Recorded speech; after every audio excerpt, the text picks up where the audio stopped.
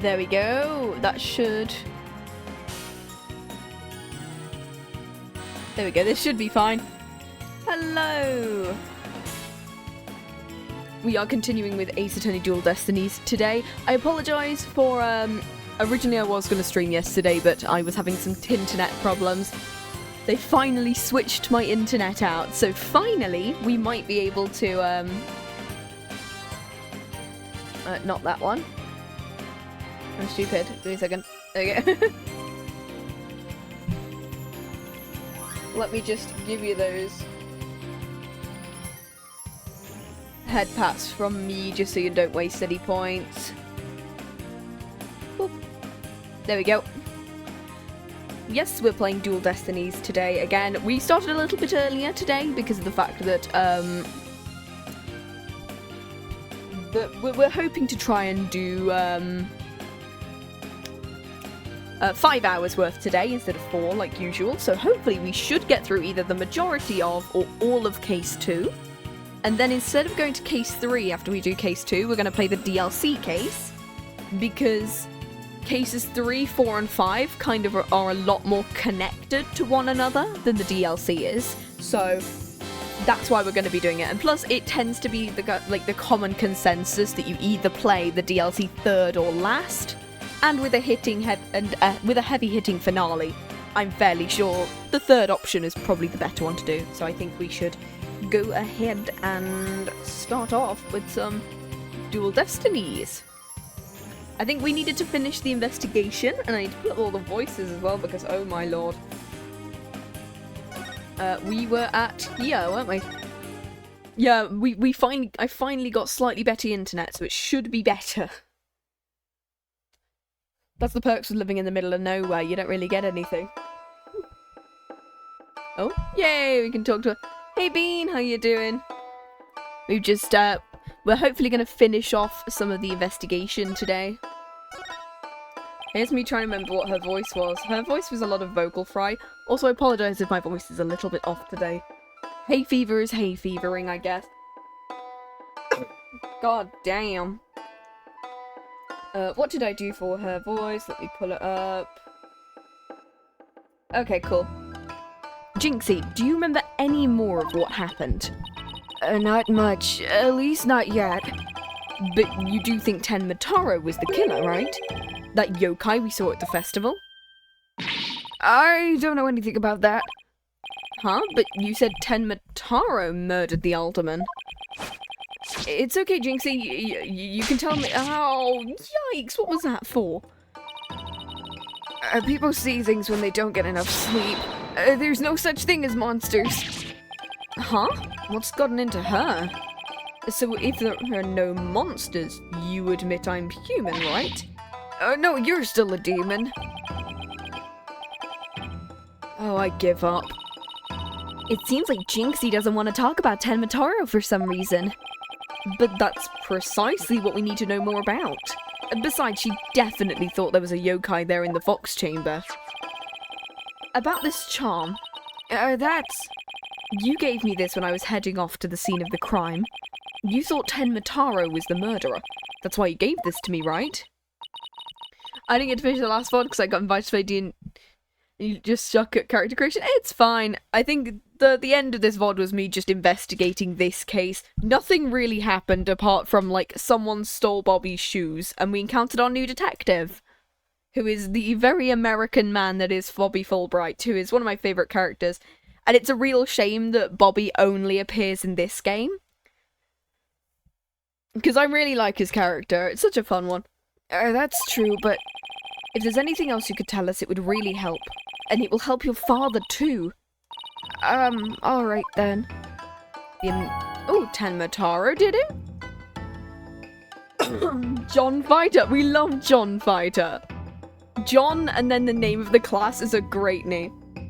I mean, to be fair, the last time I think I played, I couldn't think of a surname for my, like, catfolk character, so his name is just Calico Schmalico. And that's just what he stuck as for the entire thing, because we thought it was funny. Why do you think Tenmataro's the killer? I saw him. I saw him with my own eyes. He was right there in the manor. He escaped his prison. and ran by me. What? Tell us everything you saw. Well, I called the police after I stumbled on the scene. I was just about to head back to the festival grounds when I saw Tenmataro. It was right around here. He was running right at me. I was paralyzed with fear, but there was no one around to help me. The foul beast raced by me towards the foyer. Towards the foyer? Mr. Filch and Mr. LaBelle were supposedly in the foyer at the time. It means they would have seen Tenmataro too. Sounds like we better get their statements. If you need to get some eeps, get some eeps. Considering Jinxie's mental state, her eyes could have been playing tricks on her. Apollo? Remember the picture in the paper? Someone caught Tenmataro flying through the air. I wonder if it's the same Tenmataro Jinxie says she saw. Don't be ridiculous. Tenmataro is the killer, and he can fly. Okay, amazing Nine-Tails. Jinxie works at the Alderman's Manor, so maybe she can shed some light on this. So no one knows the amazing Nine-Tails' true identity. And they say no one's ever seen him without his mask. Doesn't that make you want to know even more? Uh-huh. That's why matches where wrestlers try to expose their opponent are so popular. Wait, you mean expose as in strip them? You even think like a demon. The only thing the winner removes is the loser's mask. To have your mask torn off is the worst humiliation a wrestler could suffer. Named John Fighter, and I love the idea that they're a cleric instead of a fighter.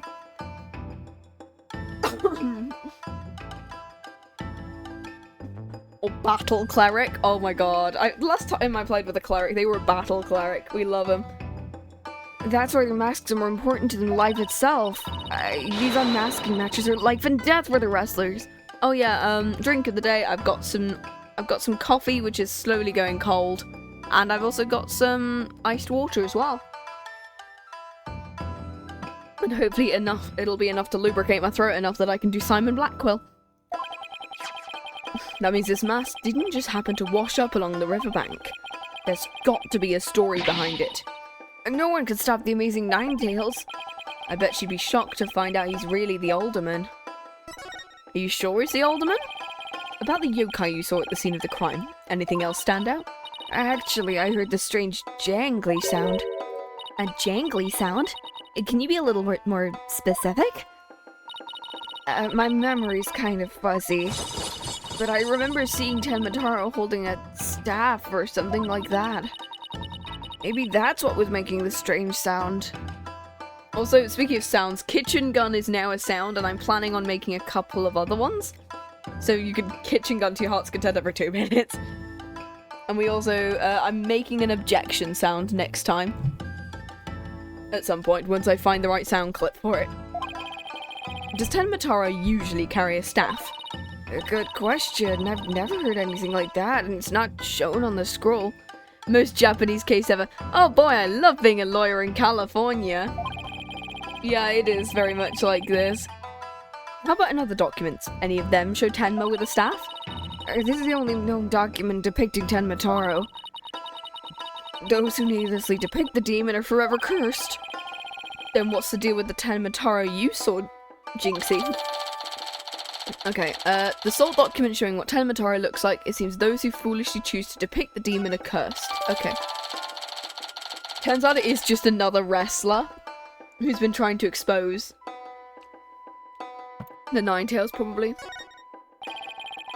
Why didn't you tell me you saw Tenmataro? Actually, Mr. LaBelle told me not to tell.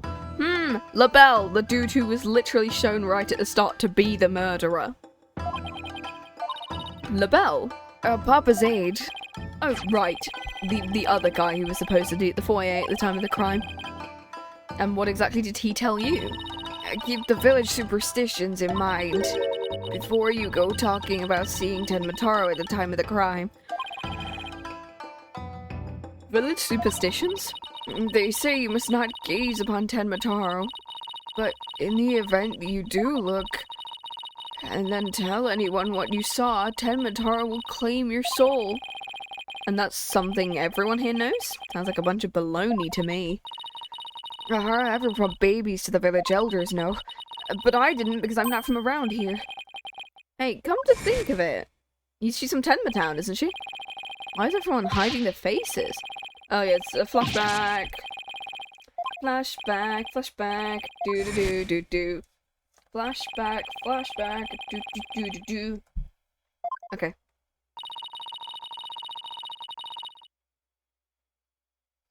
Apollo, do you think this LaBelle guy actually believes in Tenmataro? I seriously doubt it. He's not even from Nine-Tails-Vale. Then why would he try and keep Jinxie from talking? Good question. I think we better go and have a word with him. Time to unmask this monster of a mystery. We're Scooby-Dooing this bitch. Yeah, I don't know what's the problem. California and Japan are pretty close, guys. The last time I saw LaBelle, he was relaxing in the foyer. Bueno. Next up, the Manor Foyer. With any luck, he'll be waiting for us. Yay! QB! Cube. Oh my god, it's that one. Thank you for the headpats! There's no one here. I guess our luck isn't so good when it comes to LaBelle. Maybe he's out for a walk or something. Somebody left something on the sill of the caretaker's office window.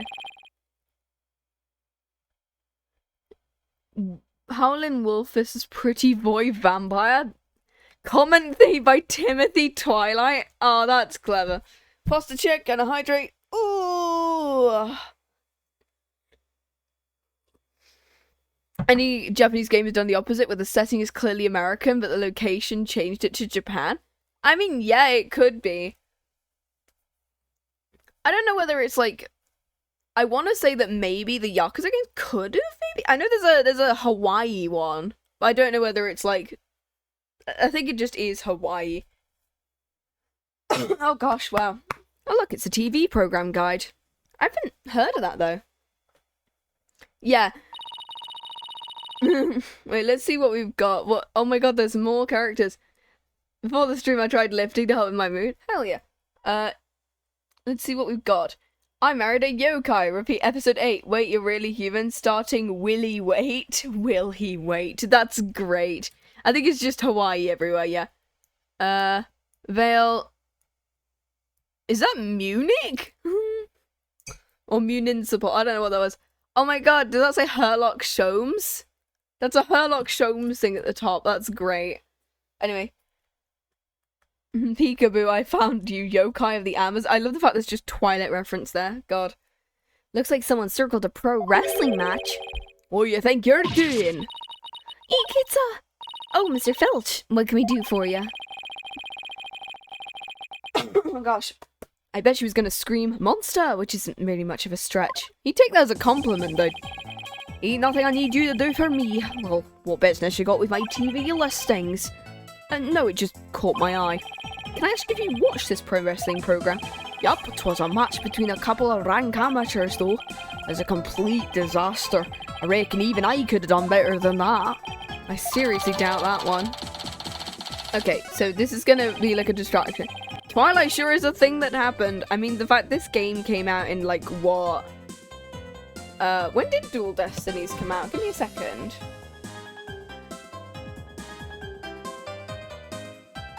When did Dual Destinies come out? 2013, I was right. So, yeah, 2013 was the time of the YA novels and shit like that. Almost forgot, there is something I wanted to ask him. Mr. Filch, did you see anything unusual about the time of the murder? For example, Tenmataro or something like that? Tenmataro? So you did see him? Well, how cleany and shiny your forehead is again.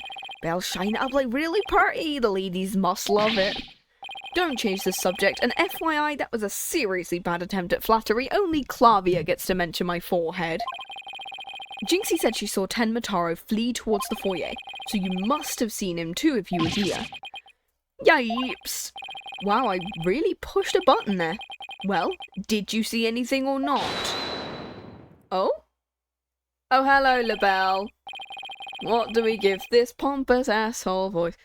Yeah, it's so grey. It's also the main character has no personality other than, oh no, vampire, you glisten. Anyway, yes, we're giving him like the most pompous asshole voice, and he's like, that's quite enough. I must ask you don't pester my friend anymore. Forgive me for being pestered, sir. And you are? I'm Florent LaBelle. A beau divine and personal aide to Mayor Damien Tenma. Beau divine? More like yokai grotesque. This place is crawling with monsters. Oh, excuse you. What the hell was that for? It was just a little cologne. You wouldn't look a stinky sweat about you, honestly. It's from my own original brand of cosmetic called Je suis la belle. Oh, what a heavenly scent. I think you just paralyzed my olfactory receptors, honestly. I suppose such a scent would be difficult to a peasant to appreciate. I'll have you know that is brand number 5, Bonjour. I like the idea that he's very, like, uppity and British, but he's not French at all. Yeah, it's the... I give you the head pat. Twilight's based on it's the My Chemical Romance, which is based on 9/11. It's the weird segment that is the downfall of Ellen, I'm fairly sure. It's my way of introducing myself, so enjoy. Where's my bottle of adieu so I can return the favour? Supernatural is better? Yes. As in the show? Yes. Anyway. Enough about the cologne. Please tell us what you saw around the time of the murder. I heard you're the one who told Jinxie not to mention she saw Tenmataro. What? So she told you she saw the demon? Mr. LaBelle, do you mind if I ask whether you believe in the village superstitions? Oh, please, I was merely trying to keep with traditions. Nevertheless, I will say, I wouldn't stick my nose into this whole Tenmataro business if I were you. You'll laugh, you'll cry, you'll be cringed, you'll be impressed. She's supposed to be a blank slate. Yeah, is it like the whole, like, YN phase of like, oh my god, I'm dating a hot vampire or something like that? I don't know. I was never into like YN books, and so it was me going, girl. Other than the ebony dementia, darkness, raven way bullshit. Bad things happen to those who do, that much is true. He's one scary monster. That's crazy. You really expect me to believe monsters are real? Well, you're real and you sure look like a monster. Look who's talking. So, Mr. LaBelle, you didn't see Tenmataro. Also, what's with the need of all the bow ties? Why are all his buttons bow ties? This feels weird. Oh, little Jinxie has an active imagination, isn't that right, Phineas? Well, that's right. I didn't see nothing, especially not Tenmataro. As for me, I only see things of beauty. That's why I can barely see you. Oh, God, my cooking thing. I've got 2 words to this guy. Total freak. Could I ask you what you were doing at the time of the crime? In other words, you'd like to hear my alibi. You think you'd suspect me? Oh no, it's just a formality. We ask everyone the same Ow! How dare you, as an affront to beauty. You obviously can't see straight. Oh, like that spritz really helped me there. What we were doing, God, go ahead, Filchy, answer the question. Well, at the time of the crime, we were, in this here foyer. Exactly, good answer, Filchy, good answer. Just repeating what you told. Yo! You said quite enough. What is with these two? And now it's got me talking like that. Are we quite through here? I'm a very busy man. Right, well, thanks for your help. So these two were in the foyer, but didn't see Tenmataro. Come along, Filchy. Where are we going? Right, go practice them statements for tomorrow. Yipes! My eyes! I'm going to dig your grave with that big mouth someday. What does he mean, practice statements? If you'll excuse me, it's my time to touch up my makeup. Most people watch harem anime because it's wish fulfillment, not because they want to see a bunch of characters. Yeah. Apollo, I know this sounds strange, but I think he did it. Mr. LaBelle seems unusually preoccupied with Tenmataro. How can you tell? Well, it's kinda hard to explain. You see, I can read people's emotions from the tone of their voice. You mean you have good ears? Something like that. People's emotions are expressed in the tone of their voice, and my ears can pick up on even the subtlest of tones for some reason. That's an interesting skill, but what do you mean he's preoccupied with Tenmataro? So, Apollo has really good eyes and she has really good ears. What's our next one gonna be? You have to smell the next person. Well, I'm not exactly sure, but it was like he was obsessed with the thought of Tenmataro. That's what I picked up from his voice, anyway. Everywhere we turn, it's Tenmataro this, Tenmataro that. We should go talk to the mayor, too. Sounds like a plan. We need to get to the bottom of that rumor about him wanting to release Tenmataro. Oh my god, it's the Jennifer Coolidge man. Okay, cool. Something wrong? What am I doing asking the mayor if he's ever thought about releasing Tenmataro? I'd best still think I'm an idiot. At worst. Ugh. Oh, he's here. Hey guys, it's me. Phoenix is a good mouth. Yeah, Phoenix doesn't really have an... He has the Magatama thing, but like... There's touch, taste, smell, sight, and hearing. Oh no, Phoenix has the sixth sense, because he can use his Magatama to see like the dead or something. I don't know. It's so nice to finally meet you. I'm Mr. Justice's partner, Athena Sykes. I'm looking forward to working with you, Mr. Tenma. Taro? Hmm? Oh yes, I look forward to working with you too. I forgot that I gave him the Jennifer Coolidge voice and I have to just stick with it now. Glad he didn't mind Athena calling him by a completely wrong name. Apollo, he's just as kind and gentle looking as I imagined. Lucky for you after that blunder you just made. There was something I wanted to talk to you about. There are rumors going around about how you want to or did set Tenmataro free. What utter nonsense. Yeah, they're like the three monkeys. Hear no evil, see no evil, speak no evil. Yeah. Yikes. I always assume the worst of me because of the way I look. The rumors don't have a shred of truth, I tell ya. A little touchy about his appearance, isn't he? What he really needs to work on are his people skills. Yeah. Okay, cool. Tenmataro. Rumor has it you want to push the merger through in order to release Tenmataro. Of course that's a bunch of baloney. Oh,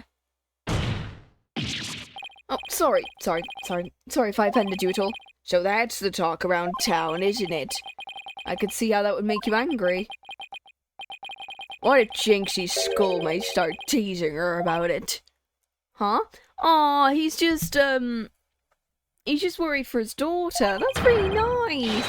I must break out of here at once. Your tormentors must be taught a lesson sternly. I'm gonna tell them a great telling off. Wait, first we have to get you a not guilty verdict. Don't try and stop me. This is about a father's duty to his darling daughter. Hold tight, Jinxie's dad's coming to save you. Relax. We'll look out for your daughter until we can get you free. Is that so? You don't need me to go straighten things out myself? Oh boy, they'd probably call in the SWAT team if he showed up at her school. Oh, right. I ought to ask you about the reason behind the merger. I really watched Dora the Explorer! Oh, I forgot about it. Oh, gosh me, gosh dang. Jinxie 10 was 15, okay. Same age as, like, Trucy. Oh, Florida and Bobby Fulbright the same age, god. Ew, they also have really similar hairstyles. Why the merger? Seems like you were rather forceful in pushing for the municipal merger. Municipal is that the word they wanted to work with, not me immediately going, Munich? Oh my god, I want to go there. Did you really want Nine-Tails-Vale that badly? Well, it's, I just realized the audio was on double. I'm just stupid. Okay, give me a second. Yeah, that's gonna feel a lot better, I think. I left my bloody desktop audio on.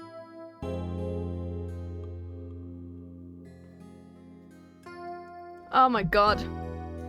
Everything is gonna be, yeah, the music's gonna be a bit quieter now, thank god. Let me just do that, there we go. Well, it's an attractive prize in terms of tourism. Oh! Wait, am I feeling what I think I'm feeling? He's getting to use his perceived stuff outside of court? Sure, I played a bit of hardball, but when I deemed it necessary. I knew it, my bracelet's reacting. What is it, Paulo? Tenma may not be telling the whole truth. Really? How can you tell?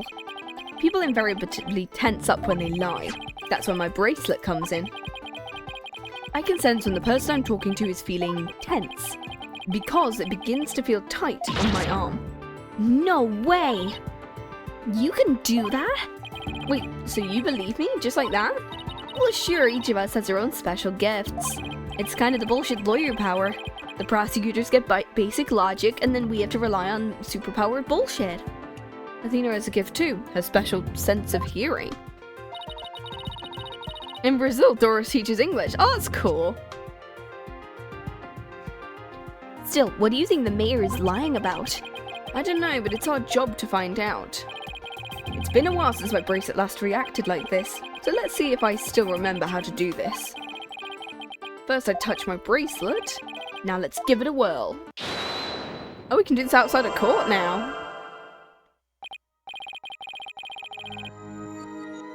I remember this feeling of intense concentration, the ability to see the smallest twitch, the slightest frown that no one else can see. I love the idea that he's just staring. They're now just like eyeballing each other. Mayor Tenma was lying somewhere in that statement that he made. When he lied, a certain habit made itself clear just under his right eye. Okay, so now we just know, okay. I have to shift my viewpoint and focus on the area. Oh, there. I've got him now.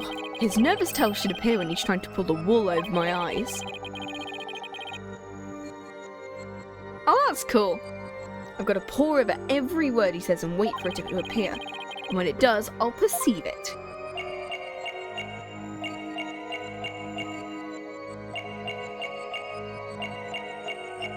Oh my god, why does the text go so slow?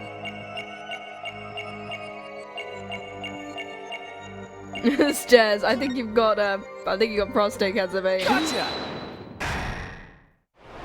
Stares into his eyes. Sorry, it's cancer.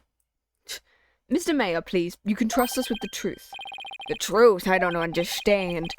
When you mention tourism, the bottom of your right eye starts twitching. What nonsense, so what if it did? Tell us more about your merger bid. What more is here to tell? Why were you really seeking to merge with Nine-Tails-Vale? I already told you, in tourism. The monster craze really revitalized the village, making it quite the prize. You really don't trust us, do you? Oh god, no. The worst ones are using Google Translate. No. What are you talking about? The village has been hot property ever since the monster craze started. I think you've yet to realize what you're saying contradicts the facts. You say the monster craze really revitalized Nine-Tails-Vale, so you felt it would be an attractive prize for its tourism. But that would contradict this. I don't know.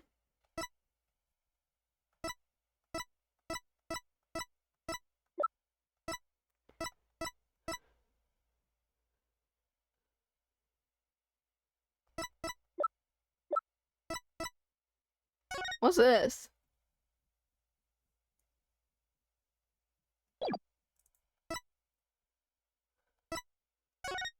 It's not that one.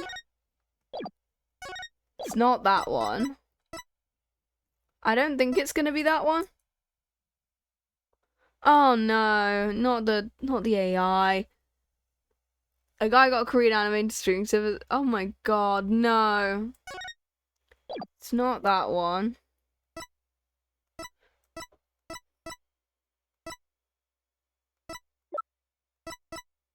I mean, it's probably one of these, right? I'm gonna go with this because it means that the, I don't know, this one? Take that! The monster craze in Nine-Tails-Vale is a very recent phenomenon. It was sparked when the amazing Nine-Tails rose up against the municipal merger. The village was practically a ghost town before then. So you see, you couldn't possibly seen it as an attractive prize for its tourism. What's the real reason behind your push to merge Tenma with Nine-Tails-Vale? Well,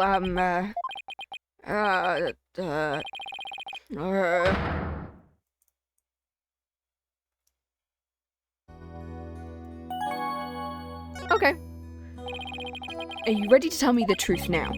Honestly, I never wanted to pursue the merger in the first place.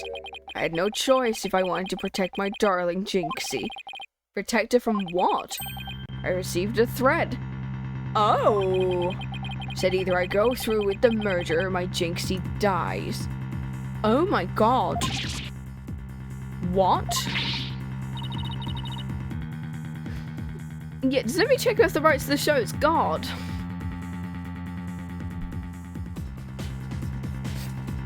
I could learn the stiffness of Medusa's victim. How awful! Who would do such a thing?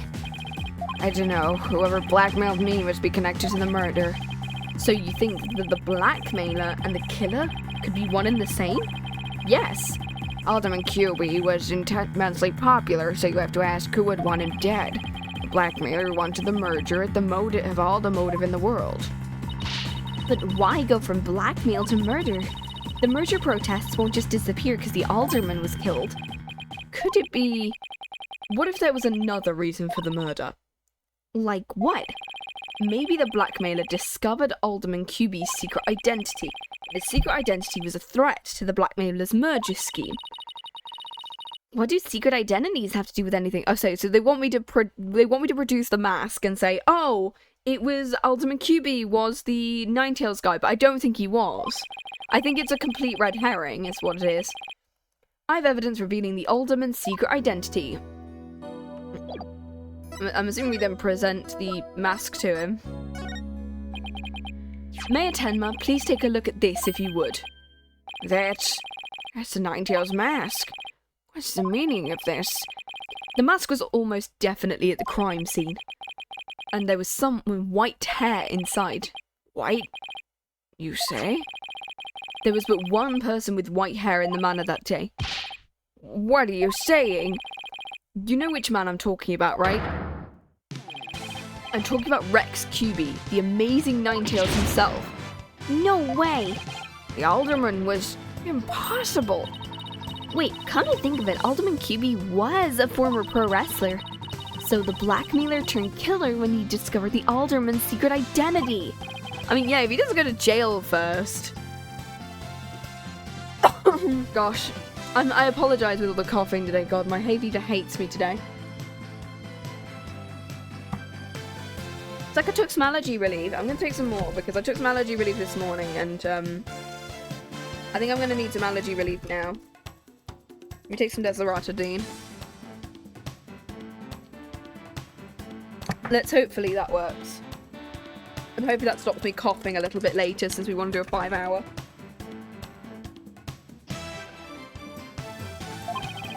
Okay, cool. But yeah, the amazing Nine-Tails was a threat to the blackmailer's scheme. He opposed the merger and as a result single-handedly sparked the monster craze. Even so, what was the mask doing at the crime scene?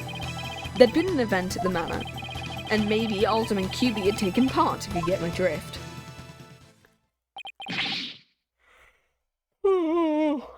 This is absurd. Mr. Mayor, do you have proof of the threat that was made against you? A blackmail letter. It disappeared after the murder. I've been carrying it around in my briefcase, but now it's suddenly vanished. The blackmailer must have taken it with them after they killed the alderman. At least we've clearly established the killer's motive. Mayor Tenma, visiting hours are over. It would appear this meeting is adjourned. Okay, cool. Apollo, do you really think the Tenma Taro that Jinxie saw is the killer? I mean, it could be someone inside the outfit. Because we saw that the Tenma Taro was also an outfit of maybe the wrestler. Maybe Rex QB was Tenma Taro, maybe. And then maybe someone else who was he was like friends with was was the thingy, was Nine-Tails, and so the two deliberately had a reason to fight. And then someone found out his identity and went, nah, I want to steal it, maybe. I thought you were going live in 20, no! Yeah, sometime I went a little bit earlier due to the fact that, I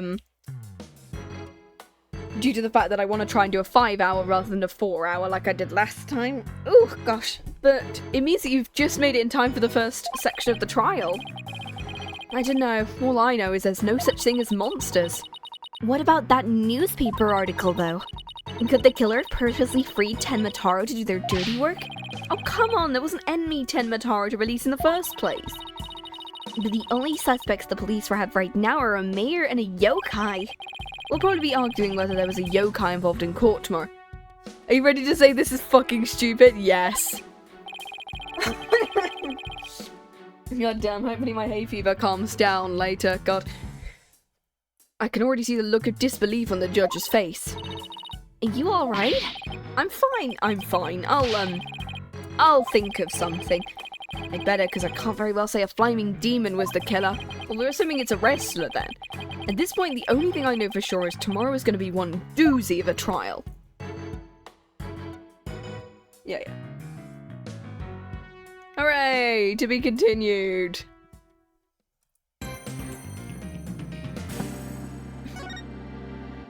Yeah, I was originally going to stream yesterday, but yokai is involved in this case. It's either going to be peak or terrible. Exactly. Yeah. Yep, my Tinternet finally got fixed, because, like, that's the perk of living in the middle of nowhere. You get, either no internet, and then they decide one day, oh yeah, we forgot to give you internet after living here for 10 years. Thanks, guys. Anyway.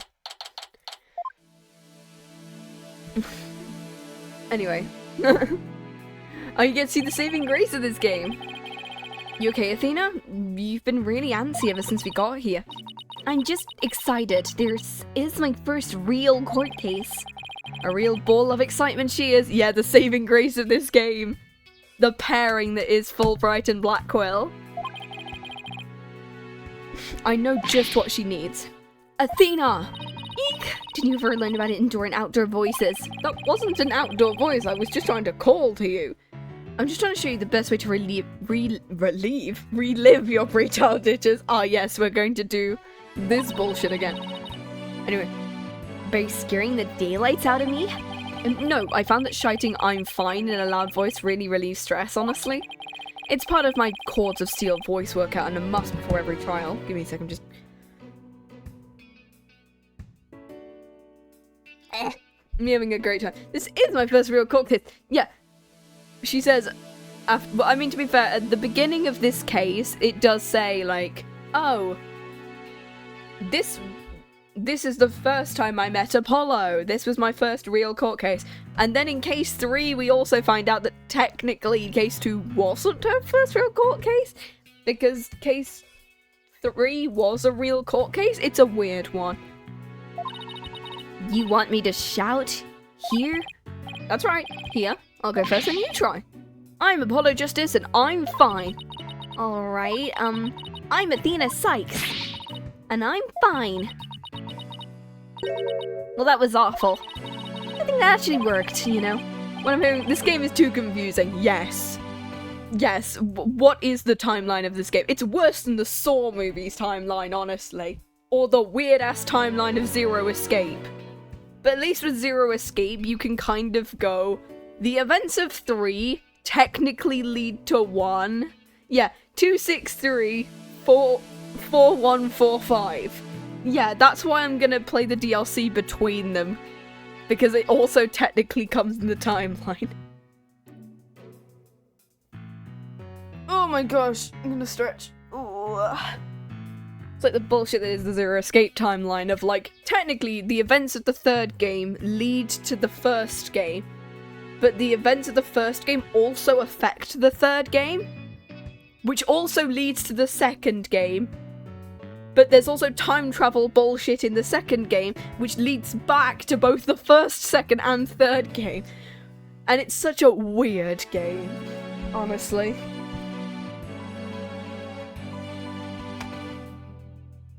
Anyway, I thought it might help. It always works for me. An old friend of mine from junior high and I say it all the time. I wonder who this character could be. They're never gonna get introduced, are they? Wink, wink. A proven remedy to calm the soul. I like it. How about we finish off with, a race around the courthouse? The point is to relieve stress, not get totally exhausted. What's with all the racket, you two? Why the fuck are you guys shouting? Oh, Mr. Wright, yeah. Just a little voice workout. What's with the new suit? Oh, I was thinking about getting my attorney's badge back was all. Badge listening, yeah! It also looks like fighting game notation for a stupid broken super, exactly. Yeah, it's presented as 1, 2, 3, 4, 5, 6, but the actual order is 2, 6, 3, 4, 4, 1, 4, 5, yeah. Because number 4 is split up into 2 parts. That's huge news. I have a feeling I'll be needed in the courtroom again sometime soon, case 1. But we can talk about that another time. No fair, inquiring minds want to know. But wow! I'm so used to him in his usual laid-back clothes. Oh my god, they did give him, like... oh my gosh, they gave... Are we back to the Edgeworth kiss part? I think that might be... He does come back at one point, but I'm not sure what case. I think it's... maybe 4 or 6? I think. I don't remember whether it's 4 or 6 or both. The suit makes him look like $1 million. Which he can't honestly afford, because he's on the defense's salary. Having a case in the middle of a case is incredibly ridiculous if it's talked about as if it's just happened. Like, yeah, why did we not get Hobo Nix as the main outfit? I don't know whether we got him as like I don't think it's a main outfit either. Like, if you look at the outfits list, it gives him Furio Tigre's outfit, who I think should have been called Tony Tigre because it would have been funnier, and it gives him his OG outfit back, but not Beanix, which I thought was stupid. By the way, have you heard about the prosecutor assigned to the case? Yup, he's serving time, but before that he was a prosecutor. He also uses psychology. Oh shit, it's these two. Oh, OG Trilogy and College Nick, Tigre's Spirit of Justice. Okay, cool. That's right, I've heard the rumours about how he was back before his conviction. Using the power of suggestion, he could make even the most stalwart defendants confess. Athena going, that's my shit! Psychology in the courtroom, been hearing a lot about that lately. Do we now need another degree? He must be a pretty scary guy considering he's a prison inmate and all. It's flashback to investigations too. So they say they also say he'll cut you down if you talk too much. Yeesh! I knew it was gonna be bad news. Coming back before his yeah, we're not gonna talk about the fact that he's technically not... Yeah, his conviction's not done. It's probably just hyperbole, but at least I hope for your sake. So, is it true or not? Haha, who fucking knows? Let's just say you should be concise and choose your words carefully or he'll literally cut your head off. If you'd like to keep that... I was fucking kidding about that line! Again, yeah, having a convict as a prosecutor is insane for even Ace Attorney. Yeah, exactly. Better tone down my cords of steel. You all ready? It might be a good idea to check the court record before stepping into the ring. Okay. Yep, okay, cool. Wait. How old is he in this one? He's 34. Oh yeah, he's finally like a vaguely decent... I stole your badge, Apollo. It's mine. Well, I mean, he did leave. Is that the reason why he got it back? Right, Mr. Wright, but I'm fine. I'll be watching from the gallery. Good luck. Bye. Okay, let's do this. The odds of pulling this off are ridiculously low, but that's nothing new. I like the Phoenix has a little strand of hair. Yeah, he thinks he's Superman. He might as well be considering, like, he keeps surviving shit like this. Believe in our client, seek the truth. That's all we can do. Gosh. Bleh. Hang in there, Mayor Tenma. Here comes justice. Whoop whoop. Considering, like, he fell off a burning bridge into waters that supposedly have, like, you know, killed a bunch of people, or the fact he got hit by a car and fell and, like, dunked on a telephone pole, or, like, The fact he's been whipped a lot, had boiling hot coffee thrown on him. Like, this is a lot of things that's just happened to him casually, and oh, fucking hell, my leg. I just bonked my leg against the desk.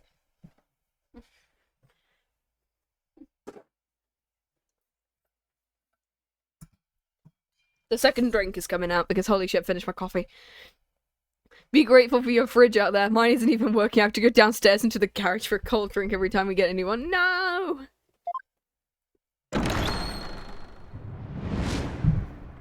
Court is now in session. Hooray! I get to do the judge voice again. Court is now in session for the trial of Damien Tenma. Apollo Justice Defense Team Leader is ready, Your Honor. Mind being in character this case, please? And then, you know, going, why the fuck is there a convict here? I knew that big booming voice as chipper as ever, Mr. Justice. Who is the young lady next to you? I'm Athena Sykes, Justice's junior partner and fresh out of law school. Well now, full of beans. Excellent. Makes an old man feel young again. Now for the prosecution. Ah shit, he's not here. I guess we're case closed. Yeah, why does it feel off? Mostly because it's in 3D, and we're so used to him being in 2D that, like, it just looks weird when you're trying to translate it. Here's the prosecution isn't ready yet. Oh well, not guilty. Never fear, for I shall explain. It's a minor procedural compilation, Your Honor. The prosecution for this case is being escorted from prison as we speak, so, yeah, he hasn't gotten his brain damage yet. Oh, no, that's not what the eye patch is for, which is even funnier. The eye patch is for something completely different. It's, yeah, the judge. A prison, of course, I forgot he's currently serving time, really? What the fuck do you mean? Exactly. Cutscene. Yup, Prosecutor Blackwill's an inmate. Hooray! He's been in prison. Oh. They're allowing him a sword in... Huh? They are allowing him the sword in court, by the way, as well. It's being stupid. First fucking stupid of the line. But even a convicted murderer still got a job to do and duties to perform. No, he doesn't! No, he fucking doesn't! I'm also here! He's not of duties, he should be in prison! Hey guys. He has to serve, but he needs to serve time in prison. Yeah, he should not be serving in courtroom, he should be serving in prison. Who's that with his back to us over there? That's him. I'm sure of it. Prosecutor Blackwell. I saw him earlier. He's actually pretty cool, not gonna lie. Why the fuck is he not in prison? Is the prosecution ready? Humph. He's getting the Shadow the Hedgehog voice. He looks like he should be given, like, Shadow the Hedgehog's voice, honestly. Enough jabbering. Get on with it already. Yeah, this feels like something you'd do. MCR the character. He looks like he should be... Yeah, how did he get the cuffs from the back to the front that easy? I've seen someone, like, step through cuffs before, but not of his stature. Of course, forgive me. Well, why are all the people related to this case so scary, and why is he out of prison? Yeah. Well, his cuffs are on the front for some reason. What's the matter? Must we continue to fritter away time like this? It is all right there in the indictment. An opening statement would be pointless. That feels right for him, right? Pointless? Oh, well, looks like the cat, or in this case the prosecutor, has the judge's tongue. Oh. Yeah, cuffs on the front with chains that are long are basically pointless. It's just a stupid character design at this point. We need an opening statement of this, an overview. Well then, your boldness. If it's so very important, then why don't you do the honors? Me? There's a term for people who whine and fuss like how they need silly, useless things. and then decide they no longer want them once it's theirs. A selfish old fool. Yeah, they don't really do anything, do they? He doesn't have enough gruff in the voice? Okay, it's just my voice fucking dying in the background. Yeah, I'll see whether I can add some. Ah? What was that, the prosecutor's opening statement? I just give him Detective Bad's voice, and it's just him going, ah! All dotard such as you are a plague upon the young. I pity your poor grandchildren. Or is it great-grandchildren? Well, I did get the fact I had grandchildren. All these years I thought the opening statement was the prosecutor's job. The prosecutor's opening statement. Athena, you're allowed to know this person. Exactly. I suppose I could give it a try. Might be a nice change of pace. I'm sorry, what? That must have been the power of suggestion Wright was talking about. I bet he'll choke someone with the chains eventually. Yes. Oh, yeah. Your opening statement, huh? Well, let's see here. The victim was one Rex Kirby, Alderman of Nine-Tails-Vale, and the defendant, Damien Tenma, Mayor of Tenma is accused of his murder. And why, pray tell, was the mayor arrested? His prints were on the murder weapon. Plus, he had a motive, the elimination of the biggest roadblock to the municipal merger. The caretaker and secretary, other potential suspects, both have alibis.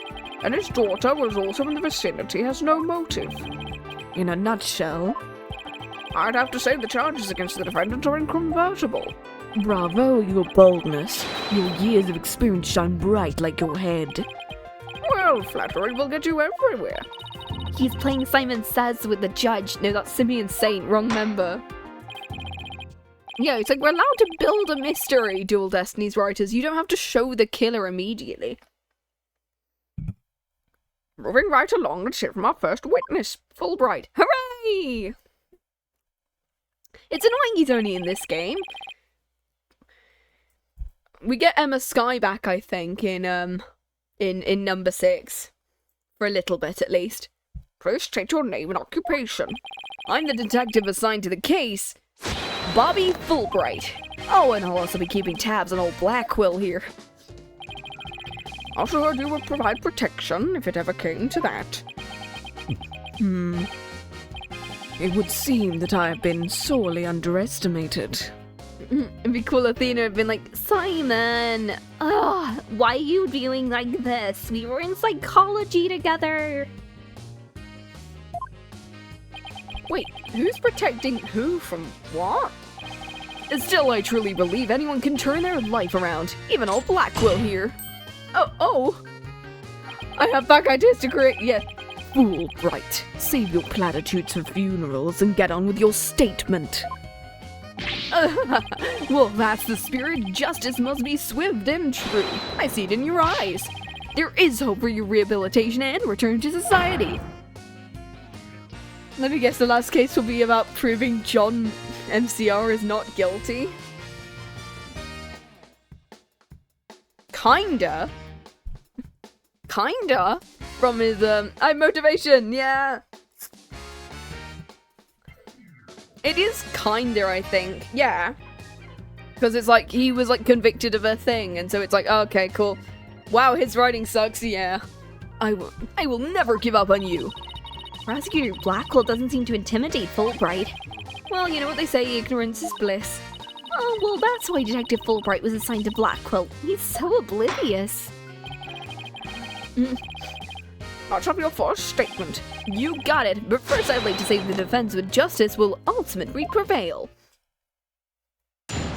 Okay, cool. Woohoo! Alderman QB was murdered with a spear that had been out on the wall. The fingerprints of the defendant, Damien Tenma, were found on the murder weapon. At the time, Alderman QB was asleep from a drug he unwittingly ingested. Mayor Tenma attacked his helpless victim, impaling him like a human shish kebab. But the sudden pain jolted the victim awake, grabbed the statue and struck back. Okay. Alderman QB had been slipped some kind of sleep-inducing drug. That's right.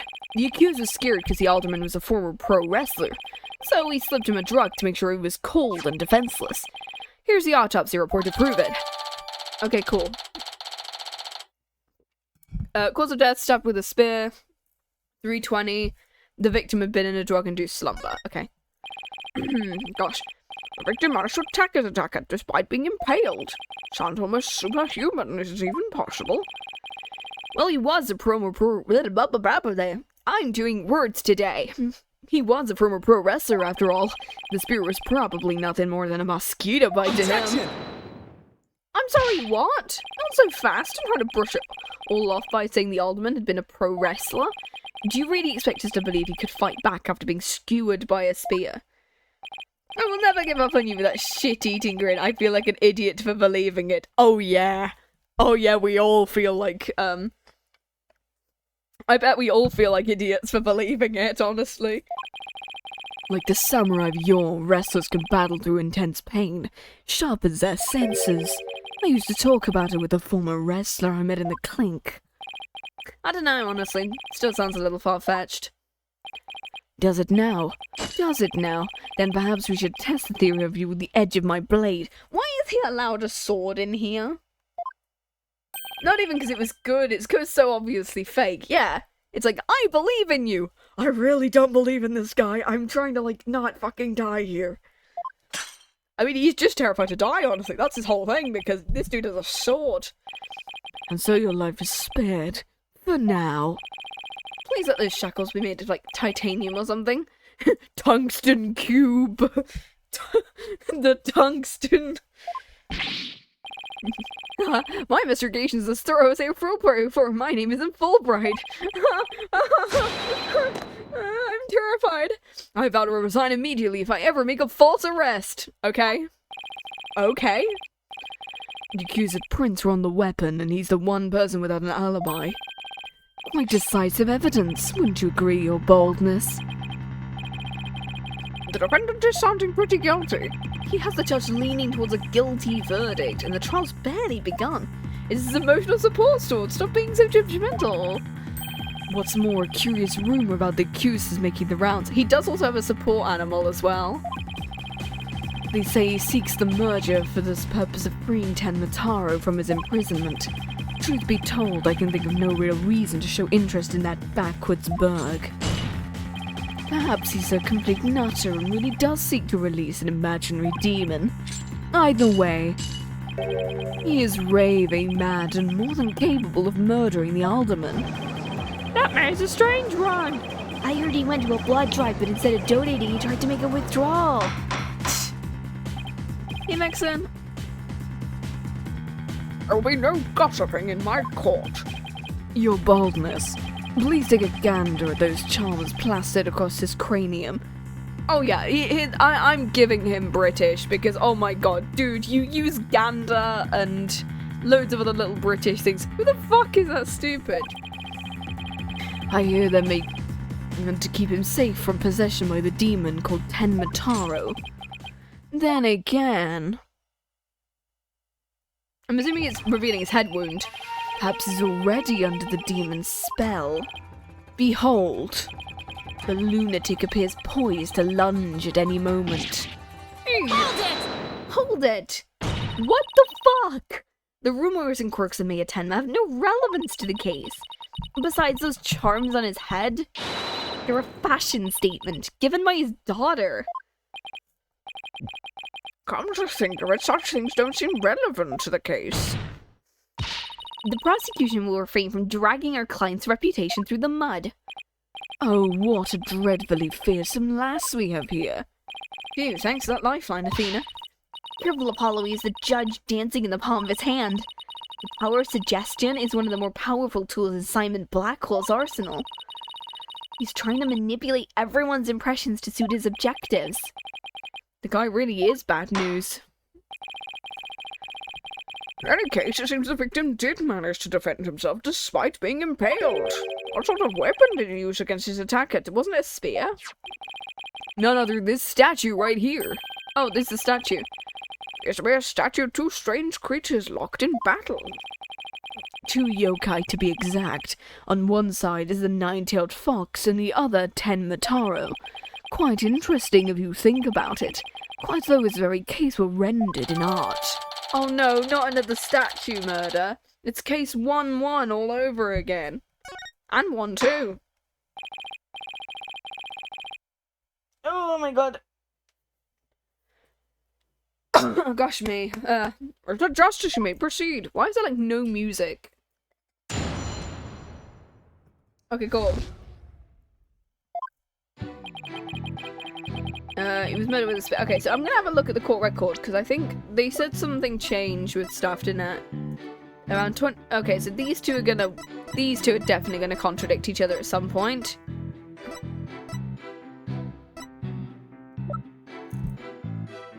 The mayor's blood was found on it, but no prints could be lifted, so person was wearing gloves who hit with the statue.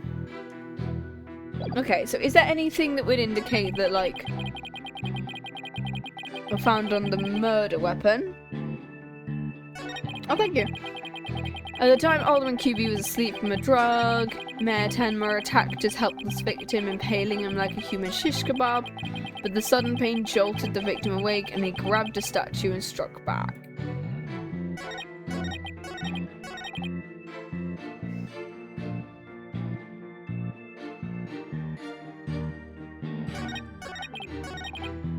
I'm gonna just... Could he really have attacked his attacker after being impaled with a huge spear? Absolutely. After all, he was once a pro wrestler. He had just as been drugged and spirit was answered with a righteous counterattack. But does being a former pro wrestler make him superhuman? Absolutely. After all, he was one of the good guys, like a superhero on the side of justice. Although he was retired, he could still do a superhero guys in the time of need. Unbless you. No! You need to lay off the comic books, detective. We're talking about real life here. Setting aside the Harvard's flights of fancy, the fact is this. Unbless you, Cube. Okay.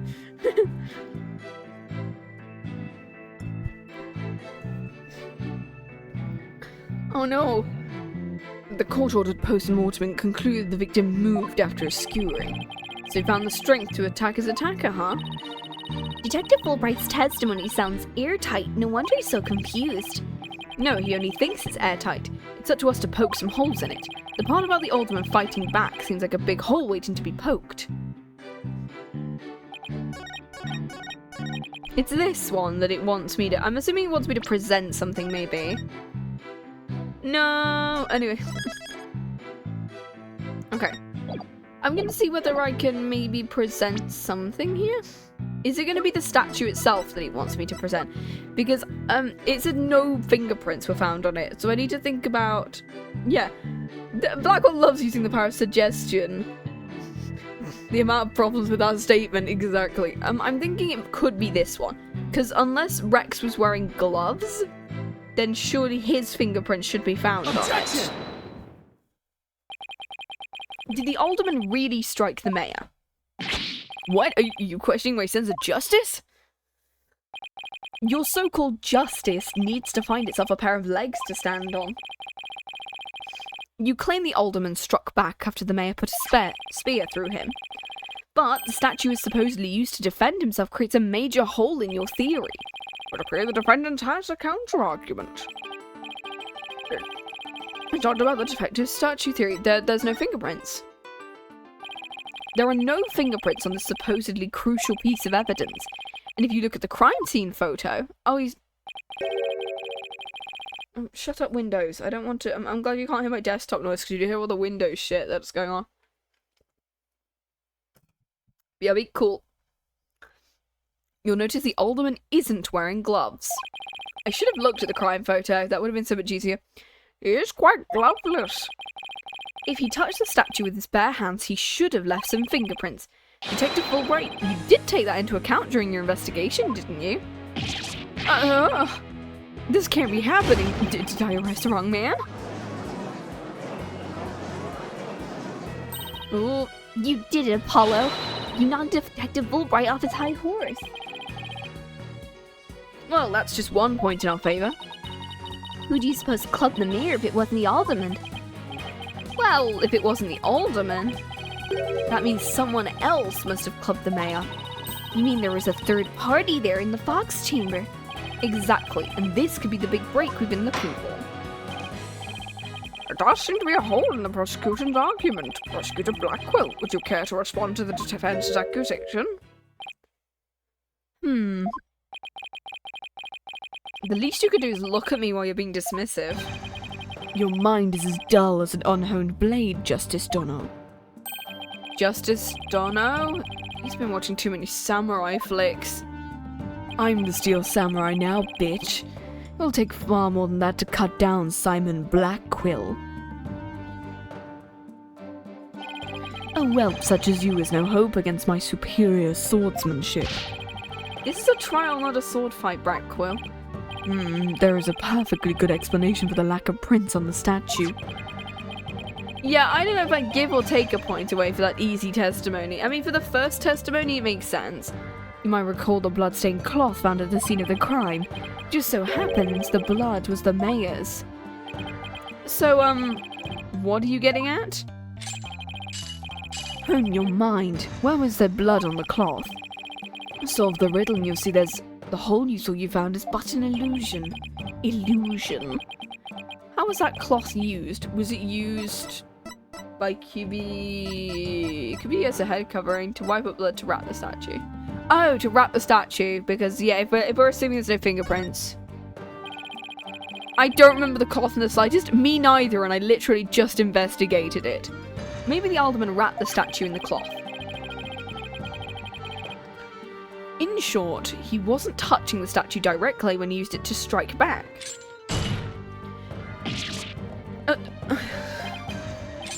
Precisely. Bully for you, boy. Oh, it was nothing. Apollo, don't let him start manipulating you too. You just closed the hole for the prosecution. I did? I did. Right. As a statue wrapped in cloth would leave no fingerprints. This also proves there are no holes in the theory of the alderman striking back. Oops. Oh. Okay. Wrapped in a large cloth. Okay. I do not remember this. Now do you see how dull your mind is? I'll make sure to sharpen it next time then. A particularly frightening inmate once told me that he always tenderly owned his blades before he went to work like the samurai of yore. I think the funniest way to deal with this guy is just to not take him seriously at all. Yeah, I can't with this game. You can't just say that. Samurai, more like a homicidal maniac. Actually, he was working in the prison kitchen at the time. Wait, so the inmate was a murdering samurai prison chef? We've seen the victim and his killer. Well, only one's there after all. I was kind of attached to that hole. Now what? I just thought of something. If they didn't find anyone's fingerprints on the statue, who's to say someone other than the alderman didn't hit the mayor with it? Why didn't I think of that? Anyone could have not left prints on it. Then who, pray tell, struck the mayor with the statue? Please illuminate us with your wisdom, young lady. The real culprit. There's only one answer. The real killer. Prove the existence of this real killer then. What evidence have you? Oh, I'll give you evidence. Athena, are you sure about this? Well, to borrow your words, Apollo, I'm fine. Take a look at this. Black feathers and tracks allegedly from a yokai were found at the scene. I believe they're from the third party who struck the mayor with the statue. So, like, maybe it's not the yokai, but instead someone who was perhaps wearing something with feathers at the time. Is the defense actually suggesting some sort of monster killed the alderman? That's exactly what I'm suggesting. No, Athena, you just lost what little credibility we had. Oh, sorry. I guess I got carried away. Mr. Justice with no time to deal with objections. No, we're thinking it's another wrestler, maybe. Sorry, Your Honor. It's just this kid's still, well, a kid. Ow. You meanie, I'm reporting this to Mr. Wright. So, is this court to believe the feathers and tracks from a yokai? No, Your Honor. I believe they are a fabrication. The real killer wants us to believe some sort of monster murdered the alderman. Interesting, and why do you suppose the killer would do that? Why indeed? Mr. Justice, you seem as new to this as your partner is. Ouch. This I'm not reporting to Mr. Wright. Fulbright, explain to his baldness what these brats are missing. You know, the who and why behind those feathers and tracks. What? You mean you can explain that? Our investigation prowess is without equal. I'm starting to think I chose the wrong profession. I should have been a prosecutor. Let's hear about these so-called yokai feathers and tracks. Does he know he's like Trucy's sibling now, or does she never tell him? The entire case centers on one man's attempt to crush opposition to the municipal merger. Mayor Tenma panicked when the amazing Nine-Tails helped embolden the protesters, so he stoked the villagers' fears by fabricating a monster. The strange feathers and tracks he planted made it look like a yokai was the killer. Okay, cool. Those feathers and tracks stoked the villagers' fears. Absolutely, he knew exactly how to prey on their superstitious minds. Those feathers only gave weight to the idea the alderman was slain by a demon. The accursed demon Tenma Taro, that is. Tenma what? Tenma Taro, the legendary demon locked away in the village's forbidden chamber. From a young age, the villagers are taught to fear the great black-feathered demon, and thus were they blinded to other, more plausible explanations. Hold on for a sec. Before we start letting our imaginations run wild, isn't there someone else that could be considered a suspect? Mr. Justice, explain yourself. On the day of the incident, there was a special event held at QB Manor, and as part of this event, there was someone dressed in the likeness of Tenma Taro. Obviously, this person is a much more likely suspect than any legendary demon. This is who we believe to be the mayor, dipshit. You're playing right into the killer's mind games. What? Listen, the feathers and tracks were merely red herrings. The villagers believe the murder to be work of the real Tenma Taro. The police believe the person in the Tenma Taro suit is the killer. Huh? The defendant sought to sow this confusion or to blame away from himself. He was knocked unconscious by the alderman, and thus our mentally deficient mayor was caught red-handed at the scene of the crime. Do you honestly believe Mayor Tenma would do something so stupid? The evidence speaks for itself, Fulbright. Right, it was the mayor's last-ditch effort to stop the opposition before things got crazy. The amazing Nine-Tails was fueling both the yokai craze and the anti-merger movement. Plus, he's one of the better-known masked wrestlers and the hometown favorite. It's why the mayor panicked and set on the path of injustice. But do the people of Nine-Tails-Vale really believe a yokai is behind the crime? Yokai sightings are an everyday event there, so I wouldn't be surprised if they did. I must say, a crime that preys upon innocent, impressionable minds. Just so. A particularly silver-tongued inmate once had the following words for me. The innocent of heart are the easiest prey. You don't say. Was this inmate a con artist? Yes. He was framed for the murder of his beloved. I felt sorry for the poor chap. Wait, so he wasn't the predator, but rather the prey? Well, now then the defense may proceed with the cross-examination. Cross-examination time. Okay, this entire case centers on one man's attempt to crush opposition. I want to see what they ask me to do at the end, because I'm not sure whether I should present or press. So I'm just going to see at the end and see whether it's like, oh, you should press. So why is the text going so slow? Oh my god. I can't speed up the text, which is awful. Hard to believe a stiff, humorless man like the mayor could be behind it. We have to do something, Apollo, before they pin it on the mayor. We're gonna need to prove that Mayor Tenma didn't plant that yokai stuff. How are we supposed to do that? Oh great, nothing. Okay, cool. Hold it! Alright. Detective Fulbright, is the anti-merger movement really that strong? Oh absolutely, they parade around in yokai costumes shouting down with Mayor Tenma. And the other day they stormed Tenma City Hall claiming it was a den of vipers. But when the accused showed his face, the angry mob scattered like leaves upon an autumn wind. Yeah, he says autumn, he says gander, he's very British. You see, lowly yokai are no match for Tenma, the Dark Lord of their kind. Are the villagers scared of Maya Tenma or Tenma Taro? I'm kind of confused. I think he means Maya Tenma. It's easy to get the wrong impression about the guy. Well, right, why do you suppose the defendant would commit such an act? Maya Tenma panicked. Hold it! Did the murder and yokai evidence really stoke the villagers' fears? Had an immediate effect. The presumed return of the dreaded Tenma had them shaking. Oh my, is it really that bad? That superstitious lot as if Jack the Ripper had been set loose in their village. The mere thought of the demon lurking about is enough to spark a mass exodus. I see, that's a very persuasive argument. The mere thought of his honor buying into Simon the Psycho Slasher's words makes me want to spark my own exodus out of the courtroom right about now. There can only be one reason why they would plant those feathers in tracks. Strange feathers made Lemon think Yoko was the killer. But it doesn't add up. If what you say is true, why top it off with a murder? What do you mean? You claim that our client planted the yokai evidence to stoke the villagers' fears.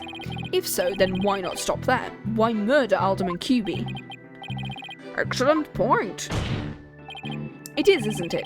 So Your Honor agrees there was no reason for the murder. Perhaps the killing was on the spur of the moment. Okay, so they wanted me to present they wanted me to press on the last one. I was like, what do I do?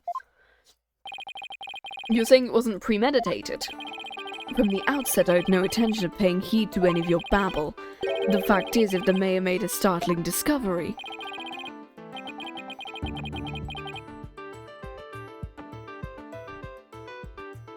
A startling discovery? Why do I like the sound of that? Alderman QB's secret identity. Apollo! I think Prosecutor Blackwell has figured out the Alderman's secret identity. But even if he has, why would it be a motive for the mayor to commit murder? This is not good. This patch of fur was discovered at the crime scene. It's on the mask worn by the amazing Nine-Tails. We can conclude the mask was at the crime scene. But why would it have been there? The victim was a former pro wrestler and a member of the anti-merger movement. Need I say more? Well, could it really be? Your boldness has had an epiphany, I see. Our victim, Rex QB, was the amazing Nine-Tails, and the mayor's discovery of the fact was his motive for murder. No!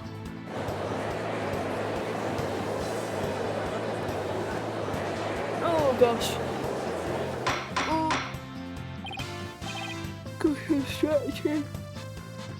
Order, order, order. What a shocking development, a motive clearer than crystal. What do we do now, Apollo? I didn't think they'd tie the Alderman's secret identity to the mayor's motive. Is this real life? I've no idea. At last we've reached my real point. Why did the Alderman have to forge a secret identity? Does it not pique your interest, your boldness? I admit it does. It is odd that he had to create this other persona just to secretly participate in the movement. Very astute of you, your boldness. Right. Now take a look at this. Blackmail letter. Oh, here we go. If you value your dearest life, you will merge Nine-Tails-Vale with Tenma Town. Do not tell anyone this threat. This is the one that, this is the blackmail letter that the mayor received. This blackmail letter was found in Alderman QB's pocket. What? At present, the Alderman's wife is in the hospital. That letter is clear evidence the mayor was blackmailing him by threatening her life. Didn't the blackmail letter sent to Mayor Tenma go missing right after the Alderman's murder? I think maybe the killer took the letter from the mayor and planted it into the Alderman's pocket. Possible, but we don't have any proof that it's what happened. Talk about being up shit creek without a paddle. Blackmail letter, threatening letter. Okay, so this is the one that was actually sent to Mayor Tenma. Yeah, Tenma would have made a clean getaway if he just left after planting the yokai things, but he was knocked out cold by his sudden decision to kill the amazing Nine-Tails. It was the amazing Nine-Tails counterattack that brought the entire crime to light. Wait a second. Fulbright's claiming the mayor killed the alderman after planting the yokai evidence, and the mayor was knocked out cold immediately after that? Detective Fulbright, please add your previous statement to your testimony. Wait, this was part of it? Oh my god, that was a long segment there. It killed the sleeping alderman after planting the feathers and tracks. I'm assuming we're gonna have to present something here.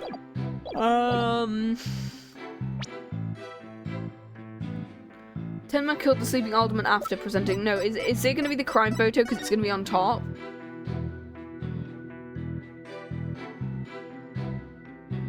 Yeah, I think they're on top. Like, how would he have gotten...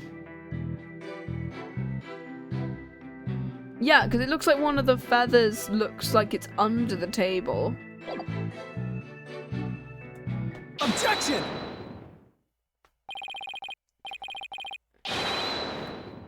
Detective Fulbright, your sense of justice is anything but fair.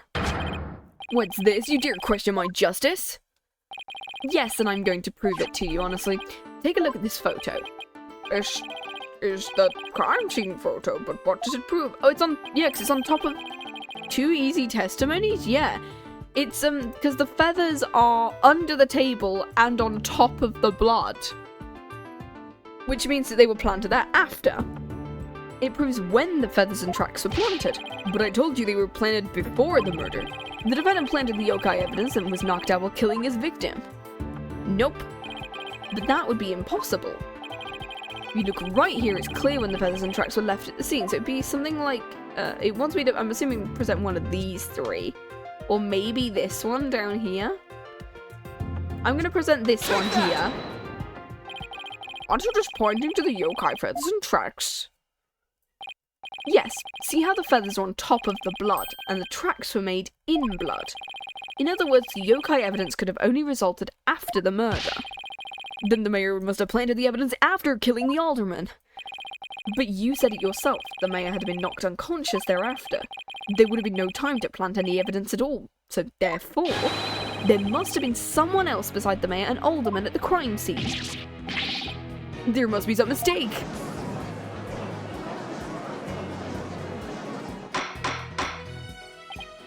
Okay. Order. Where's your evidence? You can't possibly have any. We aren't gonna say a yokai committed the murder, right? No, we believe it was the person inside the yokai's, like, outfit. That's what we said.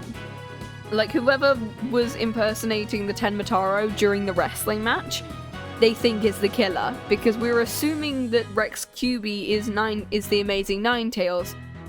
But I don't think he is, because this is a first day thing, which means it's going to be someone else. Evidence. Oh, I have evidence. In fact, I have an eyewitness's testimony. You do? But how? Was my vaunted sense of justice really just half-baked? He's taking this really hard. Mr. Justice, what is this testimony regarding a third party? The real yokai is me. No, I'm the yokai. Me puts on the yokai watch. Jibanyan. Anyway, I have it right here. It's the sworn testimony of Mr. Tenma's daughter. The witness, Jinxie Tenma, saw a yokai in the hallway after stumbling upon the scene, and I'm assuming the staff is the spear. It was the demon Tenmataro. He's the source of the feathers and tracks. What? Huh? Okay, it was a person in a suit, you fucking idiots. Will somebody please just say something? The defense will explain exactly what he means. You mock the court and the justice? You're inferior to your name. Your boldness, it appears our defense attorney is delirious from exhaustion. Hold it. Apollo, think you're something great before you're held in contempt of court. What do you think I'm trying to do? I can't tell if I'm making points or in a fever dream, honestly. Before you decide whether I should step down, please just hear me out. Here's my hear me out cake. I put the yokai on it.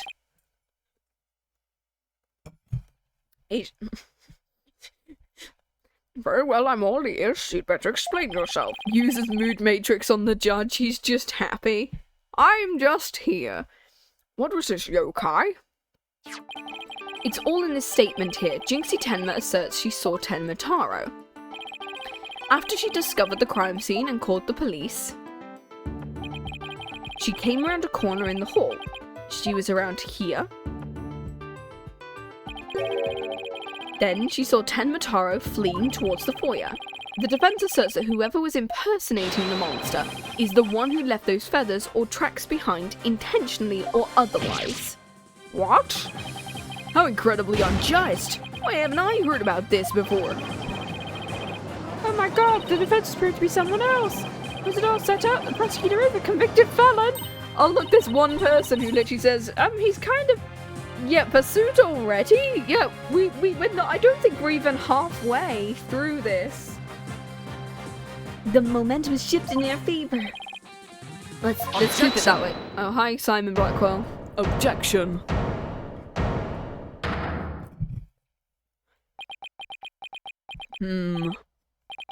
Little do you realize that though you were in the midst of a fray, your sword is broken. My sword? I didn't know I'd want to break. You implying there's a problem with my claim? Anyway. Consider this, if that yokai impersonator had indeed fled towards the foyer. That fool and that fop would have seen him. I mean, those two... Like, LaBelle is quieting Filch, so clearly Filch did see something. Yeah, can one prosecutor not speak in riddles and get to the goddamn point? I mean, at least Franziska and Miles did, apart from the fact that Franziska kept just saying the word fool over and over again. And Miles kept randomly updating autopsy reports. Fool and oh, you mean Filch and LaBelle. Right. Now you mention it. Both Phineas Filch and Florent LaBelle were in the foyer. They haven't stated they saw a yokai, have they? Did you ever consider the yokai was but a figment of a scared little girl's imagination? Miles is he is a bit of a taunter, to be honest.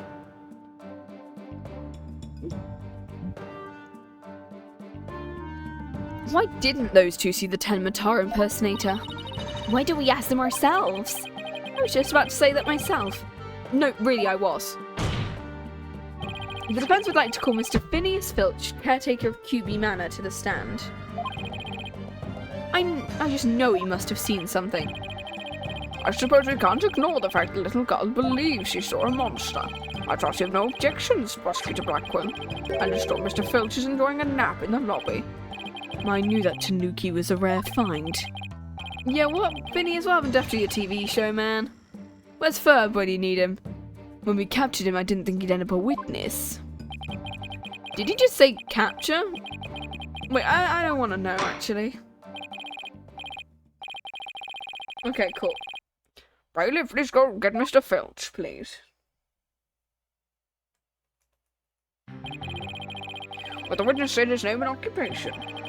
The name's Filch, Phineas Filch, caretaker of QB Manor. Oh, and, this is for you, your lordship, well, something I thought you might like. What a fabulous pair of shoes! They're Bobby Fulbrights, he keeps taking them. Your Honor will do just fine. Ah, it's those shoes again.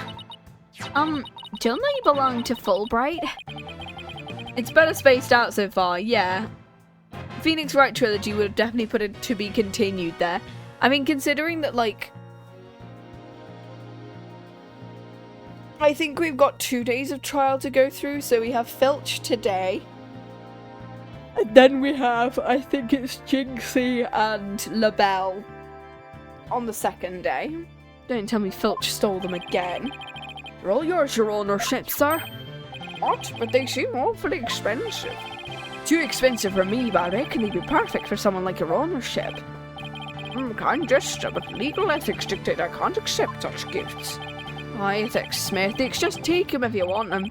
Post them up real nice for you. I'm sorry about the shoes, Mr. Filch, but I will accept your testimony. The court would like to hear whether you saw Tenmataro in the foyer after the murder. Yeah, one thing you'll give to this trilogy rather than the other one. The time of the murder, I was on guard duty in the foyer, just like Mr. QB asked. I was making sure no one, fair, foul, fishy or otherwise, could get to our guest. I was still in my office keeping a good watch when the murder happened after 3, but I didn't see nothing out of the ordinary, no siree. Okay, so I think, yeah, he said 3, which means it's gonna be... There is a lobby in this trial, and there's no to be continued. Oh, wow. The yokai you keep jabbering on about must be a phantom of a girl's dreams. So you're telling this court you never saw anyone dressed like Tenmataro? Yup, we're scarring the whole time. That's the truth, the holy truth, and not a butter the truth. Tenmataro, well, he don't really believe in all that yokai mumbo-jumbo. I certainly don't. Perceive. I think we're perceiving, hooray. My bracelet, is something the matter? My bracelet keeps squeezing my arm. Really? So you think Tanuki, Felch has been lying? I wouldn't rule it out. If I could just zero in on Tell, some sort of nervous habit. Ow! What's a hawk doing in here? That's just his support animal. Allow me to introduce my trusty cohort, Taka. He seems to have taken quite a liking to the courthouse. Made it his new home, in fact. He doesn't live with you, you know. In jail? Who's ever heard of a courthouse bird? Well, fuck you for not allowing me to use my bullshit power. Taka simply loathes trickery and fraud. Oh yeah, you get to use your psychology bullshit, but we don't get to use ours. Fuck you. And also, yeah, that's an assault charge. Isn't some sort of trick or... Fuck off! I won't be able to spot squat like this. What the hell's going on around here? Run for the hills! Get your fucking bird out of here! Yeah, exactly. Somebody help me. He's merely having a bit of sport. He won't harm you, save when truly famished. Yeah, legitimately, can you just, like, fuck off? Prosecutor Blackwell, will you ensure your feathered friend is fed? Looks like we have to do this the old-fashioned way. We'll be fine, I think. Fuck your perceive ability, I guess. There was someone dressed as Tenmataro. Filch should have seen him. I guess we'll have to put our faith in Jinxie's statement. Justice, please proceed with your examination. Well, it's going to be the TV guide because of the fact that he said 3 at a random point. Guarding the foyer. Where's 3? Where's the word he said 3? I'm just going to quickly save here because, yes, I'm going to do this before every single one of these. 2. I was making sure no one fair, foul, fishy, or other. Yeah, he's been kind of a hindrance at the moment. Here it is, and it's gonna be the, this one because... Objection! Yeah. He said 3, so I want to present the thing that specifically said 3 on it. Don't lie to the court like that, Mr. Filch.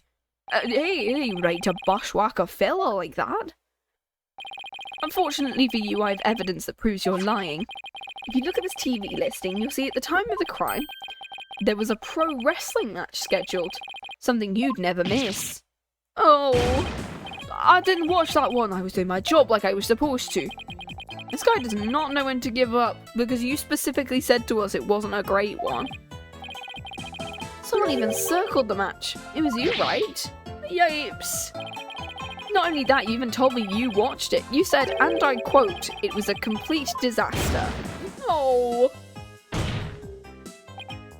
So, do you admit to slacking off? You can't trick me with Rudy Poo lawyer talk. I'm one of them professionals. I can do double duty watching TV and the foyer at the same time. The only thing Filch can claim to be a professional of is professional thief.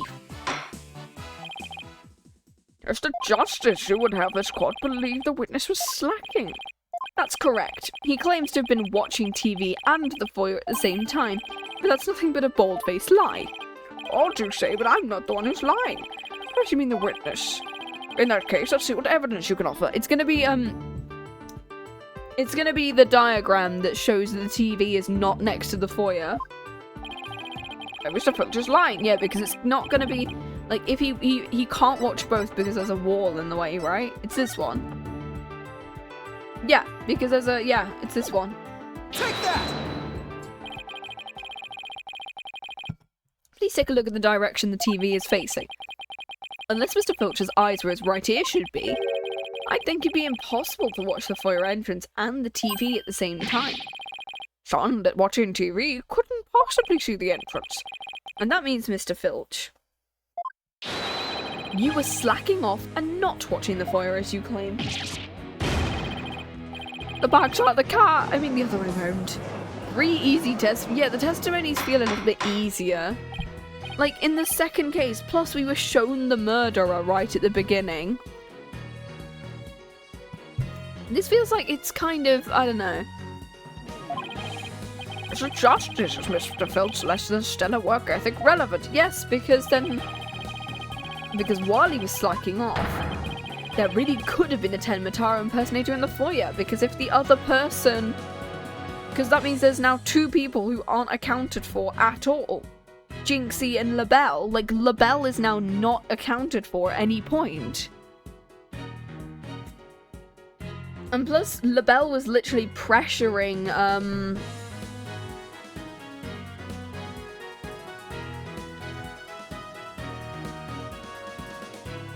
You're not ready for something in the second investigation? Oh no. Objection! Is it perhaps something that also happens in the Chronicles? I'm thinking.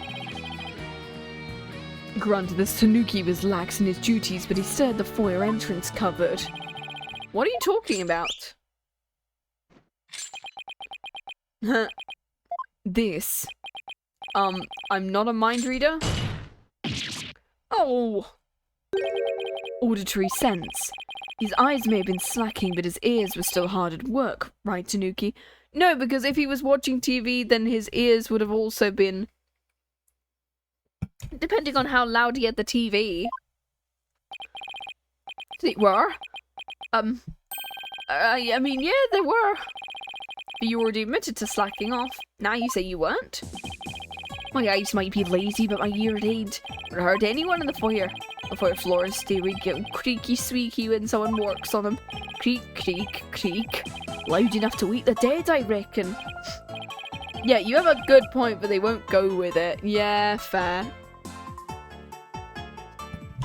They won't immediately go, oh, so now that he's not looking, LaBelle isn't counted for because he's not paying attention to what he's doing.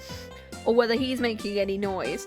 Because it says both of you were in the foyer, so what the fuck is the other guy doing? It's like, well, they're not gonna do anything with it now. This is stupid. But yous were working full time, so who's the liar now? A lying thief calling me a shyster. Is shyster as in shyster? Shit in German. A little shit you are. This has to be the lowest point of my fledgling career. Go on it to you, Black Quill, you really are something else. I mean, you don't miss a thing, and them bags, they're darker than mine. Fair warning, Mr. Filch. Tucker's particularly fond of Tanuki. Should you lie to this court, you may suddenly find yourself on the menu. Yipes! Please don't eat me, Tucker, sir. The witness will testify truthfully. Fucking hell. Okay, I'm assuming this. Okay, let's see what we get. True, I was watching a pro wrestling match. Eyes might have been slacking off my ears, they were working overtime. The floor's all creaky squeaky, no way I would have was someone walking by. There wasn't no Ten Mataro in the foyer. Okay. Superstition is the religion of feeble minds. Understand? A simple, rational explanation is best. Forget yokai, demons and such. We must use common sense, for lacking that our entire world would be upside down. Okay. Give me a second. Okay, I'm going to put this on charge. Boop. Put my phone on charge a second. Yeah, Cross. Says the convict prosecutor who's totally a sign of the end times for the legal world. Besides, if it were the yokai, I'd nab him and sell him to the zoo. I wonder whether Jinxie was just seeing things. Happens to be the general consensus, but I'm sticking to my guns. We can't prove she saw Tenmataro. The mayor's sure to be convicted. Then we'd better hope my guns fire bullets, not BBs. BB. I just went, yeah, I'm agreeing with you with the fact that, like, they're not gonna go with the fact that LaBelle was unaccounted for at any point. And I bet they're not gonna, like... Are we going for 4 for 4? Let's do it. Okay, cool. Let's do it. Okay, come on. It's true I was watching a pro wrestling match on the office TV. My eyes might have been slacking off, but my ears were working overtime. I don't think these two are gonna need anything. Let's see what these two... The floor's creaky squeaky. No way I would have missed someone walking by. So there wasn't no Tenmataro in the floor. It's gonna be the third one, but I just want to see what I can... Is there anything that would indicate someone walking by?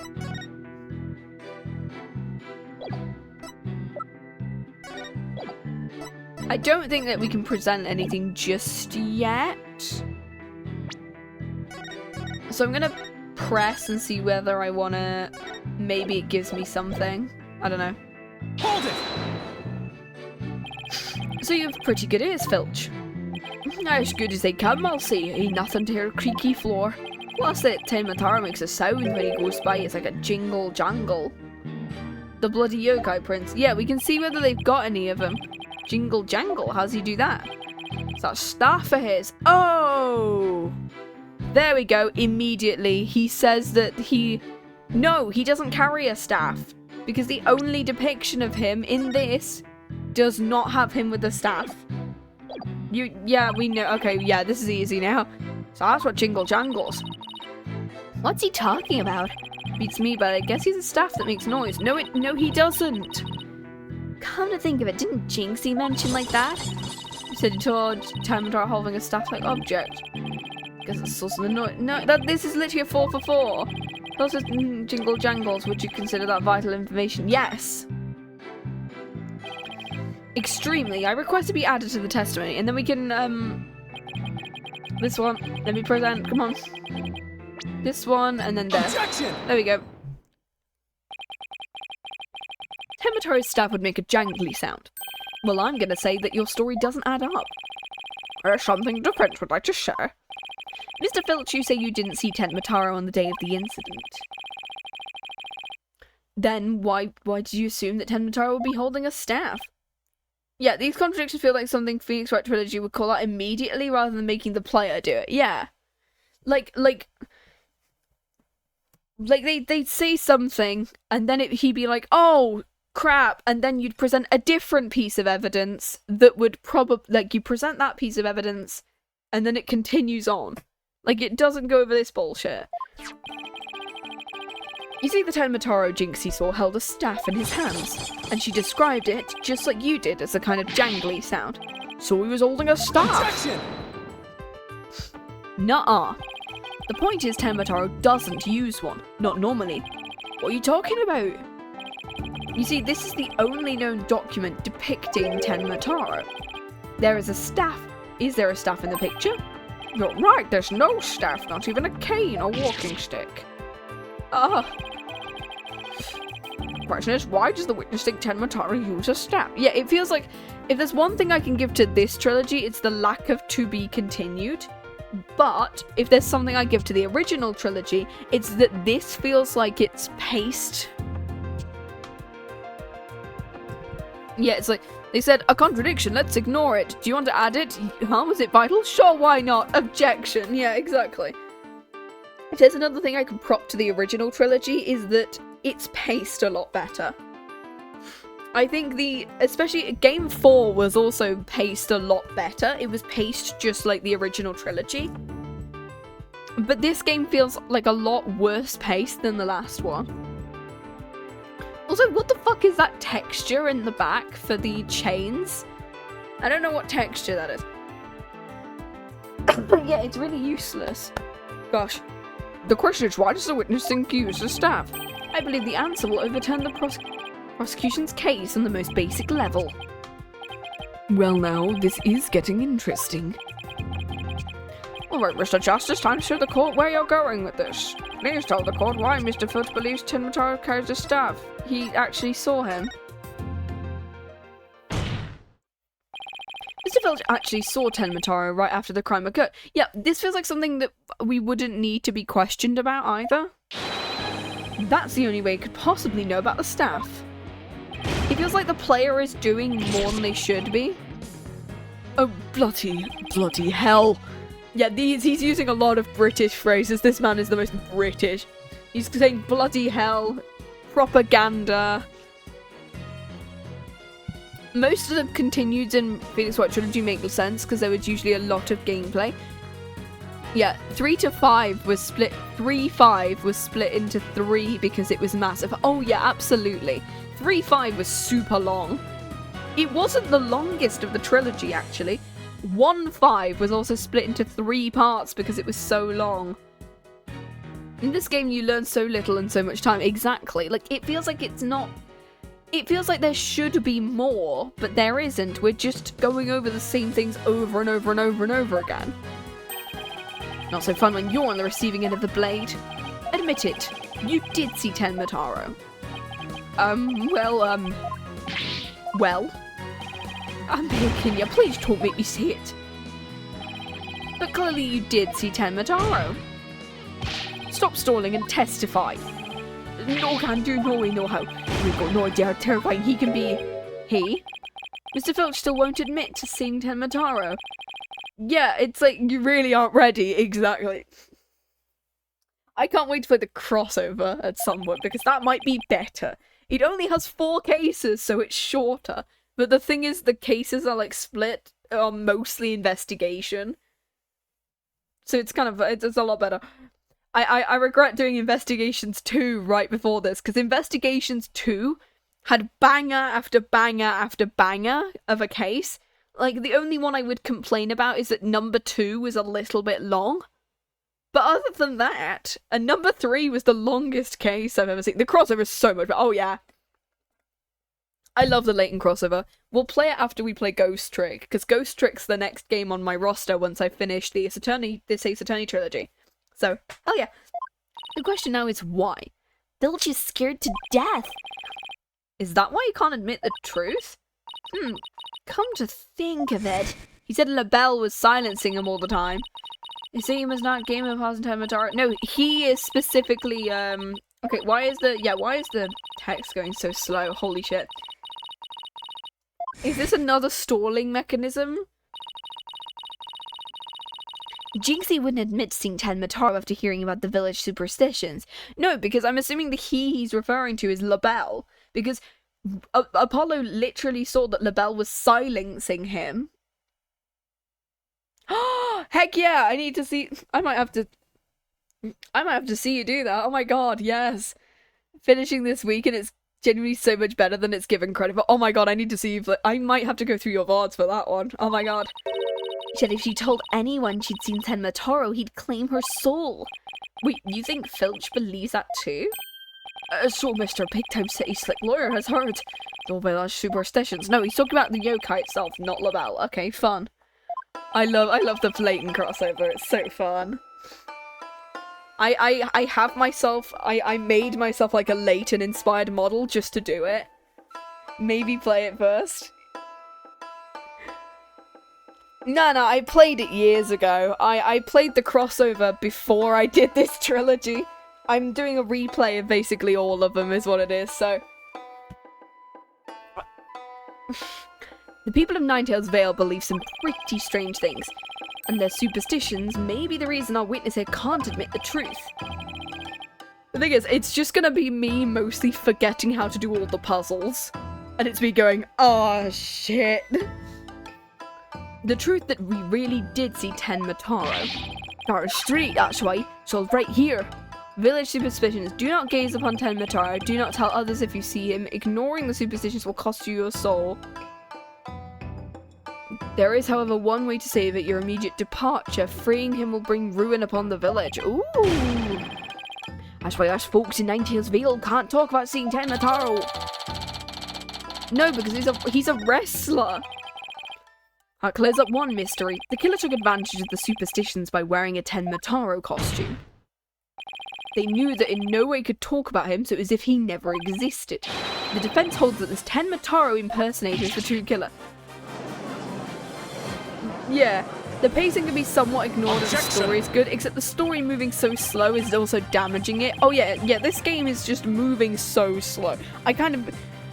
It's like, superstitions, what kind of fool would believe such rubbish? And what would using some silly fairy tale could so easily expose the culprit?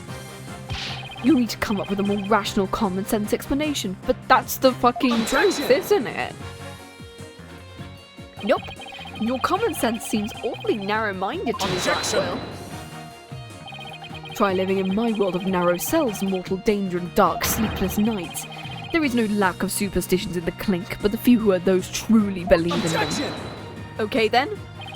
Well then why the fuck are you now claiming that that's not the case if you're saying, oh, they all believe in them? Yes, so why are we not then taking pursuit? Yeah, guys, it's meant to be special if we're doing a pursuit theme. I love the fact he immediately went. Okay, just a question, this one. Look, superstitions. What kind of fool would believe in rubbish? What would using some silly fairy tale expose the culprit? You'll need to come up with a rational explanation. He then immediately goes, there's no lack of superstitions that those truly believe in them. Oh, and, why the fuck are you contradicting yourself immediately after? That's not how that works. A life or death superstition might make even you a believer. He literally said that, didn't he? Rawr. Rawr. It means I love you in dinosaur. Fuck me, Blackwell. Jesus Christ. Okay. Order, I say. You fool of a Tanuki. 2 times now your lies have cost me. Sorry. I promise not to do it again. It's like I want to like this game, but they make it so hard, especially in the first 2 cases. The first 2 cases are awful. Have at him. Yay! She's gonna eat me alive! Head for their hills! Bye. He took off. What are you waiting for? Okay, cool. That's certainly not something you see every day. Yeah, it's, the first 2 cases are... Hopefully, I think it does get better, especially towards 4 and 5. Especially number 5. I do like the finale. Like, 5-1 would be better if it was 2... Yeah. 5-1 would be so much better if it was half the length. And don't bring in Phoenix immediately. Just have it be Athena starting out with Apollo, and then like maybe halfway through, instead of him having getting him assaulted right at the beginning, as soon as like Juniper goes, he escorts her out. You then have to do Ted on his own, on your own. You then find out that once Juniper comes back, Apollo has been assaulted, and then you have to learn on your own that you have to do this thing, and immediately corner Ted to Nate. You don't need the bullshit with Phoenix, honestly. And it would be best if it was like half the length. So I'm ranting about 5-1 again. It's not a good start. I'm so sorry. It's just not a good start, Ace Attorney. Seemingly an important fact has come to light. A third party disguised as yokai was at the scene. Now we have 2 witnesses to attest to the fact. Any objections?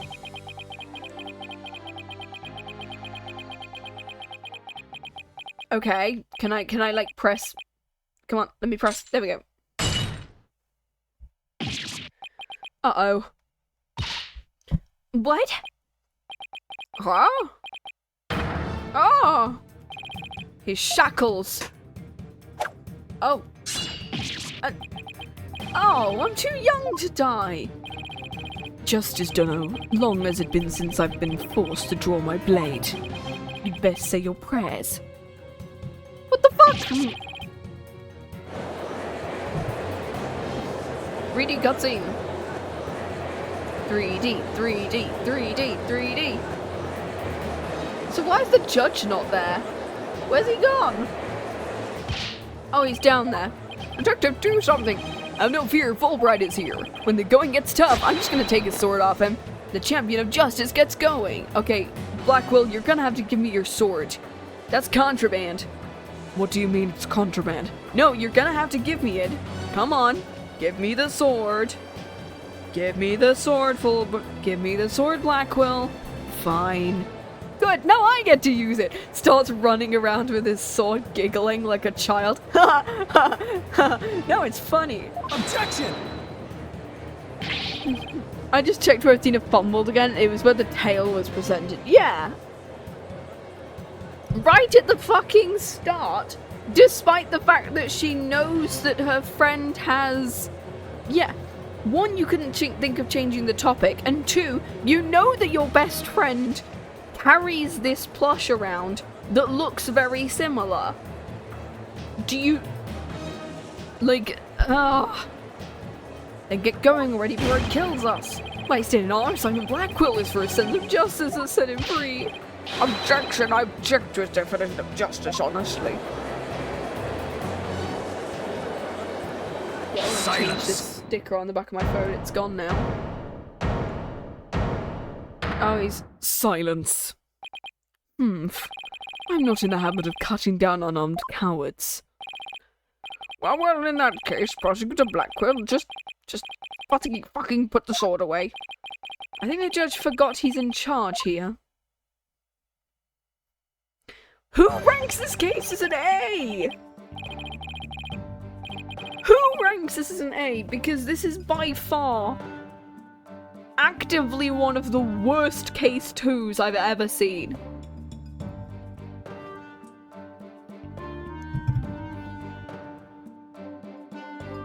Besides maybe Chronicles 1, which is a pure investigation with no trial. Oh, 5-1? Really? Sorry. Yeah, I'd rank it like a B or a C. It is one of my less favourite 5-1s. Like, I would probably say that 2-1 is very forgettable. Chronicles 2 is what I'm talking about, yeah. I thought you meant this case being an A, and I was like, really? Like, I would say this is probably one of the worst case 2s, and Chronicles, yeah, Chronicles, like, first Chronicles, Case of the Speckled Band is probably my least favourite case 2, because it's pure investigation with no trial. The second Chronicles game is very good though. It's a lot of banger after banger, very similar to Investigations 2. Okay. According to him, there was a yokai at the scene of the crime. Right, and that yokai, or rather whoever was impersonating him, killed Alderman Trucy. Silence! Why are you silencing me?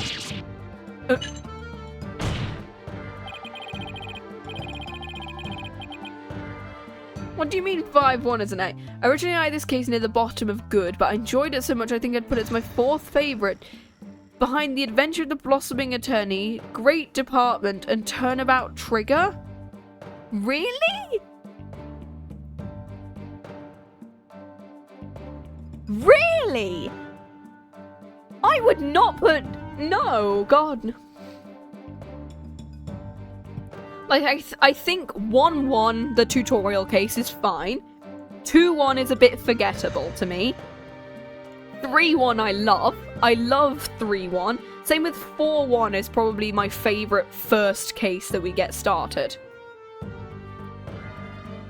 4-1 is probably my favourite one. I also do like both Chronicles first cases, though Chronicles the first case is a little bit long as well, but it's introducing you to the mechanics of like the multiple witnesses on the stand situation.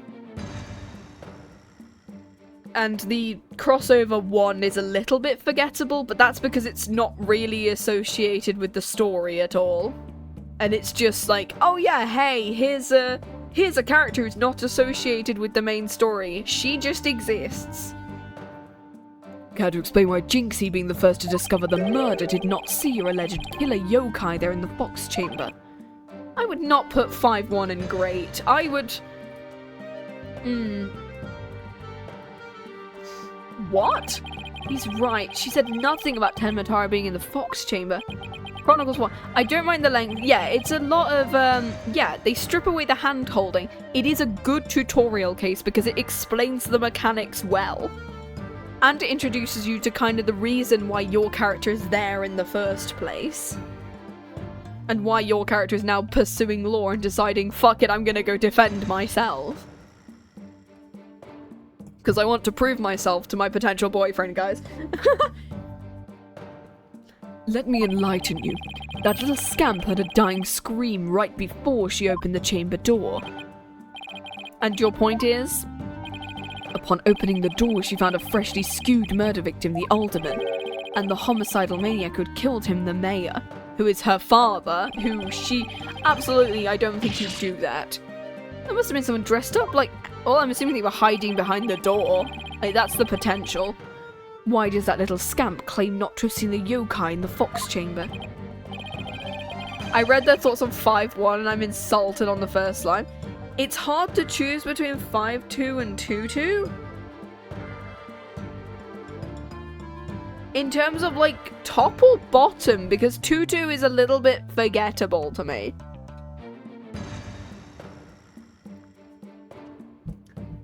Is 2... What the fuck is 2-2 again? I'm trying to remember this one. Justice for All is... Not Justice for All. Yeah, Justice for All is the second one, right? That is probably the most forgettable one out of the trilogy, if not for 2-4. The one with, yeah, Reunion and Turnabout. The final one where Maya gets kidnapped. And we have to kind of decide on what we want to do in the introduction of Shelly to Killer. That is an excellent finale, and it's a shame the rest of the game is kind of forgettable. To me. To me, at least. I don't know whether it's... I might do, like, a ranking of all the cases as soon as we finish the crossover. That'd be fun. Considering her father is accused of murder, surely she would have mentioned any third party that might have been in the room. I don't understand. Why didn't she see Tenmatara inside the fox chamber? Because 2-2 is probably top 10 cases to me. I'm trying to remember what 2-2 is, and that's annoying me. If it is something I'm thinking about... give me a second.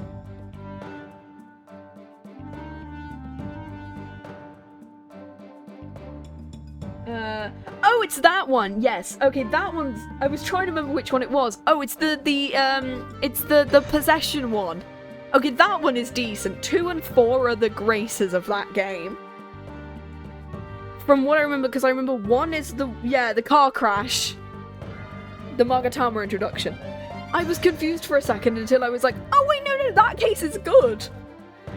It's also the one, it's also the one that introduces us to Pearl as well, yeah. 2 and 4 are like the graces of that game because I think it's the one with Fury... No, not Fury Tigray.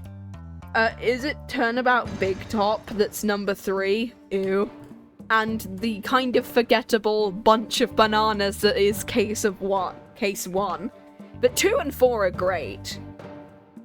There is but one way to find out. Ask Jinxie whether she saw your killer yokai at the scene of the crime. Uh-oh. The final battle draws nigh, only one of us will leave here alive. He just cuts his head off. Oh, shit. Long as my blade thirsted for blood. Okay, why the fuck are we allowing him back? He's threatening to kill us in court. Wait, this is still a trial, right? Show me what you're truly capable of, Justice Donald. Oh, okay.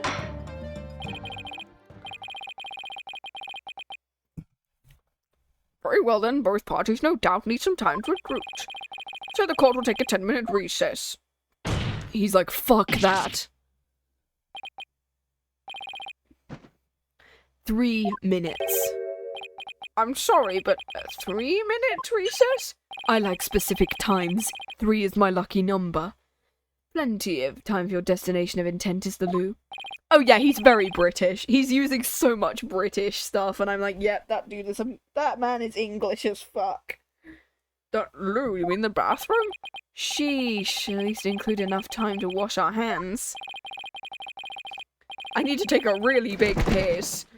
Take that you no more than 3 minutes, or latecomers will be punished. My bird will follow you into the bathroom. Pissing all by yourself, handsome. Yes, sir, I declare a 3-minute recess. I declare Prosecutor Blackwell the winner of this round of Simon Says. Doesn't bode well for us if the prosecutor is running the show, does it?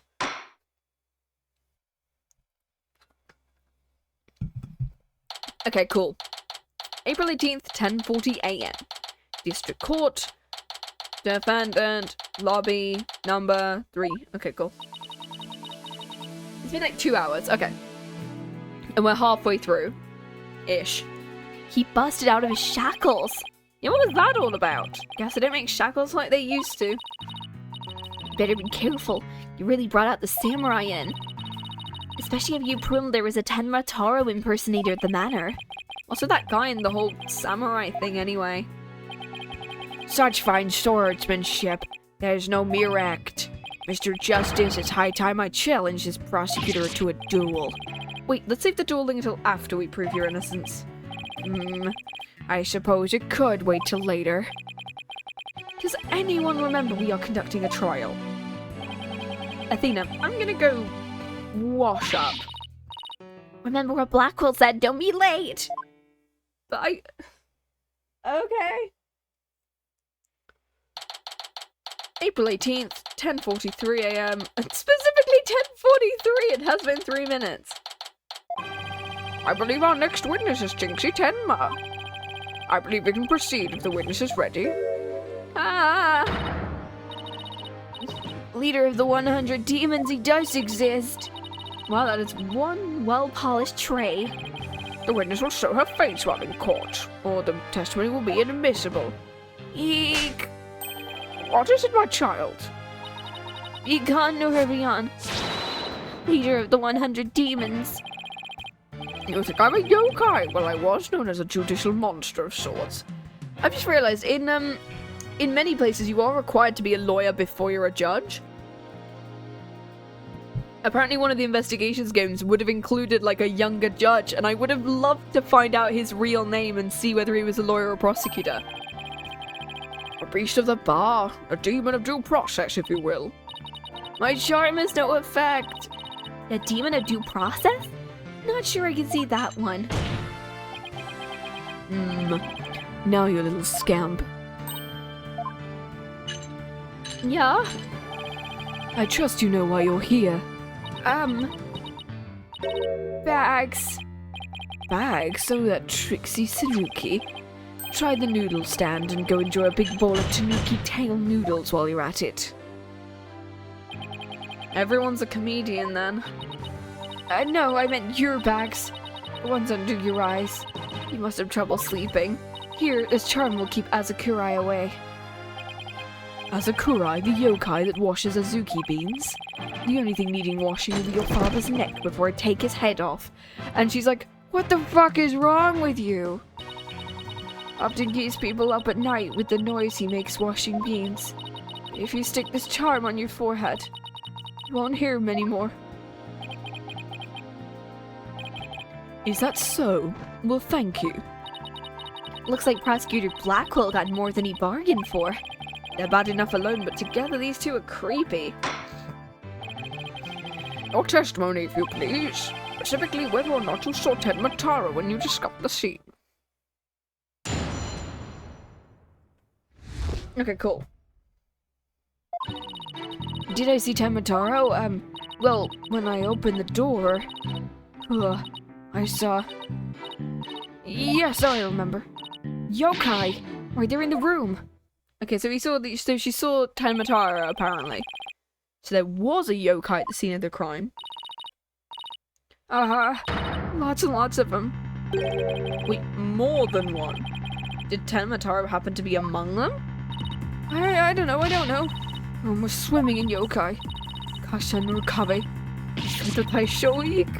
They were all there. This is an unexpected turn of events. We've gone from no yokai to a flood. This is ludicrous. You would have this court listen to this delusional scout's testimony. Okay, don't hit me. Don't hit me with that.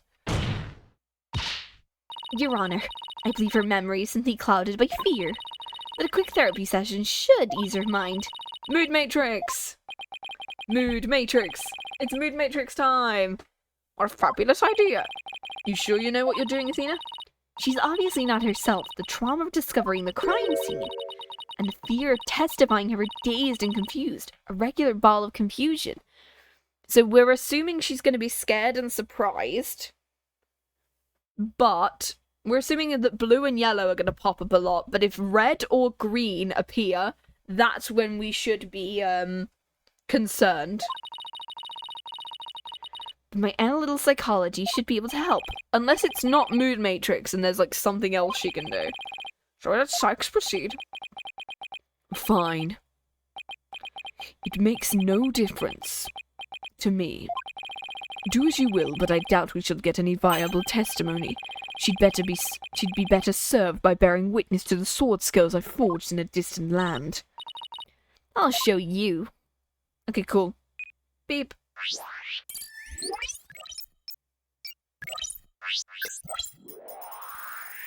Let's see what we've got. Okay. Is it Mood Matrix? Okay, yes it is. Okay, cool. Oh.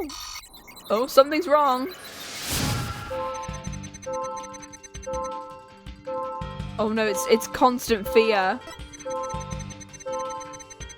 Oh.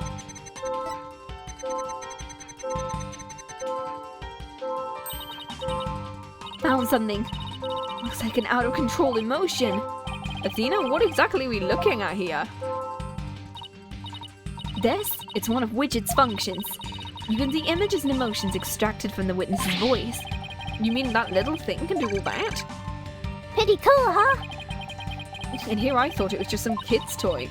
Unfortunately, all I'm getting is an overflow error right now. It's constant fear. See how sad is brightly lit there at the bottom left? She's under an uncontrollable amount of distress, which is masking her other emotions. Okay. It seems the sheer terror she experiences made her a confused mess. See, all those yokai she thinks she saw are a product of rampant emotions. Yup, that's right. Your fear is instilled in her hallucinations and false memories. She's seeing normal everyday objects as monsters. It's a form of schizophrenic hallucination brought on by emotional trauma. And the trauma in Jinxie's case is fear. So she was and still is seeing ordinary objects as yokai. I'll have to find the root cause of her extreme fear before I can treat it. Let's see. Oh, is there another thing we can do? Can you point out the yokai on the reel of fire? She seems particularly terrified of that one. It's a cat.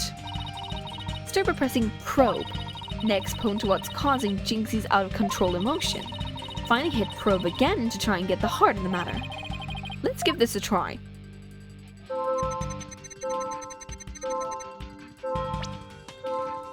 The cat monster, that one. Got it!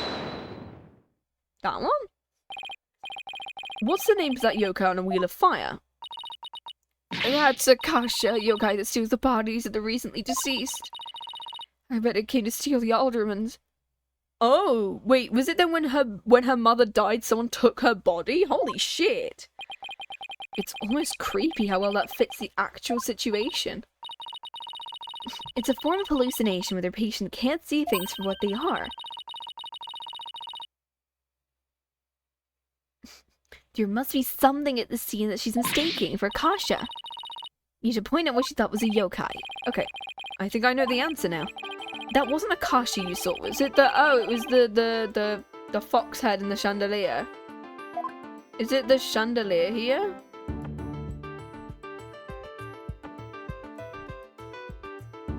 I'm assuming it's the chandelier.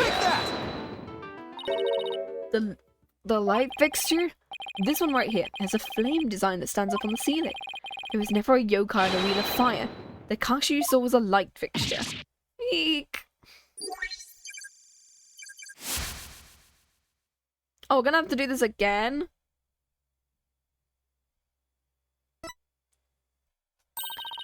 That's one memory back to normal. Now you've got the hang of it, you should just be a cinch to point out the rest. What about this white wall-like monster? That's Nurikabe. Luxury leads you astray. That's no yokai, Jinxie. It's a folding screen. And this raccoon dog isn't a tanuki. It's just the statue of one. And look, these are just coffee cups. And this right here, it's nothing more than a fox statue. Eek! I don't know what I was thinking.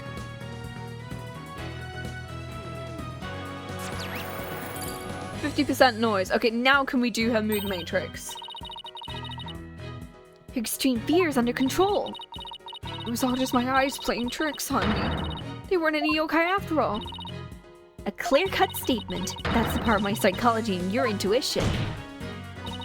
And just like we thought, there never was any yokai in the fox tamer. Right. There never really were any yokai. So the defense is exerting the exact opposite of their assertion. Wait. Jinxie, what about Tenmataro? Oh, I saw that one. There was any... Oh, I remember it clearly. You've... Joking! Okay. Order in the court. I think we just dug our own grave there. Allow me to push you in. It's the least I can do. No! Apollo, can I interrupt your freak out for just a minute? I'm still picking up some noise. It's an unexpected emotion. So we gotta do some mood matrix shit. Okay, cool. Jinxie hasn't remembered anything? We should be able to get something else out of her. I'll enter the new information we have and run an update. Okay, let's see what we got. A surprise there. I'm assuming, yeah, that's surprise and sadness. Slightly less fear here. Okay. Okay, that makes sense. The alderman dead on a table and Papa collapsed in a chair.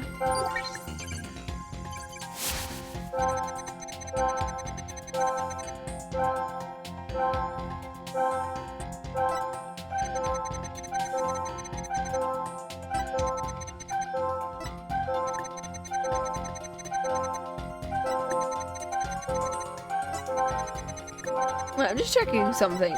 Does her, like, the only thing I'm thinking is her fear immediately goes down on that one. And that's the, whereas on every other statement, her fear is up in that specific type.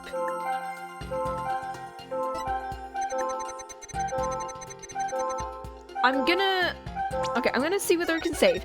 I might pick the fear one that goes down as soon as she... Because she collapsed and now she's feeling slightly less fear. So did she see something that maybe stopped her feeling as scared? Got it! That's what I think it is. The amount of fear you felt is rather low despite your legs having given out from fright. Could something have lessened your fear? Actually, I did experience a sudden burst of courage. You did? Where did it come from? Let me think. It was Mama. I felt as if she was there with me. I'll enter sudden burst of courage. Look! Okay. Apollo, the noise is gone. Jinxie seems to have remembered everything. Yay! Okay. A sudden burst of courage. Now, where could that have come from? Was there something that gave you a sudden burst of courage? There was, but, I realized I'd done something naughty when I thought about it later. Any idea what could have given Jinxie the courage? There is one piece of evidence that comes to mind. What if she saw something like it at the scene of the crime? So something that reminds her of her mother. With this, this one. It boosts Jinxie's courage because it was her mother's favourite. Take that! Jinxie, you didn't happen to see a Nine-Tails flower at the scene, did you? A demon lawyer strikes again. I can't hide anything from you. I found a small case with a picture of a nine-tails flower on it. I liked it so much I kept it. You what? You can't remove evidence from a crime scene. That's right, young lady. Removing evidence is a big no-no. The witness will produce that evidence as instant. Sorry. It does seem to be some sort of case. What's in it? It's a key. There's to be a key. Might I have a look, your boldness? Yoink. Ah, this is none other than the master key to QB Manor. You're certain of this, Prosecutor Blackwell? It matches the serial number of the key that would went missing after the murder. Oh, is that the reason? I'm kind of thinking that maybe her mother was... I'm assuming her mother was from Nine-Tails-Vale, hence why, but I'm trying to think about what it is. A little scamp has stumbled upon an article of unimaginable consequence. That's a little melodramatic, don't you think? Heed these words, for I shall say them but once. The sole key to the fox chamber has been in this little scamp's constant possession. Ergo, she was the sole person who could use it before, during, and after the murder, which leaves the master key as our only other key that could have opened the chamber. But this master key was found in a room that had been locked by this girl. And your point is? Until Jinxie opened the fox chamber, the room had been locked tight from the outside world. Okay, I'm gonna quickly BRB for a second. I just need to get another drink. I'm gonna get some more water. And I'm also gonna quickly have a bathroom break, which I probably should have done earlier. So I'm gonna do this. So I'll see you in like 5-ish minutes-ish.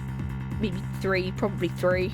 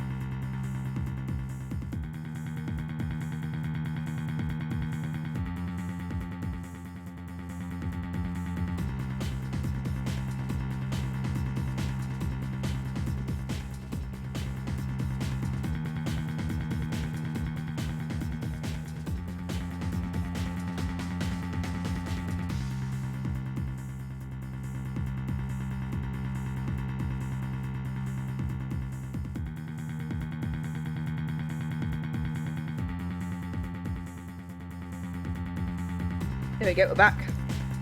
I got a brownie as well. I bought some like broken brownies from this place. Like a local place, and it was so nice. I gotta like move it to a different place though. Because I don't want my dog coming in and trying to eat them again. Okay. The room had been locked tight from the outside world. And there was no one else in there save the victim and his killer. I trust you've figured it out for yourself by now. Bonk. A killer other than Mayor Tenma would be utterly inconceivable. No!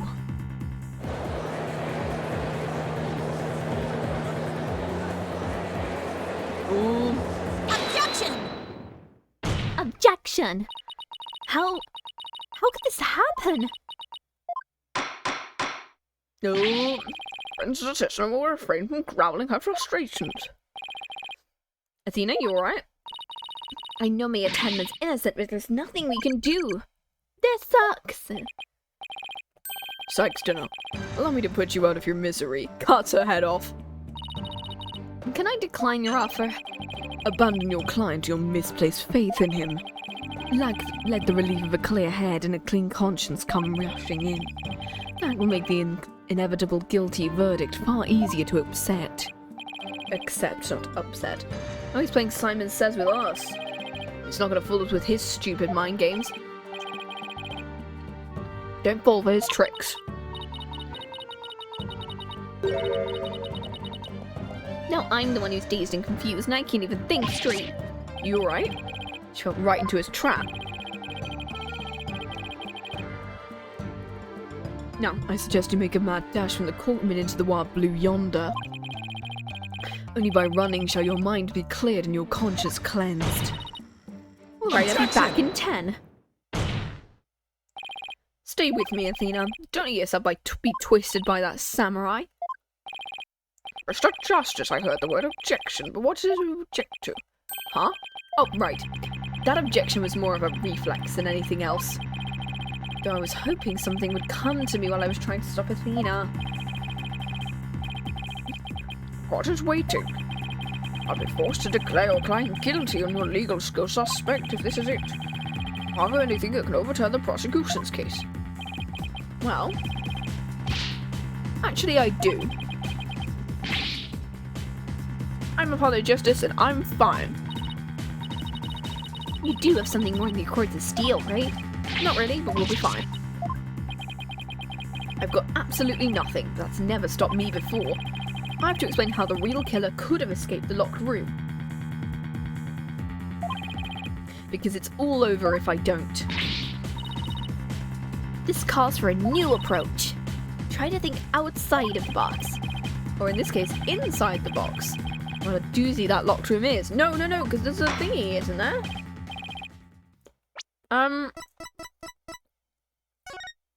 It's an air duct.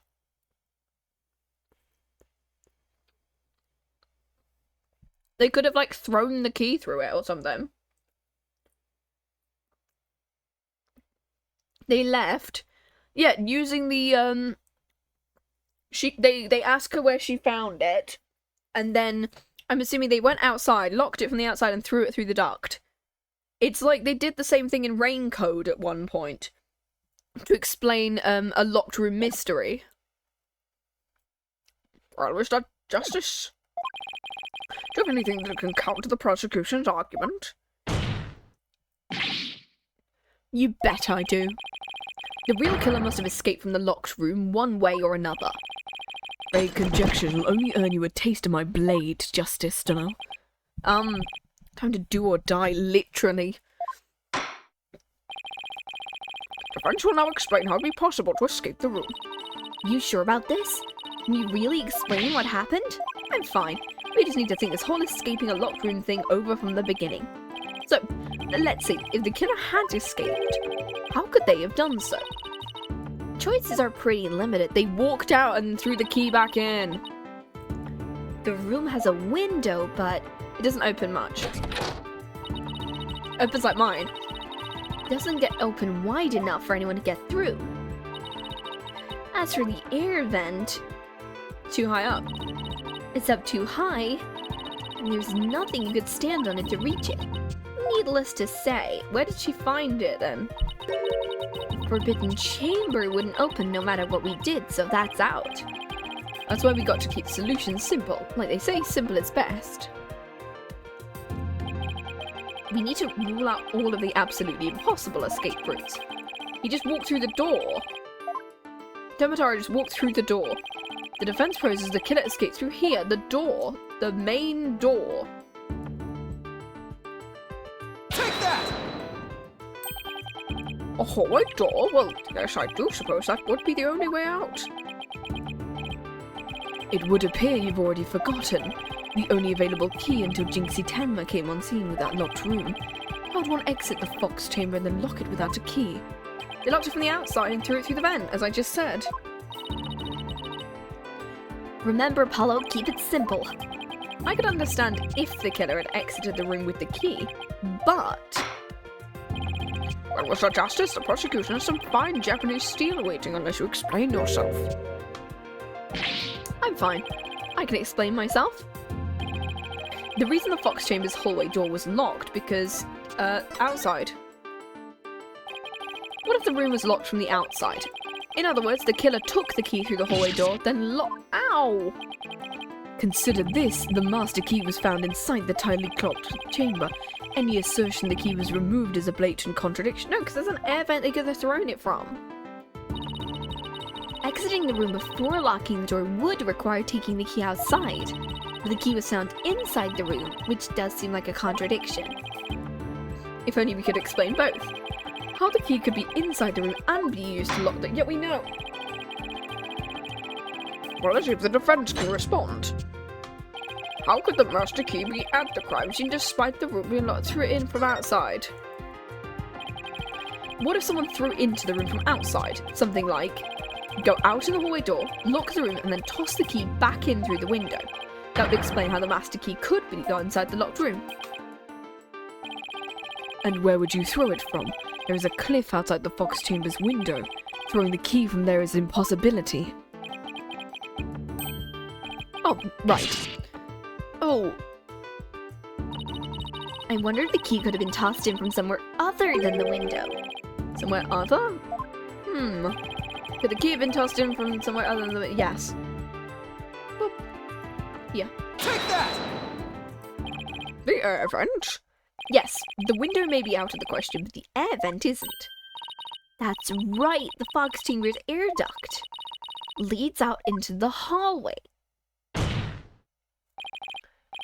The real killer entered the air duct from the vent outside the fox chamber, then dropped the key into the room through the vent inside the chamber. And because LaBelle was supposed to be there, he could have just, you know, walked outside. He could have put the costumes somewhere else, and he could have just simply walked down the stairs and greeted him going, I checked upstairs and there's no one there. Besides Jinxie. That's preposterous. That explains how the key got in there after it was used to lock the door. Exactly, yeah. I'm afraid I'm a bit confused. No.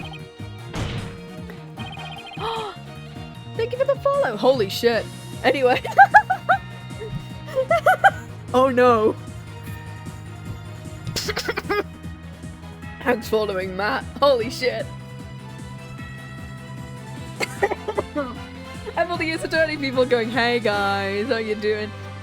Thank you for the follow, Matt and God. How you doing today? Don't worry, I can explain it so even Your Honor can understand. First, the real killer disguised as Tenmataro murdered the Alderman in the Fox Chamber. Then they fled through the hallway door and locked it. Next, they entered the air duct from the vent outside in the hallway. No problem, lawyer dude. I'm doing alright for being in jail. Good job.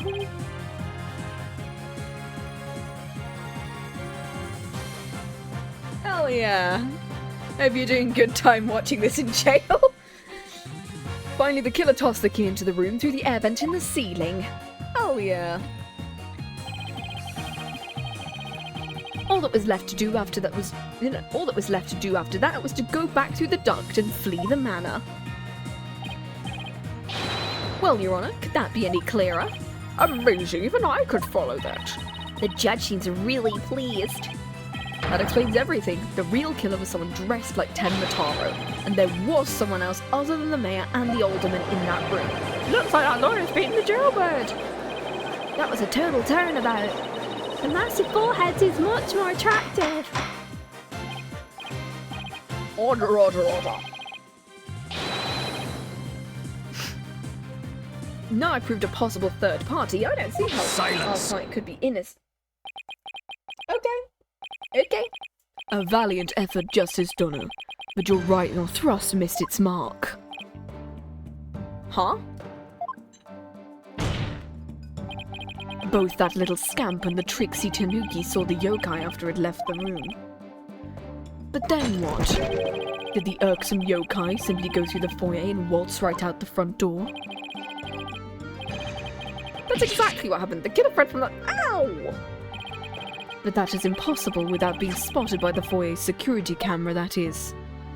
Simple. They took off the costume beforehand and then just walked out as they are. The electric eye would have captured any yokai trying to escape. Well, it's LaBelle, obviously, because of the fact that he's the only person not accounted for, like I said earlier. And they're just never going over this. That if he was distracted, what the fuck is... What's the other guy's alibi? I feel like the trilogy would have mostly been, oh hey, so this is the, It's like, oh god.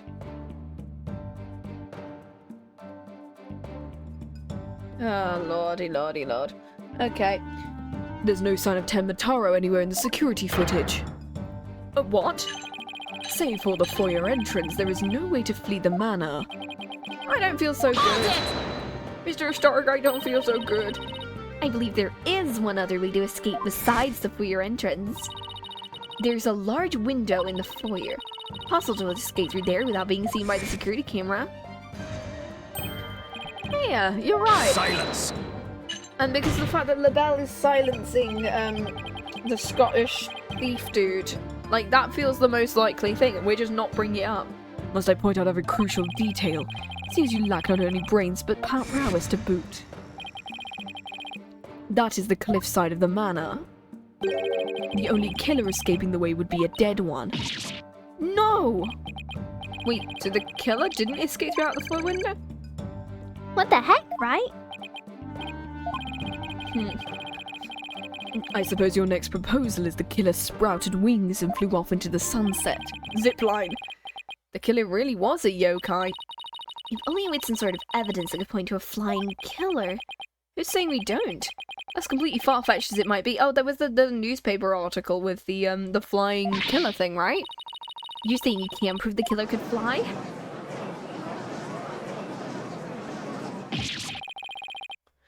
I thought I was the one with cords of steel. I can't wait to hear this. Your Honor. What evidence do you have? We know what the evidence we have. It's, this one. Take that! Take a look at this special edition paper. Tenmataro, real or flight of fancy? What does the article prove, Mr. Justice? What does the article prove? The photo in the article was taken shortly after the murder. Maybe the yokai in the photo is the killer shortly after they fled out of the window.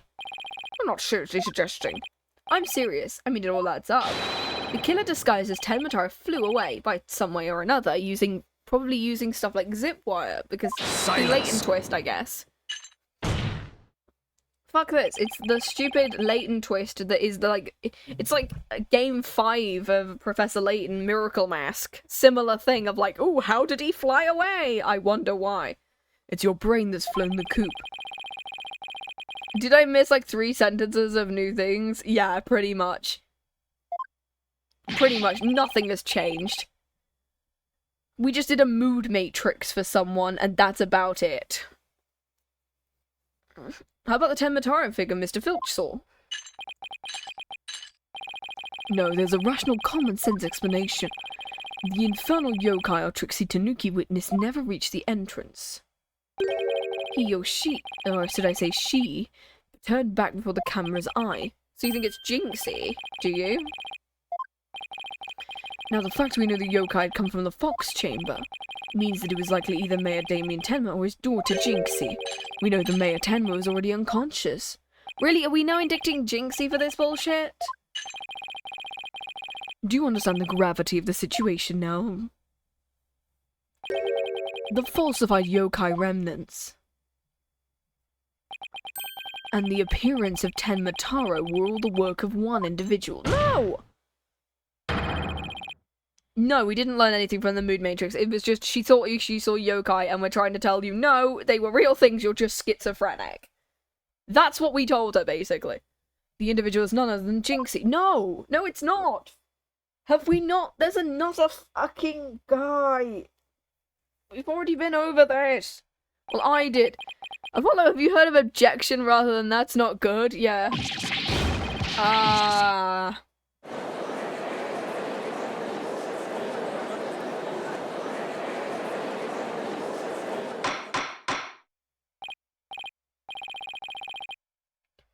Oh my god.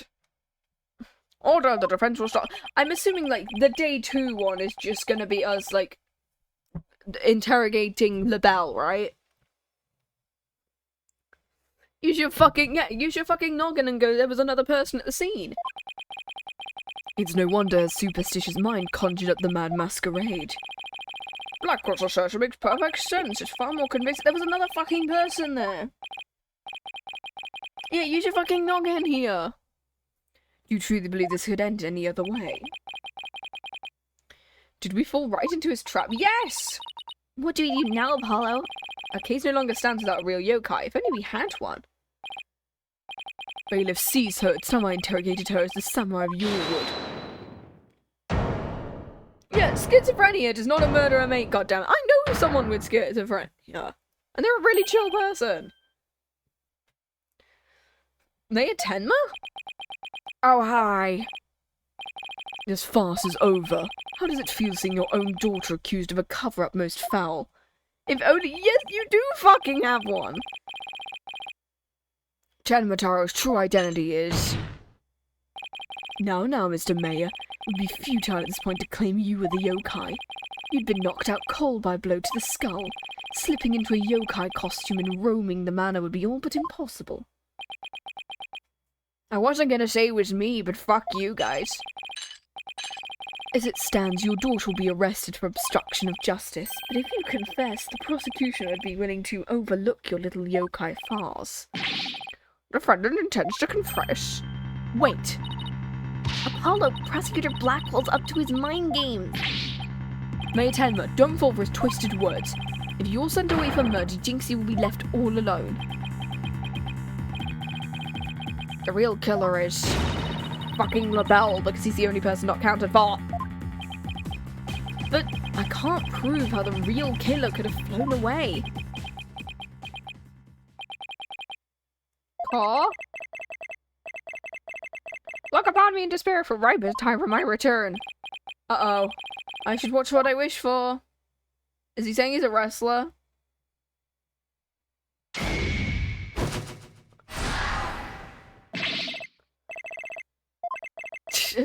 The Eye of Tenma Taro, the yokai you seek. What the fuck is he doing? Mayor Tenma. I am Tenma Taro, free from the bonds binding me to the forbidden chamber. Behold, the return of the Demon King. Haha. What the fuck? Demon King, really?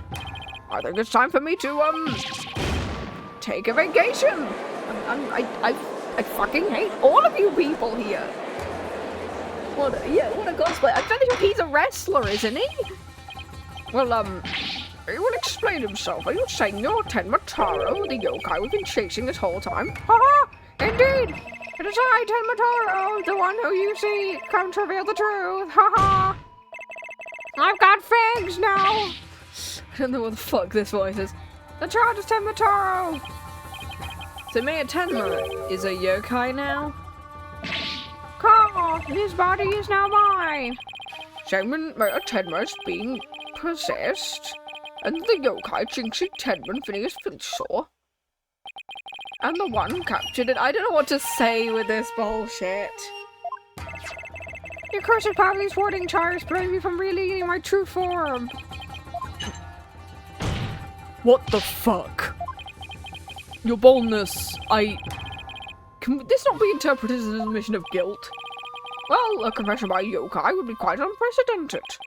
Be that as it's may, the defense's case has been overturned. What? You claim the yokai the little scamp saw was a third party, the true killer. Yeah, is everyone on something today? The one who escaped from the locked fox chamber, but it was the accused all along. Oh my god, why is this trial taking so fucking long? I hope the second part of this trial is super short.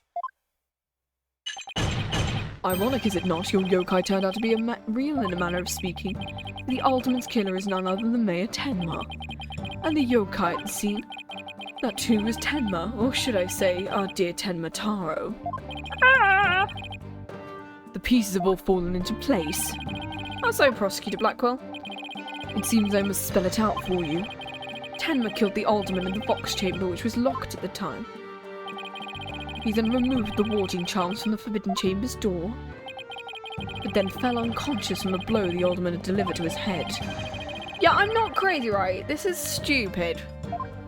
Add another one to the counter. They fled in terror when the spirit of Tenma Taro, freed at last from the charm's warding, took possession of the mayor. The newly freed Tenma Taro then fled from the Fox Chamber. So the yokai Jinxie Tenma was her father possessed by What? No! But when we arrived on the scene, the mayor was found unconscious. How's that possible if we flew out the foyer window? Will you see the maid, Jinxie Tenma, was Tenma Taro? Well, no, she wouldn't have been tall enough to get into the outfit, would she? She's a 15-year-old child. After was explained, flew about for a time, did I ever presently tied I made for the prison chamber. Extortion to me unawares, and I knew no more. Yeah, did we need 2 hours to get to this bullshit? It's almost been 3 hours. And I'm attempting to finish this case in one go. I don't even know what we're talking about. This case has gone so far off the rails. I'm just not even reading this fucking segment. I'm just, oh my god. I don't know what to say. Knew about Tenma is true, I knew that was real, whoa. Oh my fucking god. I'm gonna go eat another brownie for a second. No, these are like actual brownies, not like fucking... No, okay. He's got everyone in the courtroom believing in yokai. And Simon says on steroids, that's why fucking real. He wants to convict our client any way he can, even if it means blaming a yokai. The proverbial ducks are all in a row. You should now have no qualms about finding the accused guilty, your boldness. This is one of the most bizarre cases in my entire career. Yeah, I don't know what we're saying, honestly. Could yokai even be persecuted? Objection! Mayor Tenma is pretending to be Tenma Taro to protect his daughter. Plus, I already proved how a third party could have escaped from the lock room. Did we forget about any of this? A verdict would be premature. Oh yeah, for like half an hour I spent just trying to tell the game. Please, we know that they locked the room from outside and threw it through the vent. For fuck's sake, can we just get to the point, please? Silence! This is the dark age of the law where defense attorneys are not to be trusted. Why? Because Kristoff did all that bullshit? Yeah, I understand why. This is but a ploy to gain time to fabricate evidence. How will I sleep tonight, knowing you will not let the sun rise on the mayor's day of reckoning? Justice done. Objection! I won't fabricate any evidence. Silence. That's Phoenix's bullshit. Then prove it by joining me. Become a prosecutor. A night in the clink will ensure you will not succumb to temptation. How about I just promise not to succumb to anything? Just please. Can we get onto the dark of the age of the law counter? We'll say 3. We're not even on the second bit of investigation yet. We are investigation. The color is the yokai. Oh, he's being shocked. What's wrong with him? Prosecutor Blackwell, I'm here with your shock therapy. No! No, I snuck a taser into your shirt. I thought it'd be funny. The foundation of justice is fair play, and you're in serious violation. Yeah, I feel like I got whiplash, considering the pacing is so slow. What in the devil was that? Fulbright, have you tampered with my shackles? Ah, I put a taser in it.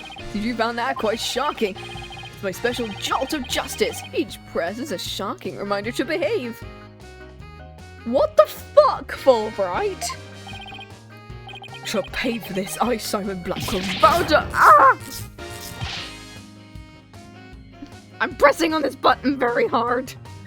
Your Honor, you need not fear now. I believe Blackwell will remain on his best behavior.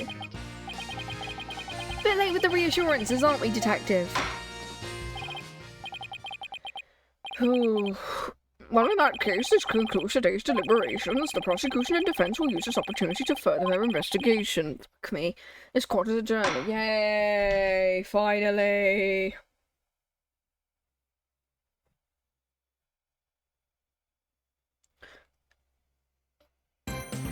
Yeah, I wish for an adjournment for the day so we can investigate further. So the Dark Age of the— What the fuck are you talking about? Yeah, this feels like— oh my god, my head hurts from this, honestly. This game is like— Right, back to investigation. Let's go. Having a yokai testify in court is unprecedented. I'm Tenmataro, the yokai you seek. How could such a straight-laced man like Tenma suddenly become a demon? Yeah, even worse, Prosecutor Blackwell's playing along with him because of course he is. I can't even think straight anymore. Like, yeah, god. Well, I need to go out for a run, see you in a bit. I'm gonna go. If you watch me be collapsed on the sidewalk, don't bother picking me up. I will drag myself. Yeah, this game is testing me, which is crazy since we survived 5-1. Wait, what about the investigation? Trucy, welcome back. Oh, you're in your stage outfit. Back from work? Yup, I nailed this new magic trick I've been working on. I also heard about those tricks that were conjured up in court earlier. You know the demon out of nowhere trick and Polly's tightrope style defense trick? I was seriously considering a disappearing act of my own after all that craziness. Pulls a shady enigma and just like disappears for life. Nice, Trucy. Yeah, people don't assume you're straight anyway, Athena. Anyway, our next trick is to find a suspect other than the mayor. I know the killer must have used the air duct. It's fucking LaBelle. We know who it is. We know. I wonder who the killer could possibly be. Was with Filch at the time of the murder. You know, the person who got distracted and left. So he has no accountability. Maybe there's some evidence in the air duct. The real fight starts now. Before you go, let me make the evidence you no longer need disappear. Boop. Not the panties. Unnecessary evidence has disappeared into Trucy's magic panties. Oh, hooray! I wonder where all that stuff goes. Cool. Okay, let's get over to the scene of the crime. Vamonos, Apollo, vamonos! Yeah, like, why did we need to do this again?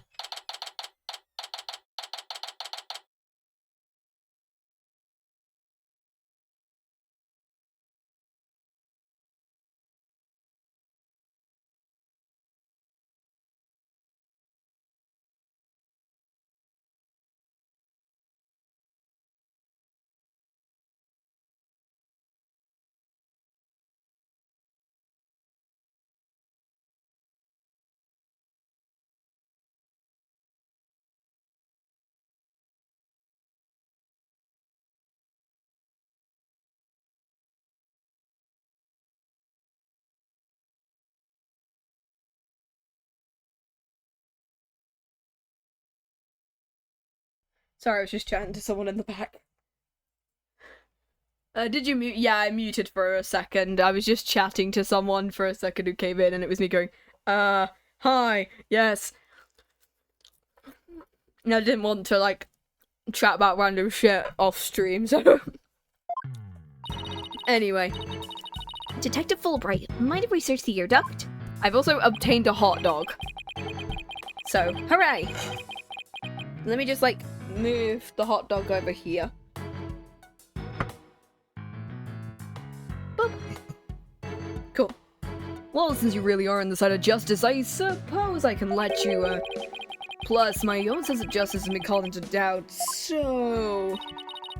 Wonder if he's been like this ever since the trial. Yeah, I apologize for the muting. Let this joke die, please. Yeah. Well, his sense of justice has been beaten to a pulp. It'll probably take him for a while to recover. I sort of feel bad for him, but we have work to do. Let's get the evidence we need. The air duct is the key. We know the 10 Mataro impersonator used it to make an escape. After murdering the alderman, the killer left the fox chamber through the hallway door. Then, after locking the door from the outside... Oh. I remember what I was going to say before I mute, yeah. Sorry, I forgot to include some music in the background while I was just chatting to my mate in the back.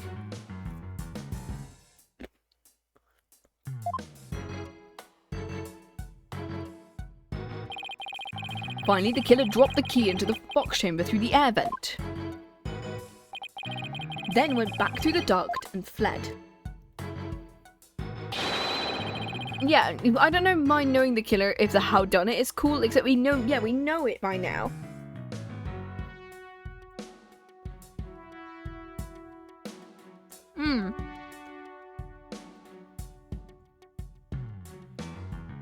Tastes like an IKEA hot dog. Good hot dog. Got 2 hours, we can do this. If the killer passed through the air duct, maybe we'll find some evidence. Maybe some black feathers or something like that. Well, here's our vent. It's awfully high up. Don't worry, I brought a stepladder. Happy hunting! How nice of her to volunteer me for the job.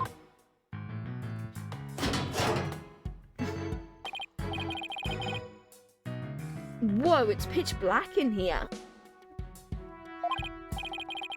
Here's nothing.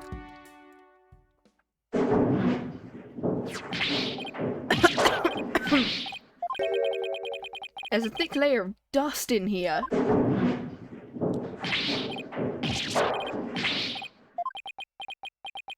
Yeah, and the fact it's making so much noise. I don't get it. I'm assuming they threw it through, right? Find anything? Yikes, Apollo, what happened? You're covered in dust. Lots of dust. So what'd you find? You know how dust collects on something when nobody uses it for a long time? Wait, it was an actual plot twist? Yeah, it was. It might have not been the duct. It might have actually been through the window.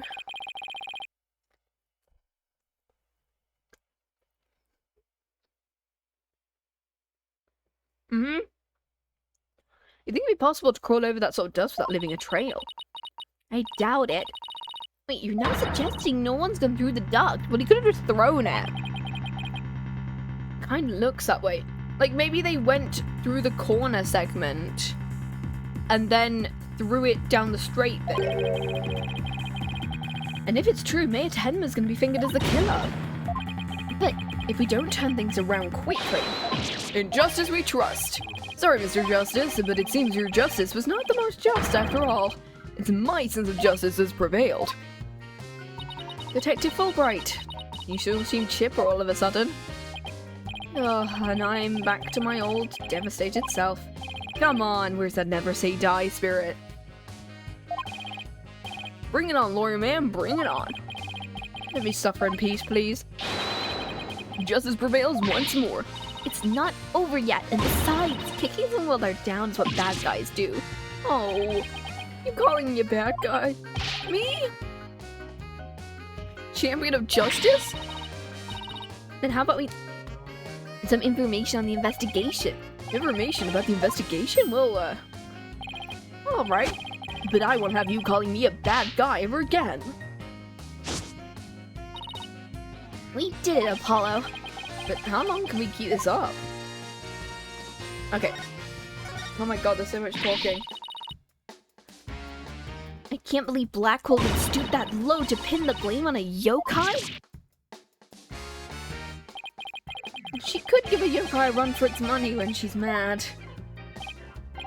I am writing a self-reflective essay as we speak. I doubt that'll teach him anything. Yeah, he'll probably just write Dotard 1,000 times. The whole yokai business is mostly a ploy to win a conviction. Truth is, Blackwell believes Jinxie Tenma planted the yokai stuff.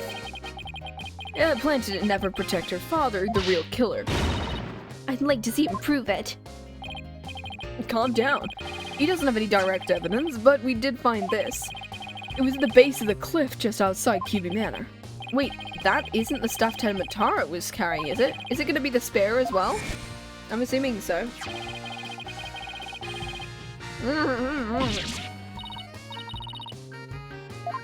Sorry, give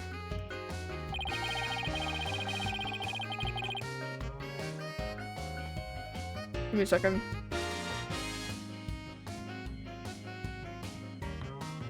There we go. No prints, but if she was wearing a costume, there wouldn't be any anyway. Prints on no prints, it's not going to work in our favor. Also, how did she find a plant in the room? Oh, it's gone. Okay. Cool. I guess we don't need it anymore then. Sounds like the staff might belong to the mansion. But if that's the case...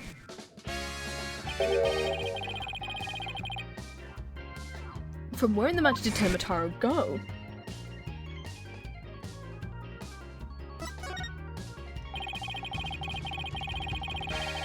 Did Prosecutor Blackwell figure out the victim was the amazing Nine-Tails? He did indeed, he's a sharp one. He figured out while investigating the municipal murder in the victim's past. He sparked the yokai's craze and worked against the murder. And made Damien Tenma the corrupt politician who murdered the great hero. No, because his whole thing is he didn't want him. Damien Tenma didn't want the murder either. You're so angry, he even tried to storm the detention center. I didn't blame him. The favorite masked wrestling hero was murdered. I must be shocked when they found out what happened. Speaking of which, isn't Jinxie also a fan of the Nine-Tails? Just a second, ma'am. Yep.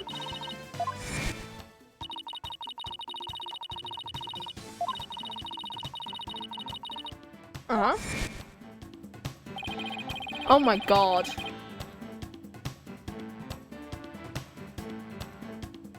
Look at 5-1 of like the one that's just like, oh okay, we're moving stuff around. Yep, there's the case. That's what the writing is. Yep. Jeez. She spoke with a passion only a fan could appreciate. We ought to become fans ourselves and go protest. No. Did you forget that Mayor Tenma is not only Jinxie's father, but our client? Oh yeah. You be careful now, you're defending the most hated mayor in history. Hope you don't find yourself on the wrong end of a figure 4 leg lock. Maybe I should wear a mask to hide my identity. Are there any other new developments we should know? Now you mention it. Our suspect is suffering partial memory loss, but he did remember something. He did? What did he say? He said he didn't want to speak with us. His exact words of, I am under no obligation to speak with you mortals. And other things of that nature, honestly. I wonder what Tenma remembered, so we have to go back there, okay. Can't go mask now, because he's busy questioning him. Okay, cool. Why didn't we down the playground with the rest of the kids, huh? What now, Apollo? How about regrouping back at the agency? We might get some words of wisdom out of Mr. Wright. Okay, cool.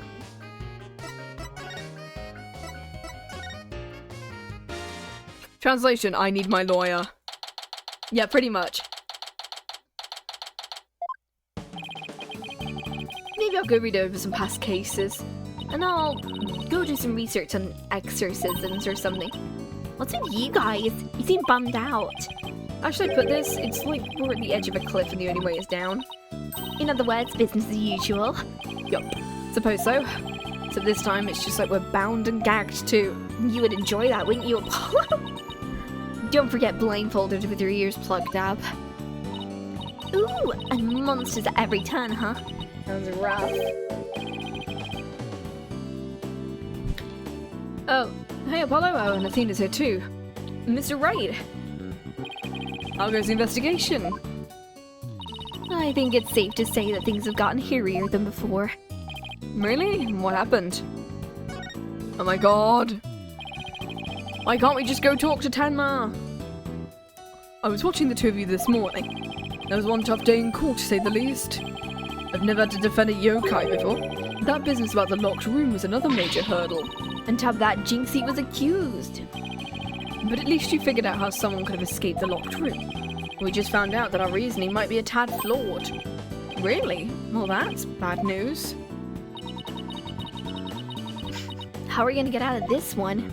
The worst of times when lawyers have to force their biggest smiles. Force a smile? Yeah, my mentor taught me that one. Back when I was still learning the trade. Mia!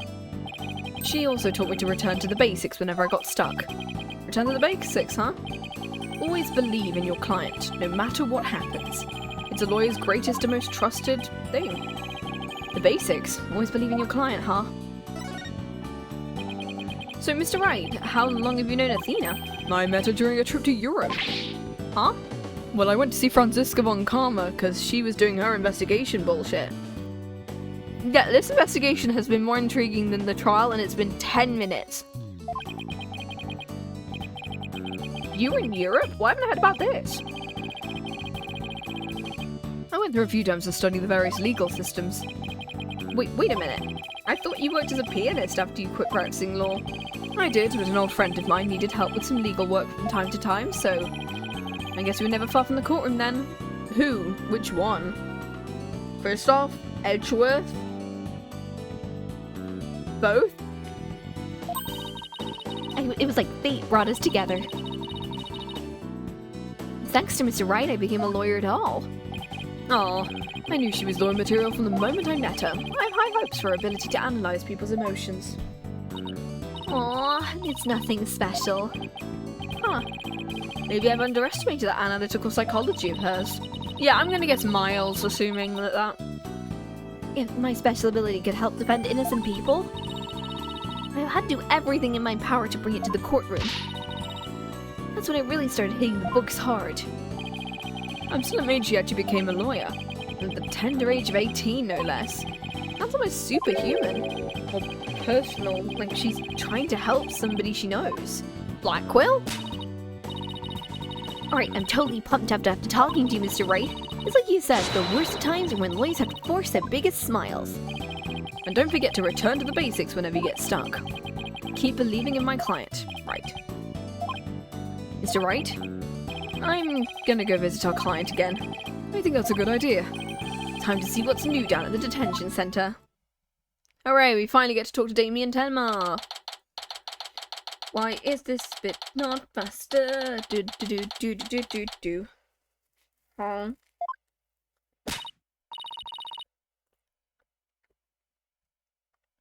Mayor Tenma, I want to talk to you. Oh! Eek! I want my lawyer! Yeah, this is still Phoenix. He's just in a suit. Yeah, where's the stick up his ass? So my minions have returned! Oh, he still thinks he's a yokai. I wonder whether we'll ever be able to talk to Mayor Tenma right again. Private Inspector of the Legal Trade! Free me from these imprisoning walls with great haste!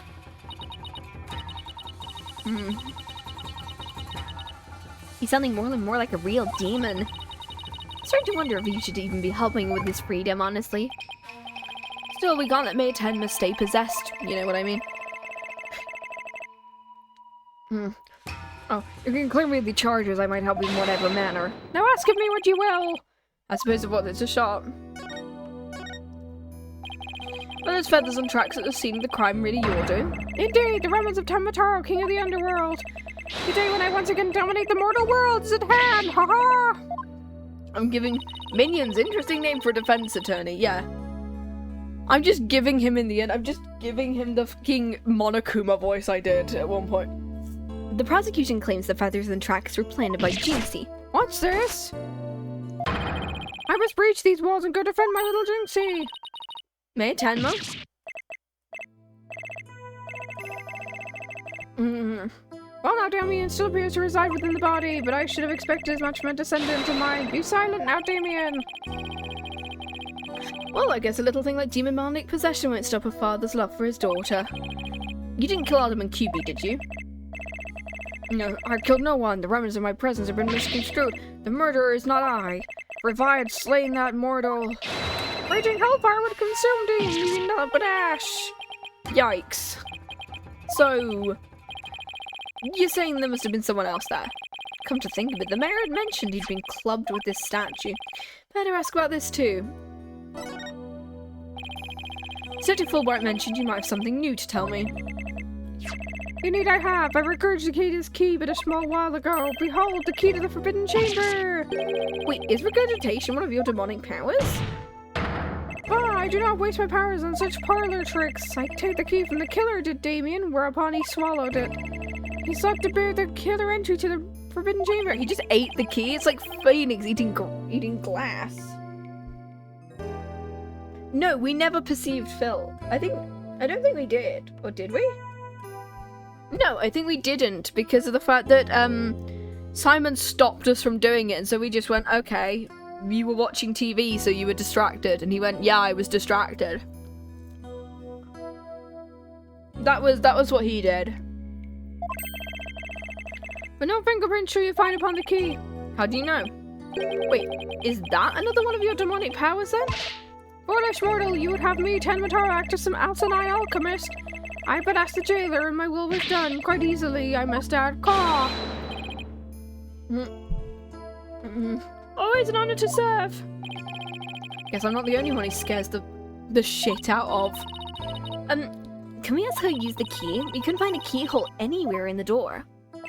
Curse that infernal door! If I had known its manner of opening, long would ago would I have made my return. He has a point there. Maybe Jinxie knows something about the whole thing works. Okay, cool. He said he was okay. So what can we like present to this man?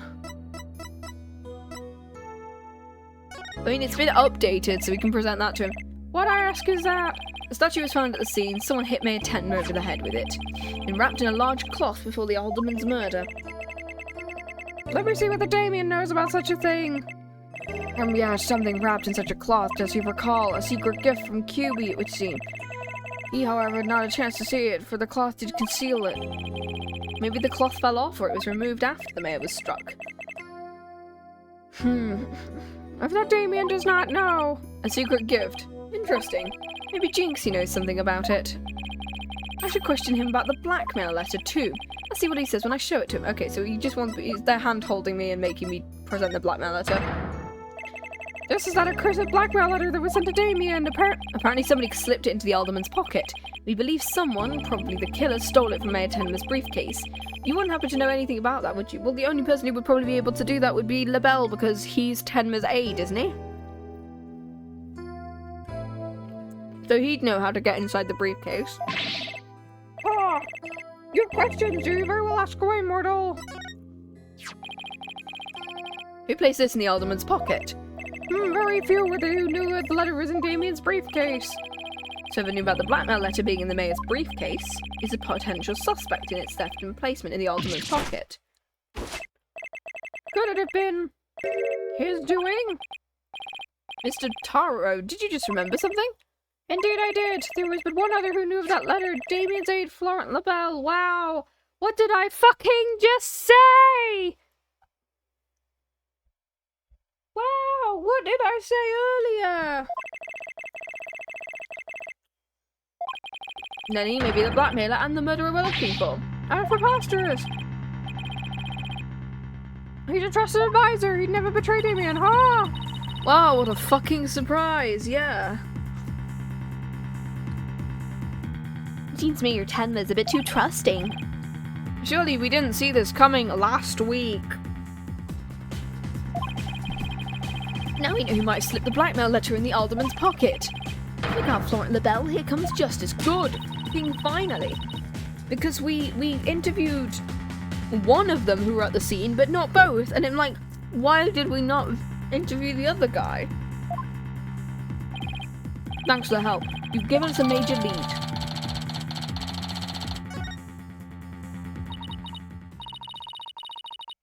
There's something that bothers me. If LaBelle is the killer, what could have motivated him to open their forbidden chamber? Because he wants to for the... I think there's something else inside the forbidden chamber besides, like, the tourism bullshit. Like, maybe those flowers that Thingy likes. It might be those, and he wants to use them for some reason. And he wants the merger so he can use the flowers for something else? For his little perfume bullshit? That's what I think, at least. How do you open a locked door that doesn't have a keyhole? Let's go talk to Jinxie. Maybe she can help. Is she gonna be here, or is she gonna be in the other one? She's either gonna be here or in the gardens. I don't know which one she's gonna be in. Isn't that... Oh, Jinxie! She's got... you dare imprison me. She's acting really strange. She thinks she's a yokai too. At loathsome good tales nine-tailed fox, he shall know the terror that is mine in despair. Grrr. You shall pay. Oh, you shall pay dearly. All of you. Jinxie, you alright? Eek. Oh, is that you, Mr. Demon Lawyer? Morning, Jinxie. Isn't it already past noon? And what am I doing here? Last I remember, I lay down to take a nap back at the manor. Oh no, it must have been the Makarageshi. Makarageshi? Ever wake after a restless night's sleep to find your pillow in an unusual place? Me who sleeps in the weirdest positions? Yes. More that you've been sleeping on the floor or in the hallway? Once again, I used to have chronic fatigue, and I still have chronic fatigue. Yes! I probably would do that, though. That's the yokai's fault. They prey on people while they're asleep. Sounds like you just need to be tucked in really tight, or maybe you sleepwalk is probably what it is. How come you have no charms on your forehead? I don't. Oh, they must have fallen off. Without them, evil things can creep into me. I'd say we had a more than adequate demonstration of that just now. I'd better reapply them. Jinxie, there's something we wanted to ask you. There was something I wanted to tell you as well. I remembered something else. You did? Jinxie, can you tell us what you remember? Well, after the trial, I remembered lots of stuff, but there was one thing I thought that was really weird. I'm afraid to ask, but here goes. What? It's about the yokai feathers and tracks. They weren't there when I opened the door. Oh, okay, that's gonna be... Wait, what? You sure? Uh-huh. My memory's crystal clear now. You saying they were left at the crime scene after you found it? This could spell major trouble. Because Jinxie's already accused of leaving the feathers in the tracks. If they weren't there where she discovered the crime scene, it will totally fuel the claim she fabricated the evidence. But we know who... Why were we not told this yesterday? Yeah, exactly. Jinxie's memory of the whole incident is really working against us. The prosecution will probably say she doesn't remember planting the evidence. Good luck rebutting that one. Oh man, this isn't good. I sure hope she didn't plant the evidence while she was sleepwalking or something. Forbidden Chamber! You wouldn't happen to know how to open the Forbidden Chamber, did you? The door doesn't even have a keyhole. It's supposed to have a secret mechanism. They say you have to figure it out before the keyhole will appear. A secret mechanism? Puzzles? Oh my god, Professor Layton puzzles. Really? It's hidden in the fox chamber. But only Alderman knew what it was and how it worked. The Alderman of Nine-Tails-Vale sure loved his secrets. Let's go see if we can find the mechanism. Whoa, slow down. There's something else I need to ask about. Jinxie, is there only one key to the Forbidden Chamber? Even the Manor's Master Key won't open it. That's because it's a very special room that must never be opened. I guess that means nobody entered the Forbidden Chamber after the murder. Are we sure? You know Mayor Tenma took the key from the killer and swallowed it, so... So the mayor's efforts to keep the killer out of the forbidden chamber. Unless he just, you know, copying keys is a thing you can do. So that's a potential idea. Okay.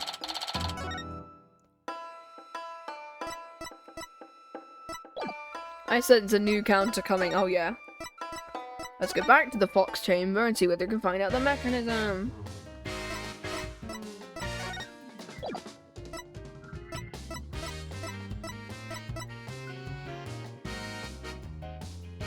Okay, can we not like okay, we can't do anything, so we have to wait until he's gone, so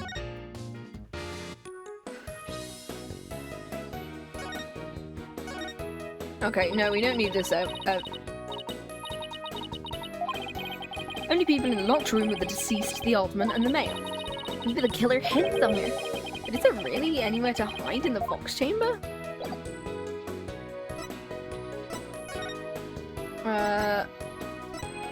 The foyer, maybe? Let's go to the foyer.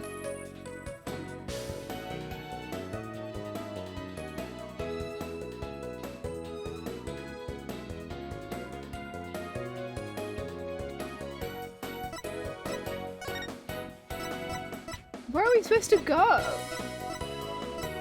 we supposed to present the key to Jinxie, maybe?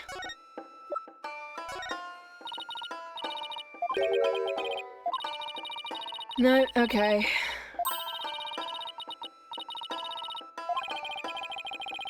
Okay, cool.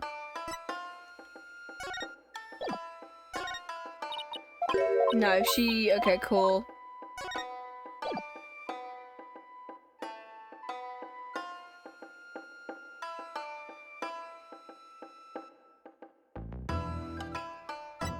Like, where do we go?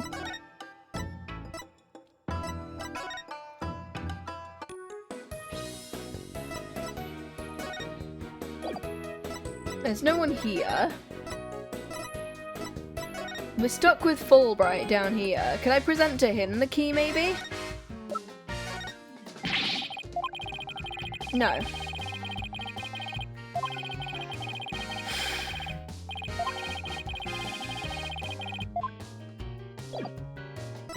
Where do we go? Unless there's something else we need to present to her.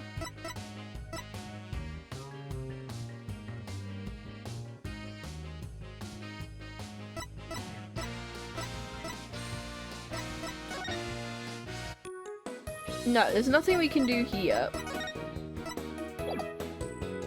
Yeah, if that's alright. Because I'm trying to figure out, like, what do we present to her, maybe? Is there, like, another thing that we can talk to her about now?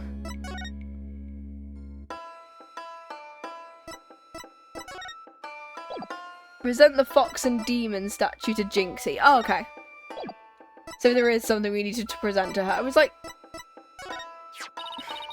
Alderman QB made it. It's a token of good. Oh yeah, because oh yeah, we did say that Jinxie might know something about it, didn't we? Oh, okay, yeah.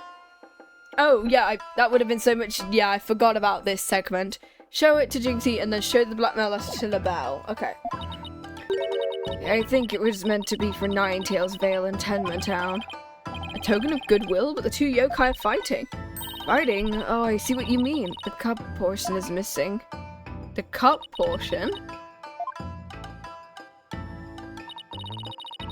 I read you depicted the two yokai holding up a cup in celebration.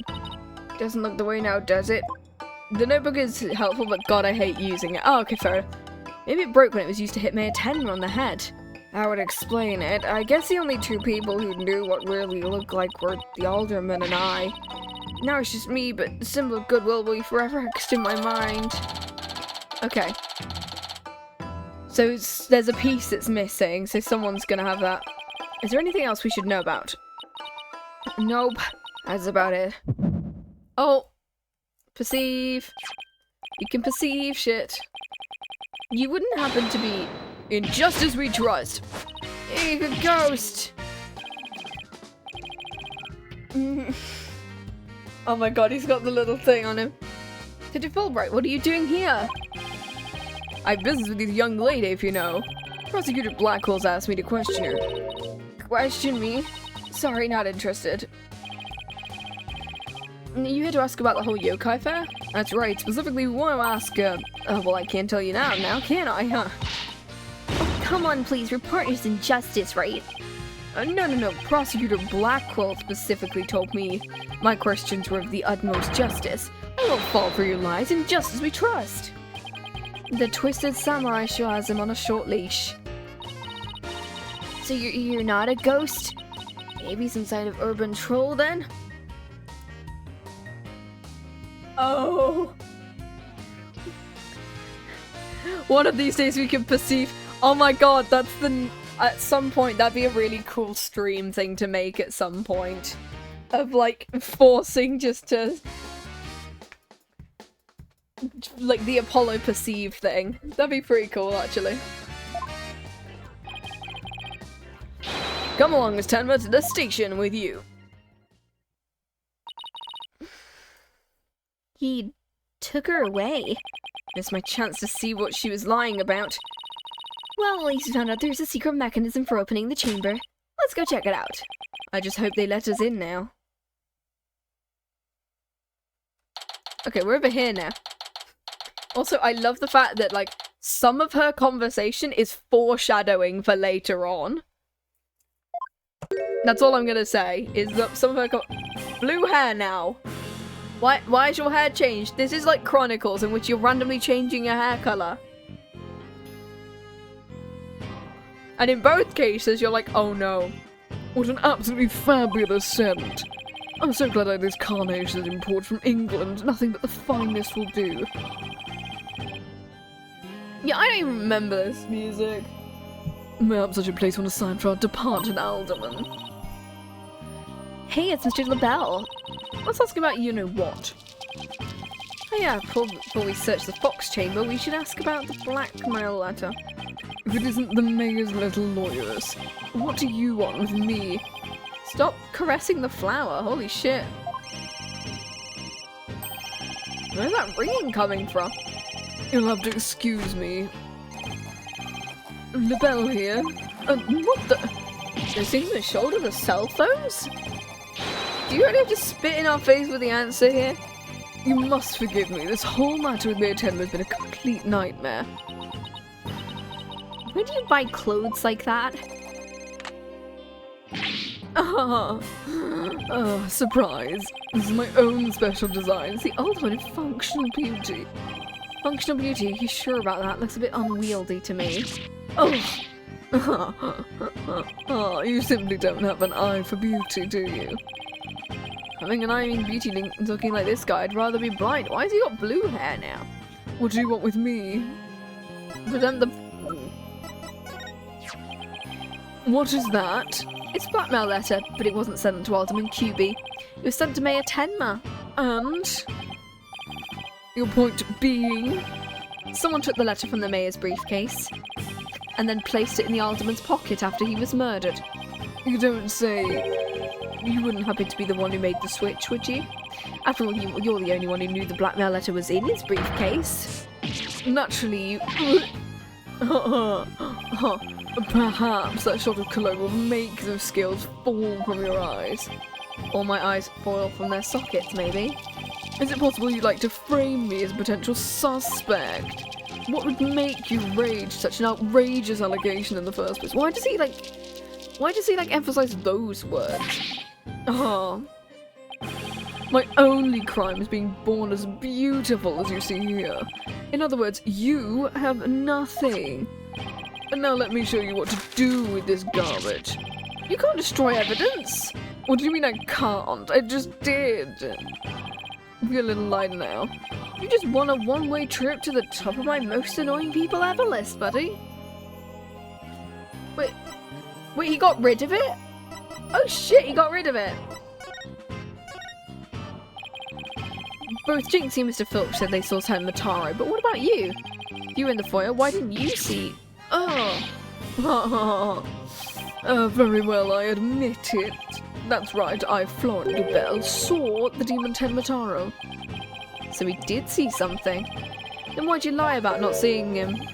I was simply trying to protect poor little Jinxie. What do you mean? Why, don't tell me you haven't heard of the strange little habit of hers. Which one are we talking about?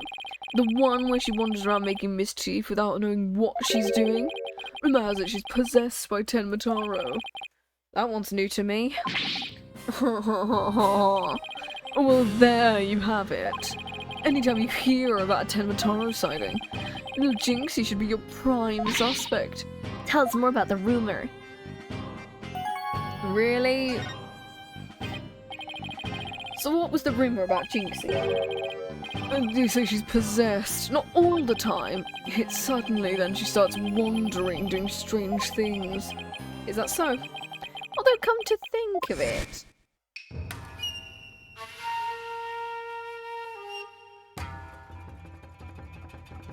Yep, this bit. That certainly would explain how she was acting earlier.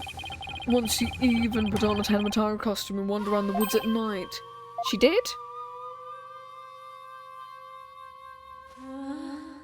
Beware you who sealed me away. What the fuck?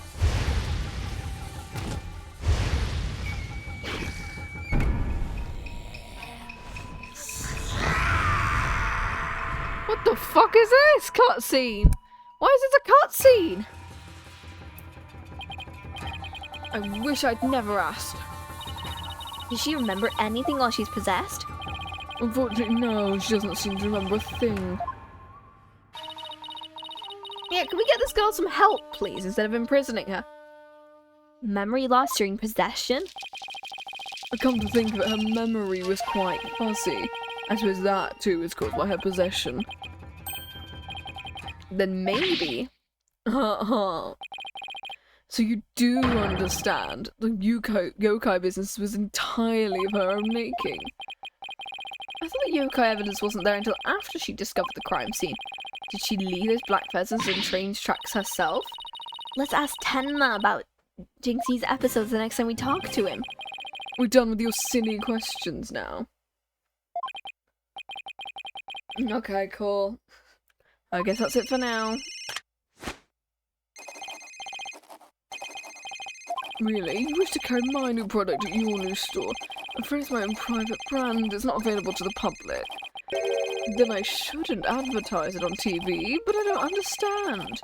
As the embodiment of Oh. Something about TV?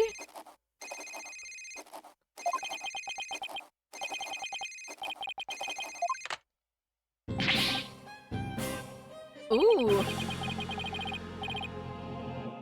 Everyone wants my exclusive Trucy LaBelle brand products. But now it's become so popular, it's been an absolute nightmare. You don't say. I can't have it, it's just for me. Not meant for you peasants. Yeah, I don't even believe him to begin with. I think he's just moving her around to different locations. Or drugging her, to be honest. I wouldn't be surprised if he's drugging her the same way he drugged the alderman guy. In my latest product, I'm calling it Me Color Me LaBelle.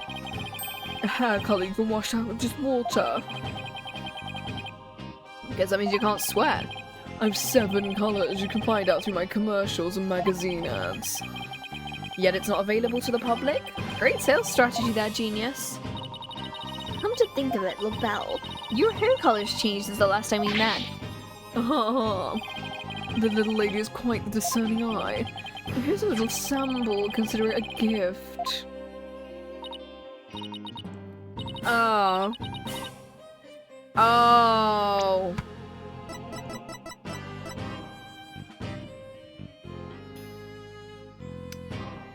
A mask is washed brown. Oh, white hair is inside. Did whoever was using it use his product, and so therefore they might not look like they have white hair? Better take it before you get a face full of cologne. Good point. Thanks, Mr. LaBelle. washes out with water. Yeah, the mask was found in the river, which means any hair inside couldn't. Let's head over to the fox chamber. I'm gonna find the secret mechanism for opening the chamber. What colors does it is? It doesn't specify what colors they have. Well, I guess we move to the fox chamber because now Fulbright's not there. Okay.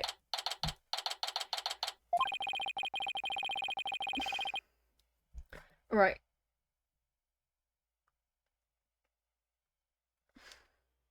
Let's find that secret mechanism for opening the forbidden chamber. This is so exciting. Can't wait to see how it works. Do you really think the killer entered the forbidden chamber? We'll just have to open it to find out. We should also see if there's any way the killer could have hid. Let's get started. Apurate, Apollo, apurate. Okay, let's examine now. Okay. Still no keyhole. Yep, the door won't budge. All it takes is some water, but well, I think that would work on the door. I know, I'll break it down with a body slam. Seriously doubt you could do that. What do you know if I haven't even tried? Nah. As much as you hate losing, Athena, I think the door will win this match.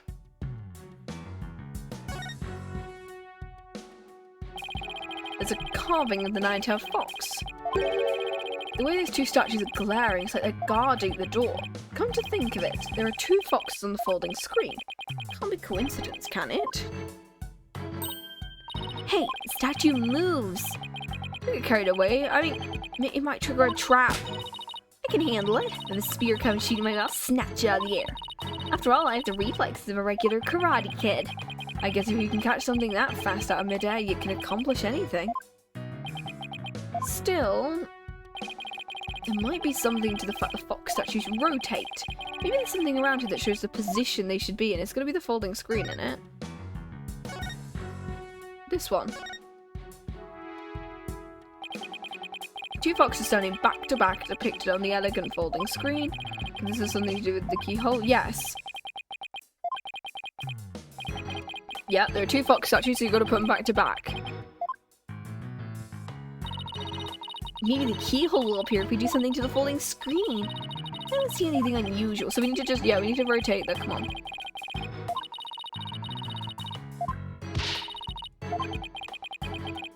Okay, we know this one.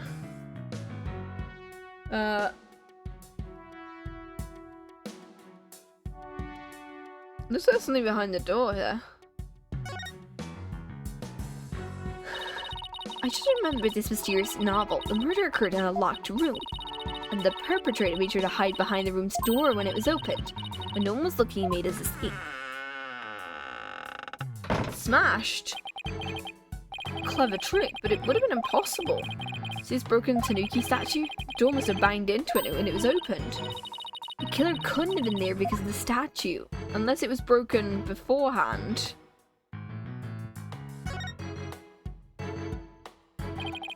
Better take a look behind this door too. Oh! There's a place to hide there though. The doorknob banged into the wall. Made a big dent too. Oh! There's no doorknob. There's no doorknob on that door. That wouldn't have happened if the killer had been hiding there. I guess that rules out the old hide behind the door trick. No, there's no doorknob. Am I not able to show the fact there's no doorknob there? Or the doorknob's been moved?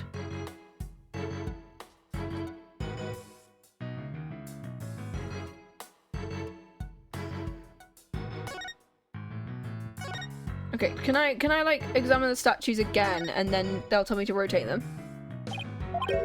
Okay, come on. Okay, can we do this? We already know what it is.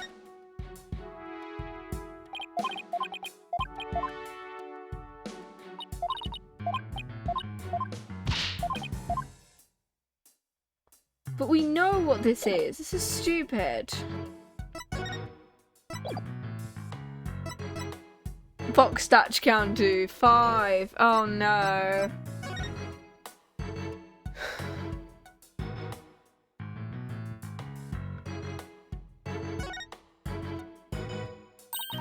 Look at all these feathers. And tracks too. Jinxie and Village's eyewitness.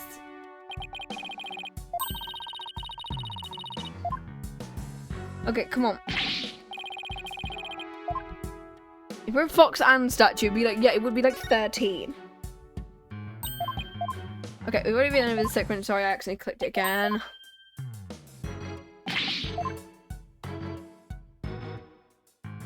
Okay, if I summon it again, will it give me the opportunity to do this shit?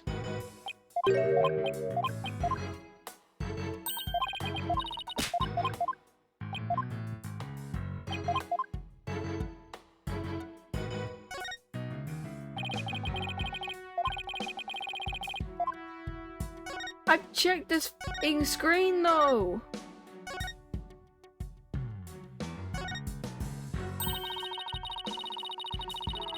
What do you mean?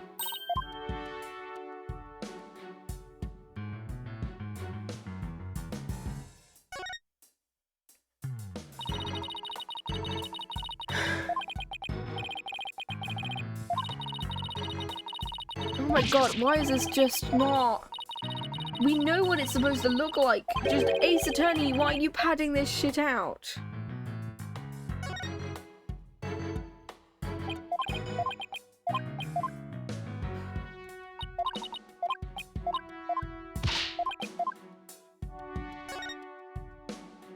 Do I have to click on it again?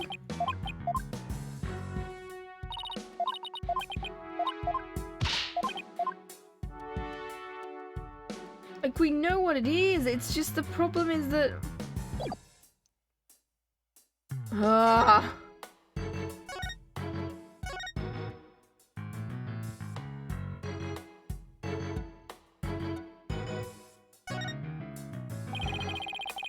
I fucking hate this game, honestly. I'm just not clicking anything, honestly. I'm just not gonna read any of this text, because honestly, it's just... Terrible hiding place, the body would have been right above it.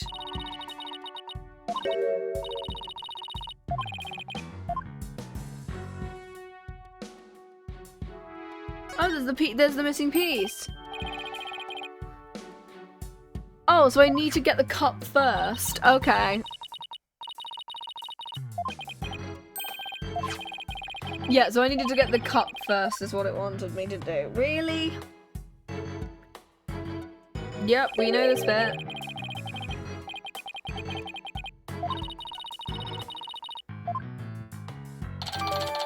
Yay! Okay, now can we do this thing? I can't think of anywhere else to look. You find anything? Yes, we did this! Wow, Apollo, you're confirming exactly what we know. I'm just like skipping this piece of text because honestly, fucking hell.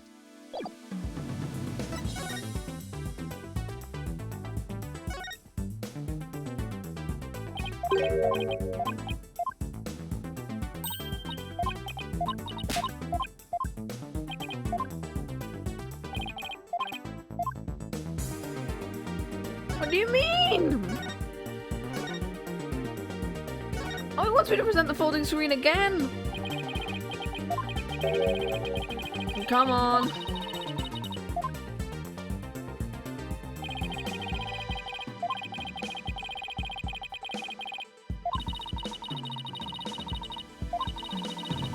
Right.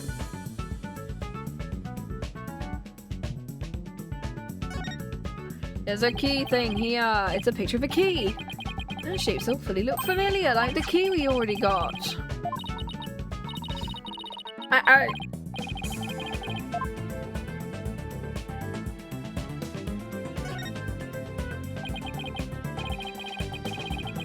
Looks like a keyhole. Yeah, it's the definition of the word dragging on. Okay, we have to do just skipping this segment, because honestly,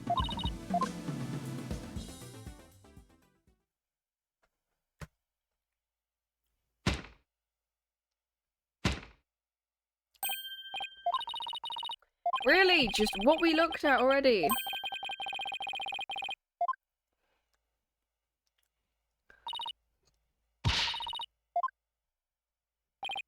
Okay, just turn it together now.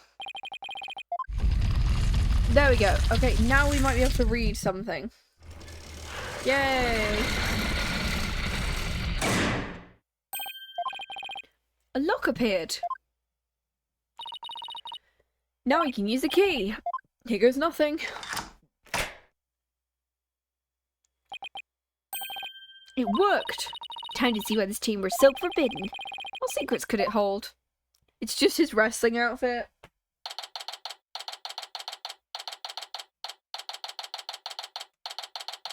That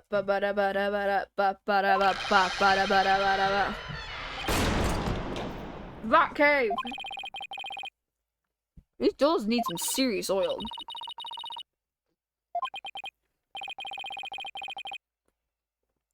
Forgot about those ears of yours. Oh, look, it's LaBelle's hair shit. Oh.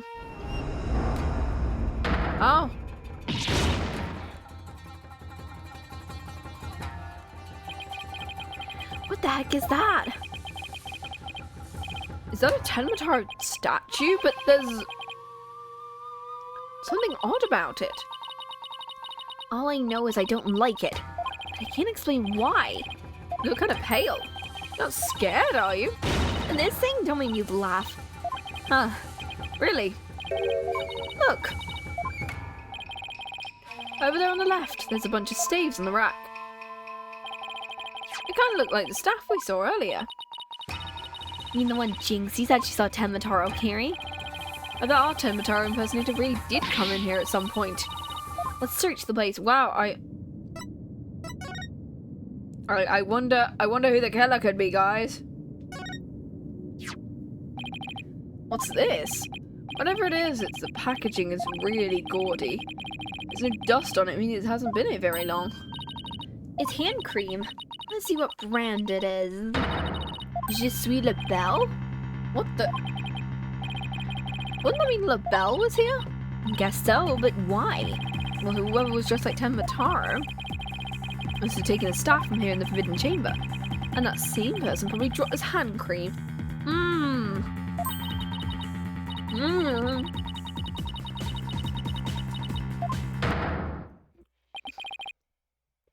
Oh wow, we finally got here. Did we see this one coming? Wow! I swear to God. All we have to do is get the truth out of Tenma.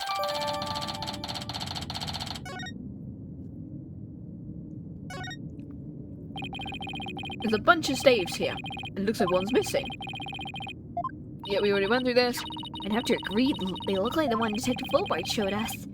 And do you think there are so many here? Maybe they're spares. Tenmataro might be, like, absent-minded or something. But he's spare staves handy. Shows he's aware of his faults and is trying to deal with them. Or at least that's my take on it. Maybe this will remind her to deal with her own faults, honestly. Give me a sec. But I won't hold my breath. What's that at the back? That's one big statue. Must be something like 15 feet. This Tenmataro has a staff. The Tenmataro on the scroll didn't have one. I wonder why. I feel like this could be significant. But why? Whoa, what a twist, guys. Whoa. Let's take a closer look. First, to go around the table here. Oh, you sure that's a good idea? Hey, it looks like there's some sort of compartment in the base of the statue. Don't open it! It's a big empty compartment. With all the dust and cobwebs, I'd say it hasn't been opened in a really long time. That's enough, Apollo. Let's shut it in. There is something in here. Looks like a figure. It's so dusty, I can't tell what it's supposed to be. Oh my god, it looks like Filch. I wonder what it's doing here. What about this thing here? It looks like a fire extinguisher. Looks like an old scroll, and there's something drawn on it. Unless I'm mistaken, it looks like an old guy. Some sort of monk, maybe? A monk? What are you talking about? You know, people that take walks in the mountains as a form of spiritual training. Wouldn't that just be like a hiker? The guy in this picture doesn't look like he's doing this for fun, Athena. Look, there's some yellow thing on his back. It's turning into Tenmataro. What's this scroll getting at? Is this how Tenma was born? Whatever it is, it's definitely creepy. Is that it? Looks like a gravestone. Here lies Tenmataro, aged 80? Oh, is he actually just a dude? Cause of death, choked on a chicken bone. Oh, I think Tenmataro might have been his father. Saying ain't so. So that sounds more like an autopsy report than an epitaph. You're joking around because you're scared. It's your coping mechanism. I'm not scared. You can send over here, baby. Now here has Tenmataro been imprisoned. Denial is strong in this one. Stone lantern. Like those Japanese garden lamps. They're lit by fire, not electricity, so there's no switch. What? It was hidden out of sight. I see Tenmataro's son has been outfitted with all the amenities a yokai could want. Oh, there's like a vent thing up here, innit? There's an air vent here too. I guess even forbidden chambers need proper ventilation. I don't think anyone could reach this one either. There's nothing to stand on. Wonder where this vent leads. Well, the Fox Chambers vent didn't branch this way, so maybe it doesn't have anything to do with the case after all. Guess that about wraps it up. What now? We should probably talk to some of the witnesses again. Meaning Filch and Jinxie? Yeah, I want to ask Filch about the village superstitions in Tenmataro. Where would we find Filch? Probably in the foyer. Oh god, it's always been 4 hours, and we've not even finished the investigation segment. It's the curse of Tenmataro. Eek! My main matrix! Mind your own business. Also, this is about a curse. Tenmataro's gonna curse us, let you know. Stop sticking your nose. Stop the investigation. Listen to what them superstitions say. Right, how about obeying the law before you go obeying the superstitions? Huh? What are you doing with my widget? You're not better than go around stealing people's stuff. Same goes for my bracelet. Sorry, I promise I won't do it again. You almost kidnapped my sweet little widget. Fake Jack. I'm sorry. I guess you can't teach an old raccoon dog new tricks. As long as we have him here, I guess we should ask him about what happened.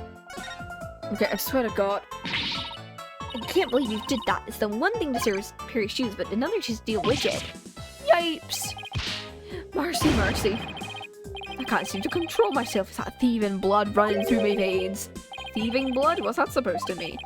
Oh well, glad you asked. The infamous bandit was my grandpappy, Azuki Kozo. What exactly am I looking at? Looks like another one of those yokai to me. Oh, it's the same thing in the thing. The Azuki Kozo robbed from the rich to give to the poor. And he tried to leave one of these figures at the scene of the crime. What's more, I'm his grandson because he was my grandpappy. Thieves' honour is the honest truth. The sloshing sound of Azuki beans scraping together in the dead of night. Magical sound of dirty money getting washed clean for giving out to the poor. I'm Azuki Kozo, washer of money, giver outer of wealth, reborn. Forget the money, you should be washing yourself out of this nasty habit. Wait a second, this figure looks familiar. It looks like that old dusty one we found in the Forbidden Chamber.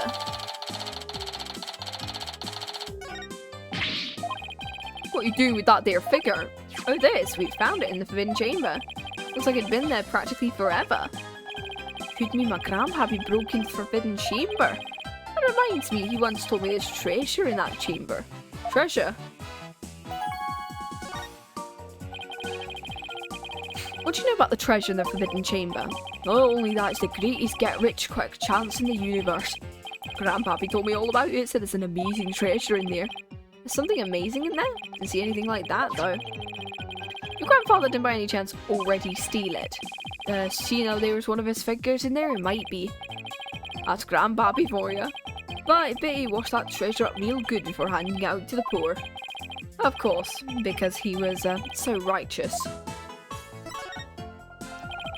In court, you mentioned seeing Ten Matara near the scene of the crime. Sorry, I didn't come clean right away. I bet them superstitions got the better of me. The people of Nine-Tails-Vale sure seem like a superstitious bunch. I'm not surprised you wouldn't want to talk about seeing Ten Matara. Damn right, them superstitions scare me at my wits. So I'm going to do exactly what they say. So you plan on staying here in Nine-Tails-Vale? Yup, and you keep living right here and keep with the old ways, just like Grandpappy did. Superstition's like a rule book to me. Wait, so you're saying you actually believe in those old wives' tales? Ain't you been listening? You're going to do exactly what them superstitions be. Take that! It's clearly written right here, ignoring the superstitions will cost your soul. There is, however, one way to save it, your immediate departure from the village. So according to this, you shouldn't even be here, let alone talking with us. You said you plan on staying right here. But if you really believed in the superstitions, you would have been long gone by now. I know you've been lying to me. Time to come clean, Village. Yipes. You were lying about believing in the superstitions. Oh, gosh. I didn't have no choice. So what was the real reason why you couldn't talk about seeing Ten Matara? That pity's wife's fault, LaBelle. Told me not to say a word about seeing him. Said that he'd do to me what them superstitions would happen. So it was LaBelle who muzzled you. Yeah, we watched him do it, didn't we? Why would LaBelle want to scare you? LaBelle was trying to protect the little maid girl, on account of the rumour about being possessed. A rumour again. I guess we really do have to talk to her Ten about the possession rumour. Ow! Watch out! They're the superstitions stolen by Phineas Filch. I'll be taking this back now. And like family to me. You could have just asked instead of, stealing it from me. Is that all we wanted to ask? Yup, I think that was it. Let's go to Ten Matara one more time. Just thinking about dealing with that yokai makes you want to say pass, please. What, you wouldn't smash the yokai? Oh, damn.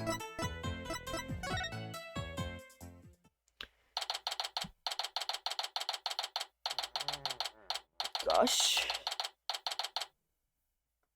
I just realised when they say dogs and cats take after their owners, my dog makes the same noises that I do when I stretch.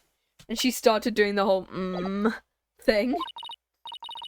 Lord Tenma, your attorneys are here to see you.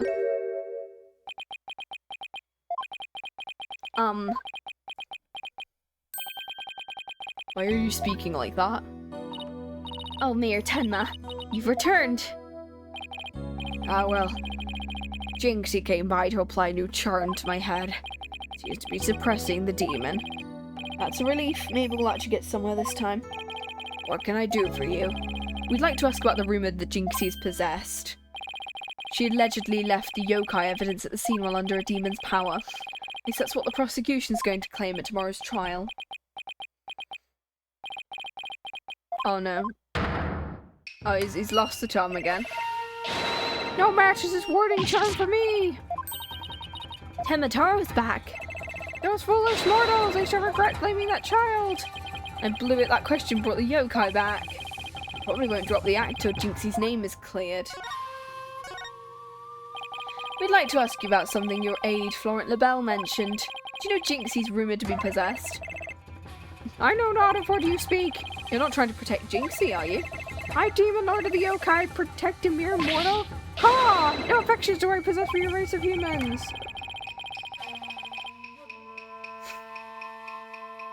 We've already proved there was a third party disguised as a yokai. But if you deny that tomorrow, you'll never be able to clear Tenma's name.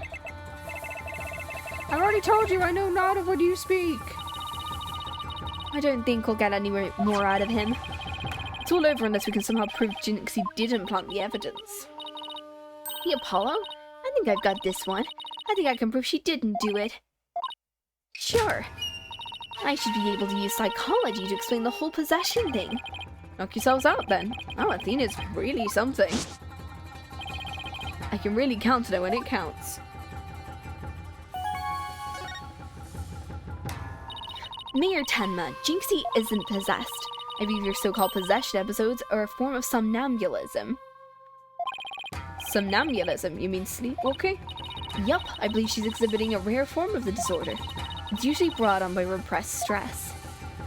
Mr. Mayor, didn't her symptoms start soon after she began her job in Nine-Tails-Vale? When the child visited last, she did speak of dreading yokai and how they rob her of sleep every night. I knew it! The lack of sleep is causing her to enter an unconscious state. That means she can't be trying to protect you, at least not on a conscious level. So then the Tenmataro that was spotted at the mountain wasn't Jinxie. Sleepwalking, eh? I would explain indeed the matter. Tenmataro's spirit. It's left the mayor's body. Can you tell us the truth now, Tenma? Very well. It's the least I could do for a superb exorcist like you. Mayor Tenma, you didn't leave those feathers, did you? I didn't, neither did Nide or Jinxie have anything to do with that. That was the killer's doing, no doubt. I knew it! You suspect Florence behind this, but why? Did he really want Nine-Tails-Vale that badly? Can you think of any reason why? Looking back, he did seem fixated on Tenmataro. Could it be? Perhaps he was attempting to release Tenmataro. That's crazy. You saying yokai is real? Whatever the case, Tenma brings nothing but pain and misfortune. Says the superstitions warn, you must not gaze upon him nor free him from his prison.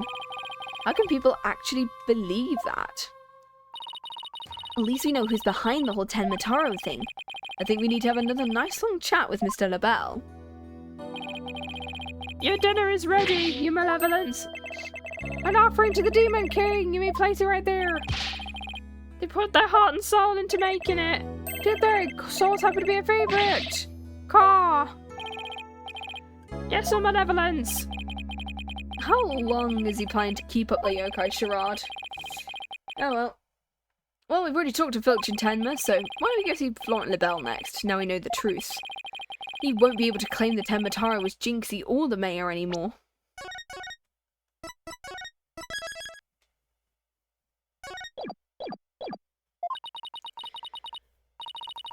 But the real question, how are we going to get him to admit it was him? Get him on the stand tomorrow.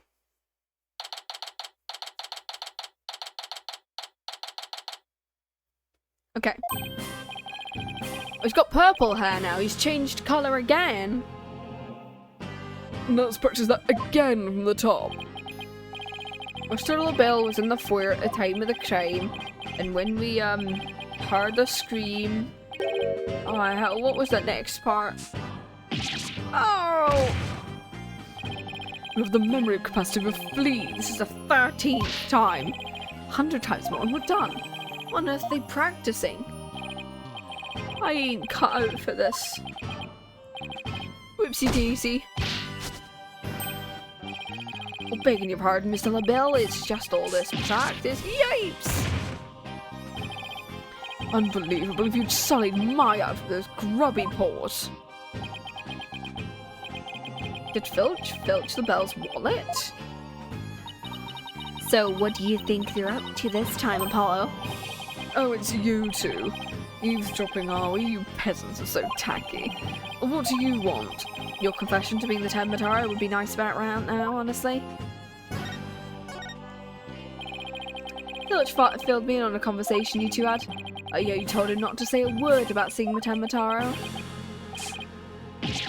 Filch, you fool! I told you nothing good would come of you running your mouth. So why did you want to keep Filch quiet? Why, to protect darling little Jinxie, of course. Jinxie was never possessed. She was sleepwalking. Being asleep at the time, she couldn't have been consciously trying to protect the mayor. It also means she couldn't have possibly been Tenmataro. Interesting, but where are you going with this? Since you asked so politely, I believe you have a different reason for trying to keep Mr. Filch quiet, honestly. That reason to deflect doubt away from the one who is really Tenmataro. Oh, this is getting interesting. Are you insinuating I'm Tenmataro? Sorry to disappoint, but I'm nothing like that. The Blail even told me it was a Jinx sword. Ow! I said Tenmataro was Jinxie, you fool. Honestly, if the memory capacity of a flea practiced 100 more times. Yipes! Have you been called to testify? And I'm so looking forward to my courtroom debut, but you'll just have to wait until then. I'll be waiting with a special piece of evidence I've been saving just for you. Wake up, you lazy bones. Must have been that sweet cologne of yours, Mr. LaBelle. You're right sleepy at dead. But it's time for a lesson on what to do and say. I'm begging you, not another lesson. I'm not cutting out for this. Right up the schnozzle. No, please. Anything but another lesson. And there they go. It's your chance to get the truth out of him. But we'll get the proof we need in court tomorrow, one way or another. All that's left now is that lie Jinxie told. We better go clear that up before tomorrow. You think they're done questioning Jinxie? Let's go, she's over on Yokai Lane shopping for more charms.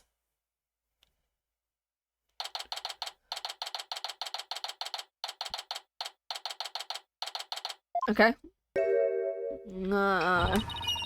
Nine-Tailed Fox, the time for setting the score is nigh. My grudge has been festered over time. At last my vengeance will be mine. She must be sleepwalking again. Maybe if I speak softly, I won't startle her and get a charm plastered on my forehead. Jinxie! Huh? Oh hey, Mr. Lawyer. My charms must have fallen off again. Guess I can avoid a charm slap by turning down my cords of steel. He done questioning you? And on the way back, I stopped her to buy a new charm that was just released. Which one? The one with the Nine-Tailed Fox and Tenmataro shows them dancing. Two bitter rivals dancing? Charm for rebuilding burnt bridges. Oh right, for the municipal merger issue. No, it's for the demon lawyer and the insomniac prosecutor. Aww. Now stop you two by fighting like you did in court this morning. We weren't fighting, it was just a spirited Ow! No fighting. Okay, charm slapped again. If you're done playing around, let's find out what she was lying about. Perceive! Mood Matrix time. Seems like you're starting to remember things. You already said the feathers and tracks weren't there when you discovered the crime. Remembered anything else? Tell us what you saw that day. Eek. I opened the door of Papa and Alderman were collapsed in the Fox chamber. Then Papa told me to call an ambulance and the police. That's all he said before he passed out in the chair. Ooh. I knew it. She's holding something back. Perceive!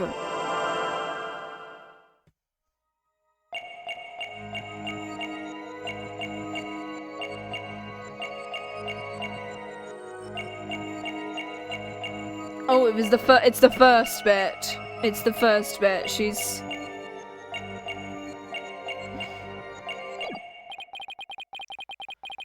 Oh, no, that's not what I wanted to do. It's the first bit, it's her finger. It's the that's all he said. Gotcha! Okay. You're very nervous when you said that's all he said. I know because I saw your fingers move as if you were going to slap someone with a charm. Listen to me, Jinxie, this is very important. Did Mayor Tenma say anything else? It was nothing. He was just talking in his sleep. Talking in his sleep, so you admit he did say something else. How could you tell? Only a demon should have powers like that. Hey, Bean. We're attempting to finish this trial today. Like I said, he was talking in his sleep. Why else would Papa say something like that? Could you be a little bit more specific? Before he fainted, he said, "Forgive me, Jinxie, I killed Alderman QB." He said what? The mayor confessed to it? But he didn't mean it. He couldn't possibly have known what he was saying. He was probably possessed or in the middle of a nightmare. A nightmare? No, this is a nightmare. This is one statement I wish I'd never heard. What in the world are we gonna do now? Believe in your client. Believe in the client, guys. Believe in the client. Just believe in my client, even if all I can see ahead is darkness and despair. Does Prosecutor Blackhole know about your father's confession? I didn't mention it when he was questioning me. There's no way he's the killer. Then don't mention it. Why would the mayor confess? He probably was blackmailed. I heard stepladder. Nobody actually fought over the stepladder, weird enough. Like, she brought over a ladder / stepladder, and Apollo just didn't talk about it, weirdly enough. Could he have been dreaming or delirious? Who knows, but it sure feels like I'm in a living nightmare. What are we gonna do about tomorrow's trial? The crime scene was locked tight until Jinxie arrived. Our clients even confessed. Not only that, Jinxie has been accused of planting yokai evidence. Both the mayor and Jinxie are gonna prison if we don't do something. I know. Well, let's see here. Our lack of a third party is a major problem. Jinxie's testified that when she first opened the door, Alderman QB and Mayor Ten were the only people she saw. The real killer must have been hiding in there. Considering the room was locked tight, the only logical explanation. Our mystery person must have fled the chamber. But it was opened. And that's where Jinxie thought she saw was Tenmataro.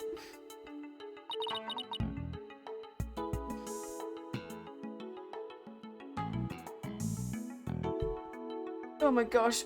Oh. But Papa and the Alderman were the only people there. I didn't see anyone else. What's going on here? The Belle's extremely pale, but he's far from transparent, so how did he hide himself at the scene of the crime? Whatever it takes in court tomorrow, Apollo, we have to take down that dirty, rotten Tenmataro Florent LaBelle. We'll get him with the legal exorcism justice style. Yay! Final trial segment.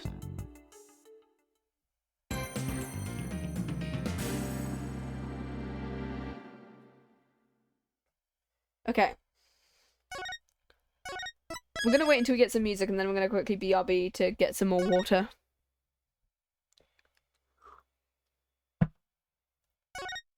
My coffee's gone cold again.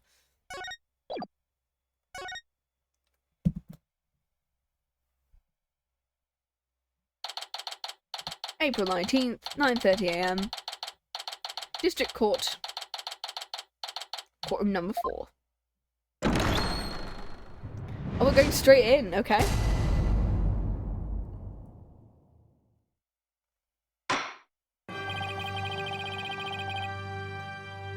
Right, I'm gonna quickly just BRB for a second.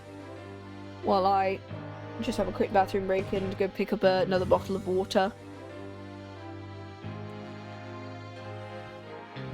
So, give me a moment.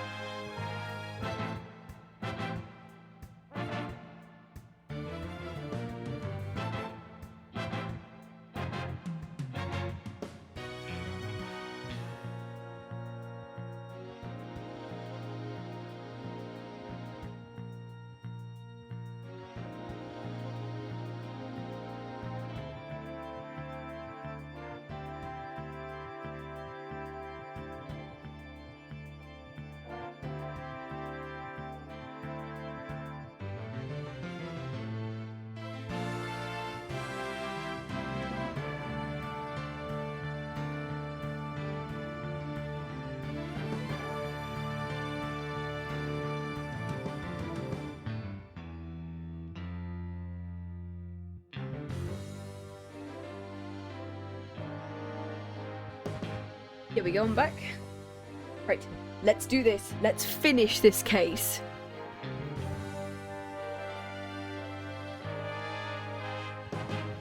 Can we do this in under 5 hours, or will it take more than an hour? It is now back in session. Apollo Justice Defense Team Leader is ready. Athena Sykes, Assistant Defender, is ready too, Your Honor. Je suis prêt. Je suis prêt. Prête. Prête à manger. Your words I've heard in French, no less. They put my handcuffs back on. I asked Detective Fulbright to provide sturdier shackles today. There will be no more of your funny business this time, Black Quill. Now your opening statement, if you would. I believe it's time to proceed for the prosecution to handle it. Looks like the judge is really bringing it today. He's realised that Black Quill played him. That was one mean game, if Simon says. His honour has to fight to defend his honour today. Your boldness.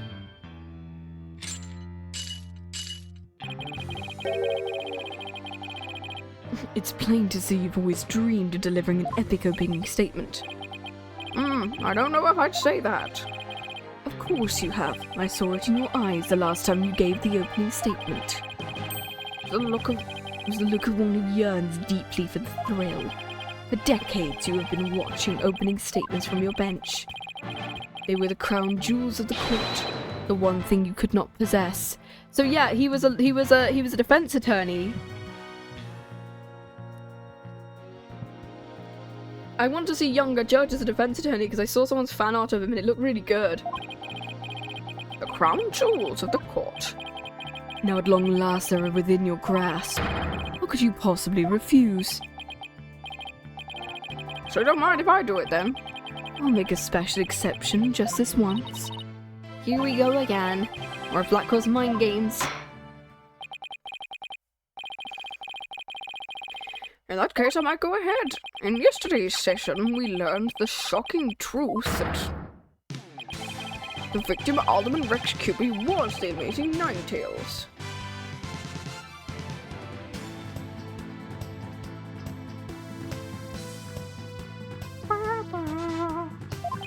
We learned the amazing Nine-Tails was a key figure in the yokai craze. It was further revealed upon learning Rex Cupid's secret identity. Damien Tedman murdered him. The crime took place in a tightly locked room was brought to light, and the only people in the room were the defendant and victim. The defense proves the existence of a hypothetical third party, but further investigation revealed no proof of a third party. Ergo? We must conclude the evidence against the defendant is well conclusive. Did I say something wrong? That was quite astonishing. You've truly outdone yourself this time. One more thing to boast about my grandchild. Well, this is not an unexpected turn of events. Now, since the prosecution's called a new witness to testify. The inexplicable yokai evidence left at the scene of the crime. Does that not demand some sort of explanation? The feathers and tracks, weren't they left with the mayor? That was but an act to protect his daughter. Of course, I'd suspected as much. Did he actually believe the mayor's award-winning performance? His daughter was the one who planted the yokai evidence. The true identity of the yokai was the man that's made Jinxie's hammer. The prosecution is engaging in mere conjecture. Could you care for some witness testimony? For I'm ready to prove the little scamp is the one behind the Timber Tower farce. Witness testimony, I bet he means Filch and that creep LaBelle. Very well then. Would you bring in the first witness? Who's it going to be, Filch or yeah? I think is it Filch or Jinxie here.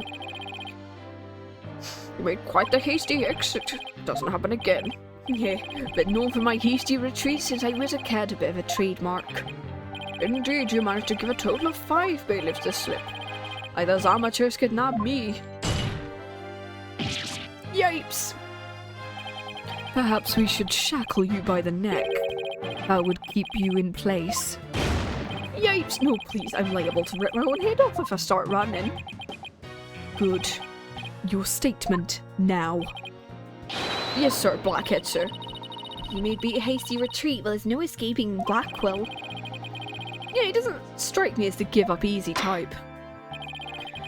Mr. Village, your testimony. The true nature of the yokai you saw in the manor. Oh, we are just gonna finish this in one. I think we're just gonna finish this. Originally we were gonna stop at 5 and I'm like, nah, we are finishing this. And then we're gonna move on to the DLC chapter, and then as soon as we get to like the first bit of music in the DLC chapter, we'll stop. Timataro's a little meat gal, ain't no doubt. I mean, the Timataro I saw is just a little thing about her size. The little runt of the big old staff, I seen it when he came into the fire. I can't do another stream of this. Yeah, it's like what I did with I think it was another one in which I went, I'm not doing this, I'm doing this in one go. She stole it from the Forbidden Chamber after stumbling from the crime scene. She's gonna use it to wallop me on account of my fierce reputation. Yeah, I'm not doing another stream of number 2. Fuck this. Tenmataro was short. And that's because it was Miss Jinxie Tenma. You betcha, besides all the rest in the manor were way taller than her. Feigning height is but an easy thing. But a big ox like the defendant could never pass for short. As of right now, what's your thoughts on this case? It exists. It sure does exist. It is a case. It drags on like fuck, is what it does. Honestly, Now this clearly Japanese man has an English name. Oh yeah, I've just been giving him an English accent because he keeps saying gander and autumn and rubbish, and I went, is this man English? And they say he's a samurai, and everyone's like, I don't think he is.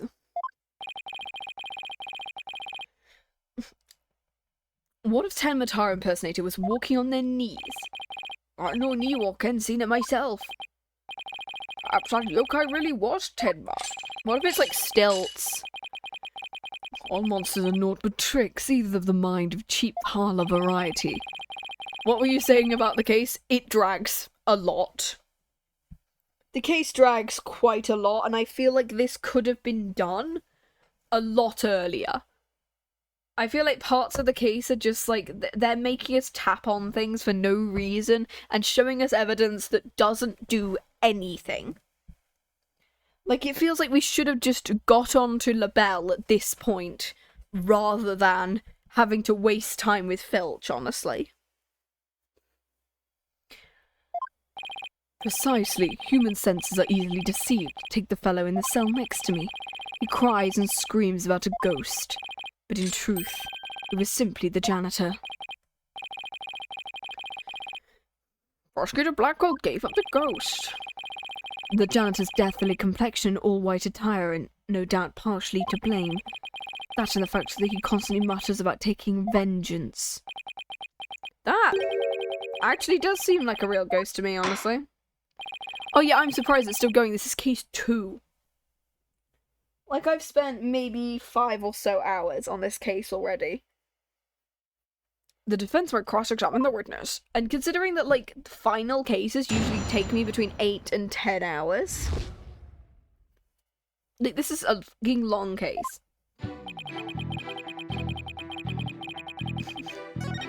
I mean, the time... No, because she, What was it that I just saw about the big old staff? Bet you she stole it from the Forbidden Chamber, which she couldn't have gotten into because, Tenma had the key. Objection! Yeah, he had the key. Like, that's really easy to think about. Okay. It seems Tenmataro was in fact not this innocent little girl. Huh? How you figure that? You claim that Tenmataro had one of those stapes from the Forbidden Chamber, but it would have been impossible for Tenma to get a hold of one. Care to elaborate? The mayor swallowed this key shortly after the murder. He wanted to keep the killer out of the Forbidden Chamber. What's this? This key was deep in the mayor's stomach when Tenma discovered the crime scene. He had to shit it out in front of me for this thing. You see, it would have been impossible for her to get into the chamber. In short, Tenmataro seen holding that staff could not have been Jinxie Tenma. Arg! What?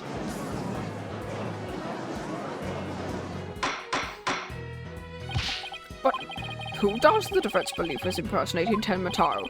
Our Tenmataro impersonator is none other than Mayor Tenma's Objection! aide. Such accusations beg evidence. Aside from his ghastly appearance, can you prove he is the yokai we seek? Yeah, because his hair stuff was found in the, or the whatever, one of his products was found in the chamber. Let's see where the defense is going. I need to remember which one it is. It was the hand cream, right? And not the hair stuff. No, this one we got from him that Athena gave. So it's this one. Take that! We found this hand cream in the Forbidden Chamber. And we know that whoever was Tenmataro took one of the staves out of there. I believe whoever this hand cream belongs to is the yokai impersonator. Mr. Justice, how do you propose to identify the hand cream's owner? He doesn't sell it to anyone. I'm glad you asked. The defense requests a fingerprint analysis on the piece of evidence. Might tell us who it belongs to. Interesting, so expect to find the yokai's prints. Very well, I hereby call a short recess while we wait for the fingerprint results. No need for that, your boldness. We have the prints of everyone at the manor that day. You called Blackwell?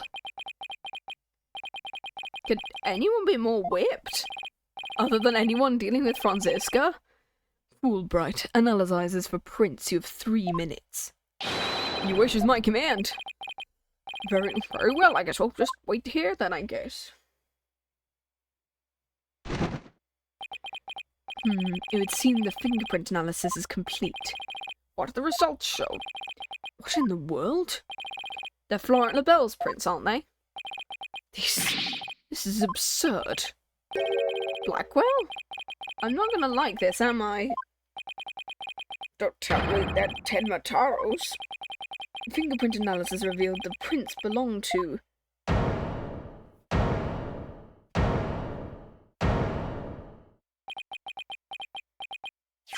Phineas Filch. Objection! Wait, what? Wait, what? Then Mr. LaBelle wasn't the one who entered the Objection! chamber. You tricksy little tanuki, explain yourself. Sure, them prints are mine. I did pilfer that hand cream from Mr. LaBelle. Ooh. Which would then indicate he was wearing gloves at that point, so there are no fingerprints. So you're the one who entered the chamber. So what if I did? Got a problem with it? Yes, we do. Yipes! You fool of a tanuki. Yeah, I'm surprised this case is still bloody going, honestly. Care to explain what this could mean? Excellent question. The fact that Filch was in the Forbidden Chamber... Wait a second. Does this mean the Tenmataro holding the staff was... Phineas Filch? Another cat out of the bag. Filch is Tenmataro. Oh, and I mean, he's the only other short person, so... Does this mean Filch is the killer? He will explain himself. Begging your pardon, your ownership, but I was doing what the alderman told me. He wanted me to be Tenmataro in the village exorcism ritual. You mean the event at the Nine-Tails Festival? So that was you inside the Tenmataro costume. After the event, I went to watch the pro wrestling program. It bored me to tears and I counted the rest as being complete jobbers. So I didn't actually watch the entire match. That's when I looked at the Tenmataro costume and got a great idea. Nobody can tell it's me when I'm wearing it. So, and because of them superstitions, no matter what I do, the villagers won't see a word. In other words, you use the superstitions to effectively render yourself invisible. Why did you want to enter the Forbidden Chamber? Because he wanted the statue back. Right. Oh, because he said there was treasure in it and he wanted the statue. Because of the treasure! I thought that was my big chance to sneak in and nab it. Treasure? Yeah, he did say there was.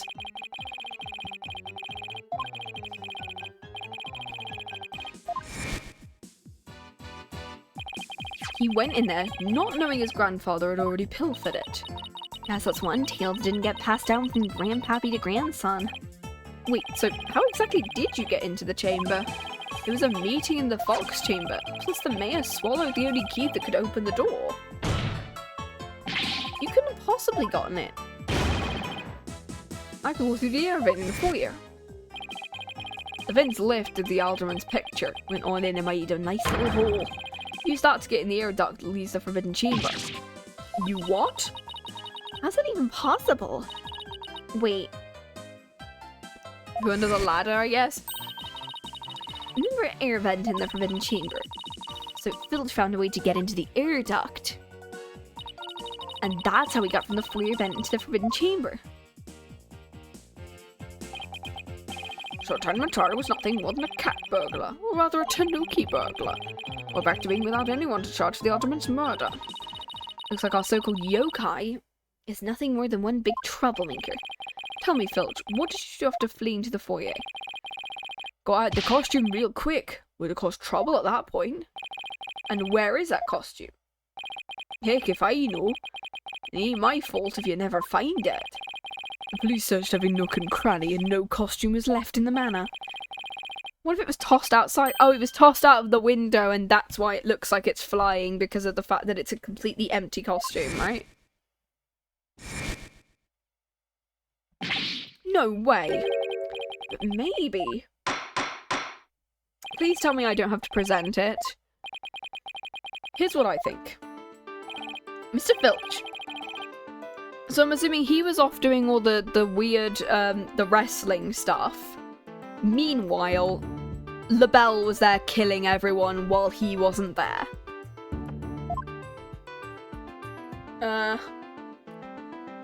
Out the window? The open window. Take that! Did you toss it out the window? Because that would certainly explain why I didn't turn up inside the manor. I think I tossed it out the window. That costume, it would cost me a pretty penny. Why would I go and do something like that? I can think of a few reasons. Well, assuming the costume really was tossed out, then the next question would be, what happened to it? And if I'm right, I might have just something to prove what happened to the costume. Phineas Filch, I have just the evidence for you.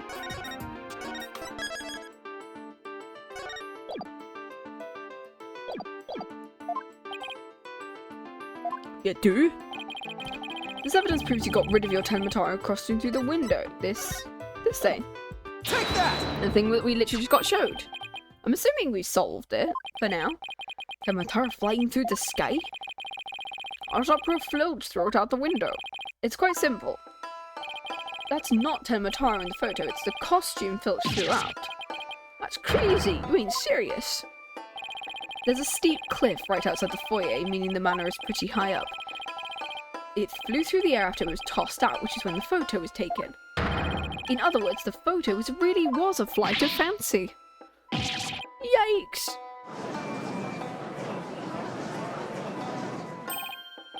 So there really never was a yokai. Can't keep any of them cats packed. Can I still file a claim for the lost costume? This is more than proves the defense's position. Jinxie Tenma had nothing to do with staging the yokai sighting. Care to raise any objections? None whatsoever. I'll deal with that Trucy Tanuki after I've dealt with this case. We did it! Good going. Now all we have to do is make Florent LaBelle take the stand. Objection! Sheathing the sword a bit early, aren't we now? What? No, we... Nothing has been proven. Take this tricksy little Tanuki, for instance. How do you suppose he was able to exit the forbidden chamber? Back through the vent, I guess? But it's the same way he got in, through the chamber's air vent. And what are the feathers and tracks at the scene of the crime? Well, I'm assuming that Florent LaBelle then stole the costume.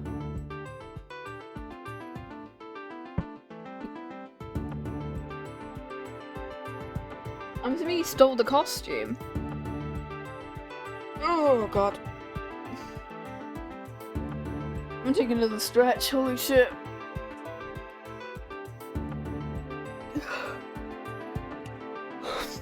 They would suggest that the Tanuki exited through the chamber door, not the air vent. He could have, probably. But the chamber doesn't open from the inside. So what you're saying makes no sense. Right? Someone on the outside opened the door for you. Isn't that right? That's right, Mr. Blackjack. The door suddenly sprung right open. sprung right open? Who was on the other side? Didn't get good look on account of the sudden glare. Caught the reflection of my head blinds moviegoers emerging from the dark. That's when I snatched the staff and made my escape. And that little Meagle spotted me as I hightailed it down the hall. That means the Forbidden Chamber wasn't opened until after the crime was discovered. But wait, we still don't know who opened it. Maybe there really was a third person in the Fox Chamber. Objection! Yes, we know it's Florent LaBelle. You little tanuki. When the Forbidden Chamber opened, did you see the accused passed out? Nope. Only one there was the alderman, and he was dead as a doornail. If the accused wasn't there, what do you suppose he was up to? Uh-oh. I don't like where this is going. Don't tell me. Plainly, the only one who could have opened the chamber was the accused, Damien Tenma.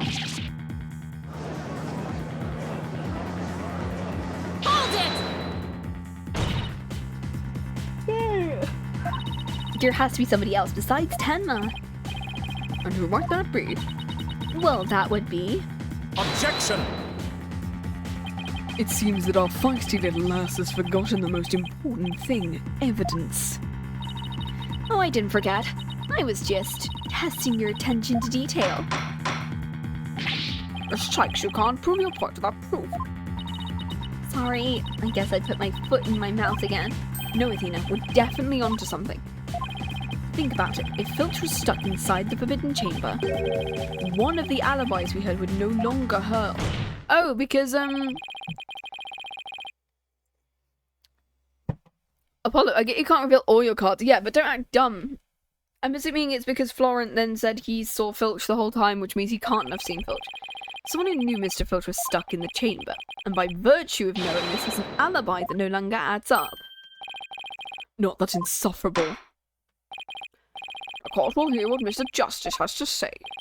Whose alibi no longer adds up? LaBelle. Take that! That's the defendant's aide, LaBelle. Didn't he claim to be in the foyer? True, but in his alibi he also claimed Mr. Filch was in the foyer too. As we all know now, Filch was not there with LaBelle. In short, LaBelle's alibi has disappeared. LaBelle's alibi was one big lie. Isn't that right, Mr. Filch? I reckon there ain't no keeping that cat in the bag here neither. It was all LaBelle's idea. He told me he'd button his lip about me breaking into the chamber. In return, he said we'd vouch for each other's alibi. Shame on you, Filch. Perjury is a serious crime. Shucks. Mercy your ownership. Ah!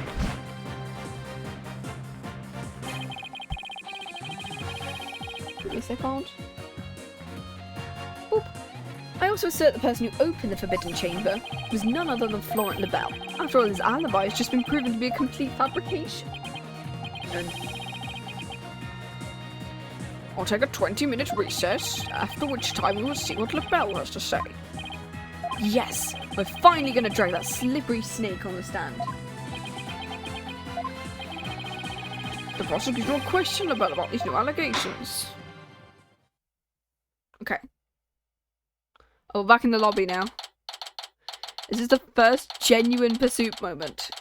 Maybe. We did it! Finally dragged him to court. Yep. Why the long face? I can't help but feel I'm missing something important. Blackwell's bound to mount a counterattack. You really are a worrywart. I'll be fine. The mystery figure opened the Forbidden Chamber for Mr. Filch. Had to have been Florent LaBelle. I know, but that's not what's bugging me. I wish I could put my finger on it, though. At any rate, the big showdown with LaBelle's up. Let's go!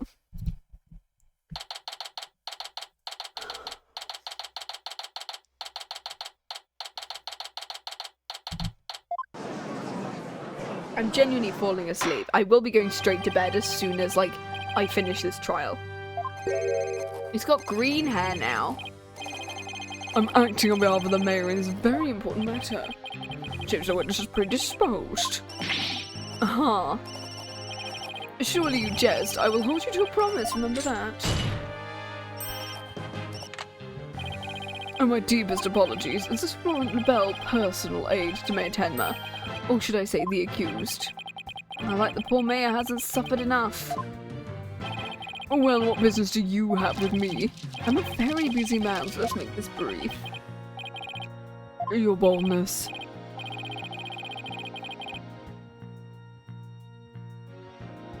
Yeah, here's my question. So I know what you really think about the pacing. Did this need to be 2 days? That's it? Yeah, it's like... It feels like this didn't necessarily need to be 2 days worth. It feels like we could have gotten first day of trial, then investigation on day 2 only, and then this little bit where we, like... You're suspected of having some sort of connection with the case. To think I'd be associated with this entirely lurid affair. Well, I'm not, so may I go now? I have very important matters. Objection! I don't think so, Mr. LaBelle. Do you realise what a serious crime you committed? Yeah, that recess. We didn't need to be a recess.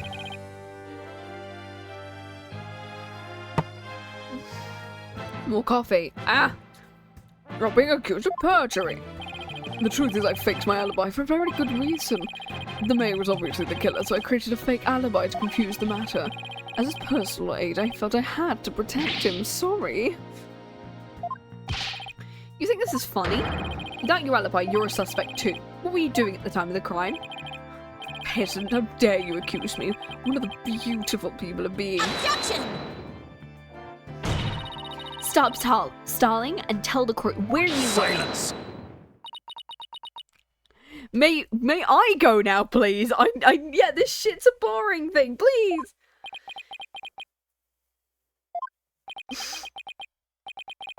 Enough jabbering. Swords have been drawn. The time for talk is past. What swords?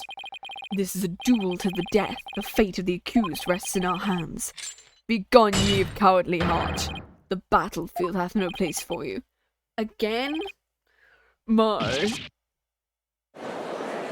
He looks like the Joker at the moment with that green hair. He gives off the vibe of the Joker. So much for sturdier shackles. Ow! Those chains hindered my vow that heads would roll this day. This gives keeping your head on in court a whole new meaning. Will the witness please deliver the accused death knell? You know of what I speak. Oh, he looks like the Joker. Look at this man. He looks like the Joker. Given the Joker voice, it might keep you up. I need to try and think about what the I'm the Joker, baby. No, I can't do the Joker. All I can think of is like Mark Hamill's, but I cannot do Mark Hamill's voice.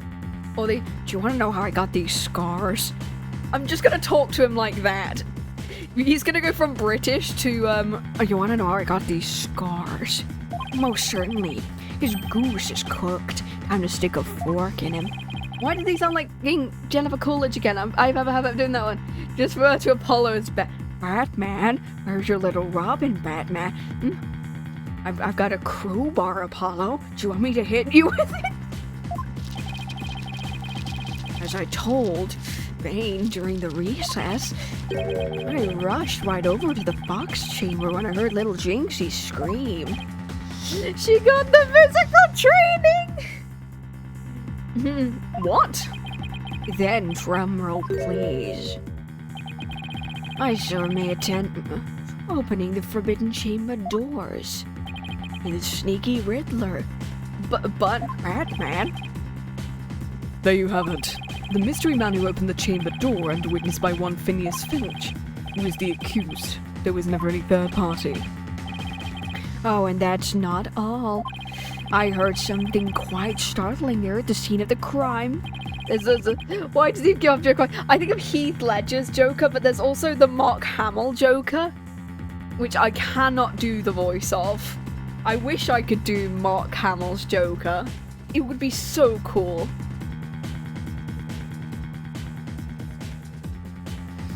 Startling sounds bad. I'm trying to think about what Mark Hamill...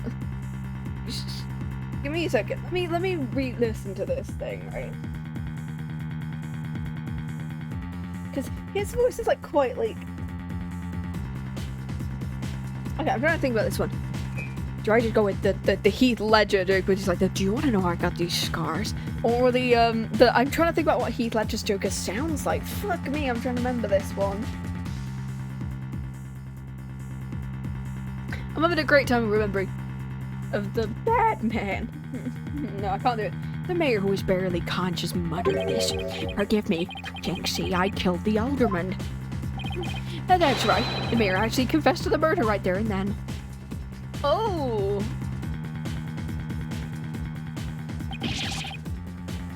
He confessed. Give back. Rachel, where is she? Yeah, that's all I've got. Rack up Bruce Wayne, and you've just got Robin as I guess Athena and I guess Athena Apollo could then be Robin and Oracle. She does give me Oracle vibes as like Barbara Gordon. Just give her glasses. She's already in yellow. And she's got ginger hair. Oh my god. Judge as Alfred. Oh my god. Give him the most British butler voice. Quite conclusive testimony, sister. Master Wayne. I keep thinking of Cockney. Quite astonishing, I might add. Only just learned of the fact during the recess. We're doing the Batman voices now. I just love surprises, don't you? That's why I save the best for last. Consider it a gift from me to you, Batman. No way. I don't believe Mr. LaBelle heard the mayor confess. Master Justice, can you prove your claim? Is this really true? Did Mayor Tenma really confess? We're just going to the Batman voices. It is indeed. During the last recess and confirmed it with the mayor's daughter. It would seem Mayor Tenma actually did confess. Rachel! Her testimony is quite favourable to the prosecutors. This is LaBelle. I called earlier about the party reservations, that's right. And I'll be calling my little shindig Tear's Conviction Gala.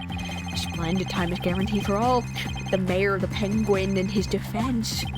This is making this trial segment bearable. Good. As it seems our witness is a very busy man, let's get right to his testimony. Mr. LaBelle, please tell us what you saw when you came upon the scene of the crime. Hey, I can't do like Mark Hamill's joke. I wish I could because Mark Hamill's joke was really cool. And he does give me more like the Heath Ledger vibes with all the makeup. I was in the hallway hiding in the shadows, and which is where I heard the confession. On learning of her father's crime, little Jinxie fled without ever noticing me. Immediately after that, Penguin came to, stood up and opened the forbidden chamber. As I ran in terror, the demon emerged from his prison. I mean, he has got a bird theming. I fled down the hallway to the one with the phone. It's a joke, he just fell into a tank full of his spray. Exactly. I must say, this is a shocking revelation. Quite unexpected, Mr. Wayne. I think the defendant confessed to the crime, as the guilt was too much to bear, so he confided in his daughter. You do realise you shouldn't have withheld such crucial testimony from the court? Aha. Once again, sorry.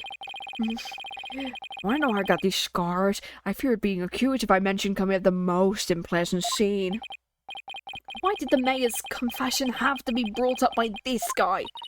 We better do something before the judge clears the mayor guilty. As a death row inmate once told me in years gone by, there is a time to fight and a time to yield. A time to live and a time to die. It was Bane. Mr. Wayne going up, God. Master Wayne. He's laying it on real thick now.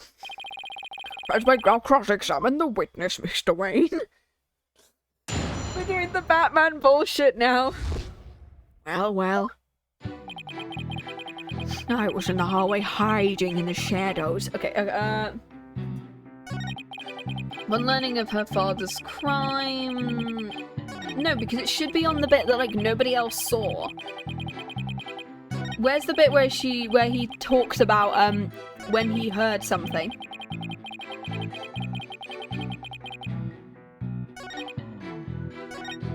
Does he not have anything to do with the thing? Bloody auto mod, fuck off. As an inmate once told me. The awful Batman voice of the... As an inmate once told me in the chink, I watched my parents die in the alley when I was 10 years old. In the clink. I watched my parents die in the alley when I was 10 years old. Yeah. I fled to the hallway. Wait, what? What did she say in her statement? Because she said in her statement... there was no one else in the hall, so she wouldn't... I'm gonna just try and present this. If not, it's gonna be a press. Okay.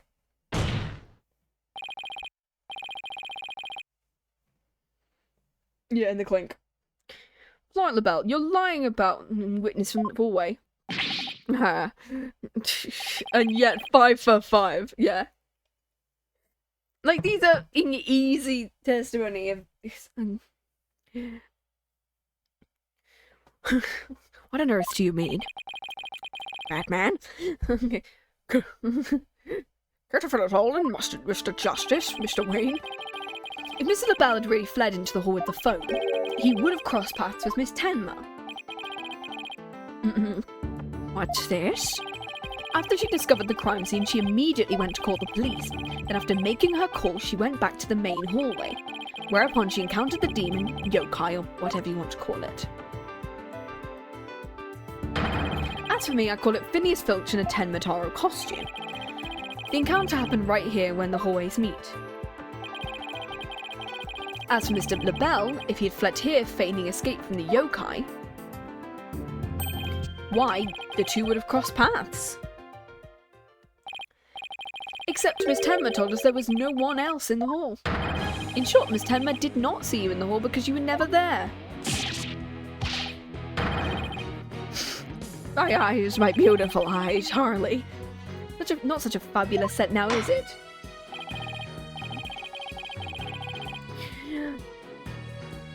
Mr. Justice, the witness also stated she heard the mayor confess. No, Joker, don't spray yourself with the Joker toxin. It was lying about hearing the confession, then where was he when he heard it? Inside the Fox chamber, where else? Or isn't with the very crime scene? It is, Your Honor, and that means he's not really a witness. Rather, he's the third party I've been alleging this whole time. You think I'm the killer? How dare you, Silence! Joker! Foolish fop! A true man knows when he's beaten. A shield of lies coming to naught before a foe with the truth of sword of truth bears. I learned it from Raoul's all cool in an alley. Prosecutor Blackwell, Batman, what are you? I thought we were on the same side. I may plant bombs in Gotham every week, but I'd never kill a guy. Yeah, it's like, I blew up a hospital once, but... You're alone upon the battlefield, with naught but your lies and your perfume. Whoa, what just happened? Batman's really tearing into him. You heard the mayor's confession from the inside, did you not? From the sole location to which you could have seen and heard the mayor and the Tanuki. Without either of them noticing you were right here in the chamber. Oh my, that's how it's gonna be. Fine, I'll come clean then. Seriously? You admit to being there? I do. I did enter the room after the murder. I was afraid of being falsely accused, so I lied. You're terrible about lying. But that's a verbal cologne I use to protect myself. This is so dumb! I know! I mean, if I can get through this fucking case, then this'll be good. Because everyone's getting pirate accents in the next one. I was just about to get to that. I'd Harley Quinn all through the scene. Hey, you put it in. I can't go as high as Tara Strong can, because Jesus Christ, girl. The witness is skating on thin ice. I remind you, perjury is a very serious crime. Now let's hear your testimony, this time without your perfume of lies. Okay. I did enter the Fox chamber after the murder, but I didn't enter until after Jinxie had heard the confession and left. I heard the mayor groan and hid behind the folding screen. What I saw there up close was absolutely horrifying. I was there, but merely watching from behind the screen. Yeah, as if reclaim gets boring, we just turn it into Pirates of the Caribbean. Exactly. I do be creating an orca, not gonna lie. I guess we're interviewing another animal. On the screen, I believe. I'm going into Coronash with this man. You know, Treasure Island, Captain Blackbeard and all that. Behind the screen, I believe you wouldn't be spotted. You couldn't see everything without being spotted by the victim of the Tanuki. Suffice to say, he was a mere witness to the events rather than an actual third party. That's what I did with... this is the accent I fucking gave, Detective Bad in the investigation. This guy's as slippery as an eel. Apollo, you think he's telling the truth? He was in the Fox Chamber, so at least that much must be true. Is Filch the penguin? I don't know, is the mayor the penguin, or is Filch the penguin? I think Filch could be the penguin, to be honest. Because he wants to be the bird so bad. Because he got into the Ten Mataro costume, because he wanted to be the burb.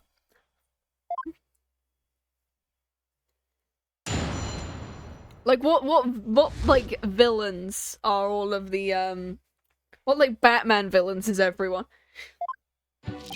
I did enter the Fox Chamber, but I didn't enter until after Jinxie had heard the confession. I heard the mayor groan and hide behind the folding screen. Hold it! With the Condiment King! Kite Man, Calendar Man. There was that one character who's based on cards, I think. Her name is... I don't know what her name is, but she has, like... I don't remember what they were called. Wait a second. Why did you hide yourself? Oh my, you do understand. I do? By hiding, I was concealing my fabulous beauty, which, for the sake of the universe, is something I should never do. That's what you were thinking. No, Zatanna I don't think is a villain. I guess... Not everyone likes the Joker, Justice. I mean, if Blackwell's Batman, would Trucy be Zatanna in this case? Because she's on the side of good. Because she's part of Young Justice, alongside Nightwing, who I would probably say would be Apollo. Or maybe, is he Jason Todd?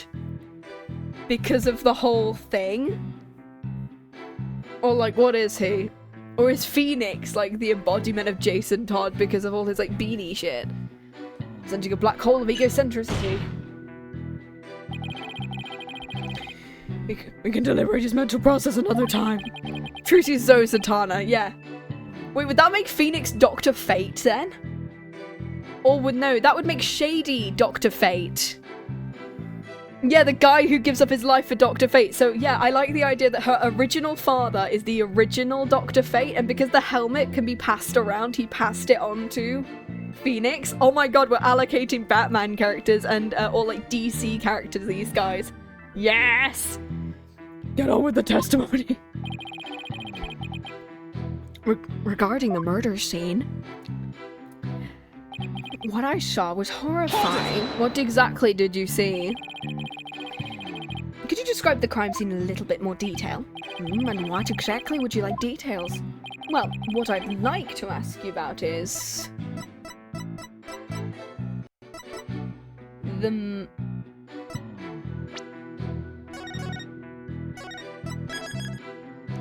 Okay, I don't think he said he went into the Forbidden Chamber. Emma King, Catwoman. Yeah, she's the scientific knowledge. Who would be the Riddler in this scenario? Because I love me the Riddler. Feathers and Tracks. Forbidden Chamber. No, I'm gonna go with the murder weapon because these two feel like they're more allocated to Filch. Or is it someone like coming up?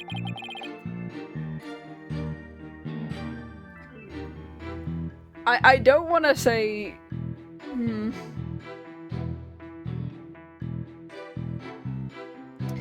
Actually, I'm trying to think about this one. I think this character is who I'm thinking of.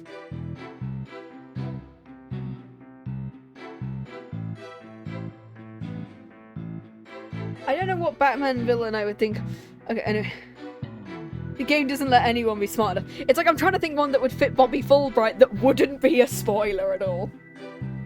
Or that, like, or for, like, another character who would be a spoiler for, like...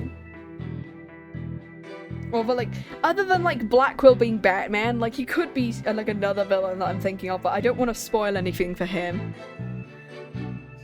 Could you describe the state of the weapon? Anyway, the spear had been thrust all the way through Alderman.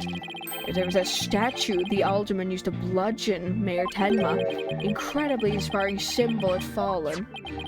Alright, the statue. But why would he find it inspiring? What did you find the statue inspiring? Well, when I saw that statue, I felt that the merger had been realized. It was like a... Oh, but it's moved. Oh, it's moved. Also, oh my god, 5 for 6? Yeah, oh my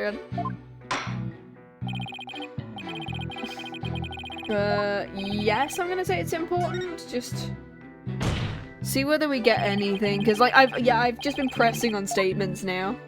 Okay, let's see what it's given. A statue had fallen to the floor. It was a token of good. No, we could. Yeah, it went up 5 in difficulty. Okay, I think it is this one. I'm gonna save it. Oh my god, this is taking so much longer than I thought it would. Holy shit. It's gonna be this one, right? Objection! Yeah. Okay. Your lies have finally betrayed you, LaBelle. What possibly could you mean? You said this statue was like a celebration of union between town and village. Isn't that correct? It is indeed, but what of it? The two yokai are joining hands in goodwill. As if they were celebrating the municipal merger. Something the matter? So, how do you really know this statue is meant to be a symbol of goodwill? Is, like, Fulbright just, like, the Jim Gordon to Blackwell's Batman? That feels more like his thing. So how do you know this statue was meant to be a symbol of goodwill? What? Explain yourself and make it quick. This statue was meant to symbolize goodwill in his original form, but that was the secret. Or is he like one of the Robins, I'm thinking? But like, I don't want to specify which one I'm thinking of. I mean, to be fair, they're all like... A lot of them like start out chipper and then later on go, oh shit, I think he might be going a bit far, mate. The statue was meant to symbolize goodwill in its original form, but that was a secret. Whatever do you mean? What I mean is, it broke when someone used it to strike Tenma. What's left makes it look like the two yokai are battling it out. Hey. The statue's secret and its true form were lost inside the locked room. Tenma is the only living soul who should know what it looked like. So, LaBelle, where could you have seen the statue in its original form? Oh. What do you mean, where? The only possible answer is this. You saw the statue in its original form, right there in the room where the Alderman was murdered before it was broken. Are you accusing the witness with some sort of crime? Yes I am. Apollo and LaBelle accuse you of the murder of Rex. Ah, Joker gas. Is Apollo Nightwing? I would probably say Apollo is like Nightwing, I would say. And then Athena would be like Oracle, maybe. Or like Batgirl, because she's the original Batgirl who's really tech savvy.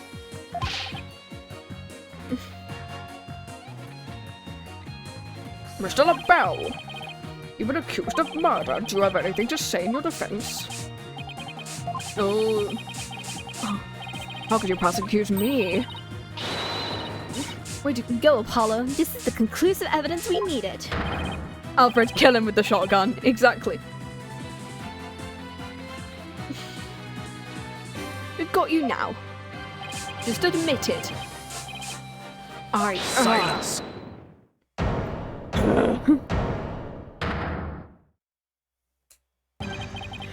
Enough of your silly games, Justice. This prancing peacock could not possibly be the killer. What are you talking about, Batman? His alibi is already crumbled. And I just proved that he was in the fox chamber while it was still locked tight. Silence! Yeah, Batman, being the greatest detective in the world, you're stupid. Why could you not have seen the statue in its true form? He was close friends with the alderman. Ergo. That's right, I clearly remember it now. QB told me about it. About what the statue actually looked like. He was a good friend. Objection! Yeah, right. He wouldn't show you a secret gift just like that. Moreover, it's already been proven he was not present at the scene of the crime. It has? This could be Batman. No cops can hold that man unless you practically paralyze him. Exactly. Forgotten. Recall the little scamp statement. When Jinxie unlocked the fox chamber. She saw the alderman and the mayor collapse therein. And no one else. Oh, damn. It was you two who made the impairment in yesterday's court. Laurent LaBelle could not have been in the locked room.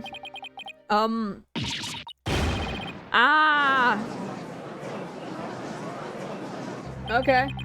I just don't get it. How could Jinxie not have seen LaBelle? The proof is incontrovertible. No room for debate exists. Sorry, what's the problem here? I don't know, honestly. Is it because Jinxie didn't see him and so there's like no way she wouldn't have found him? But like he did just say he was hiding, so I don't know what's going on, honestly. The facts point to the defendant and victim being the only people in the locked room. Jinxie didn't see him? Okay, and? Objection! Defendant confessed. Silence! Okay. You cannot defend the indefensible. Your role in this charade is over, Robin. But... yeah, it's like, I didn't fucking speak! Your boldness. The trial would lessen eternity if you would keep crossing blades with the simpletons. By the time you brought down the hammer of justice. Fucking hell, this is gonna kill me in a minute. Quite well made. It's time to declare a verdict. No! Court finds the defendant. Hold it! You don't decide this, Batman. We have a right to refute it. Oh, hey, Tenma. I would say that my time is at hand. Tenma? Counselor, there is a matter to which I must testify. Recall it not for your good graces. Counsel? Oh, right, you must mean me. Did he finally remembered what happened? Don't just stand there. Seize him. It's no good. I can't restrain him. Are we in despair? I'm Tenmataro. Woo! Who is the mayor? I don't know. Wait, Batman's crazy personality? Is he Batman? He's one of the other Batmans. Is one of mine responsible for court security? Apollo, this is our chance.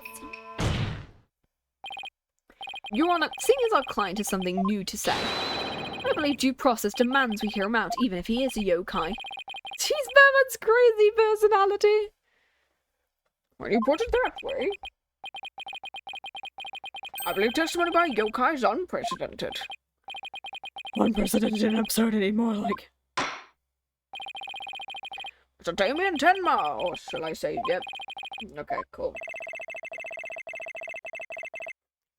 I shall not speak of reconciliations. Heed these words, for hear them once you shall. Caw. Zurena.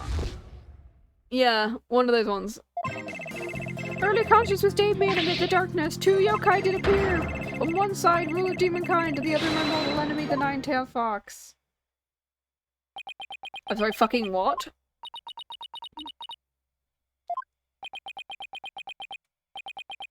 Does the defendant asserting the room we was very dark? Strange it might be, yes indeed, all was in darkness. And what about Tenmataro and the Nine-Tailed Fox? That too, Tenmataro overhead and the Nine-Tailed Fox glittered gold. Oh, so he was he was put in the Forbidden Chamber then? I call animal abuse, Your Honor. He's the bat. He's the bat bird. Going back to the game for a moment, what in the ever-loving fuck are we doing here? I don't honestly know. We're trying to prove something with this guy?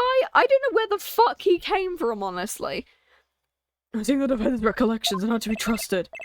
Truth be told, my host's recollections are still a bit fuzzy, as if her half-dreamt that happening lingers in his mind.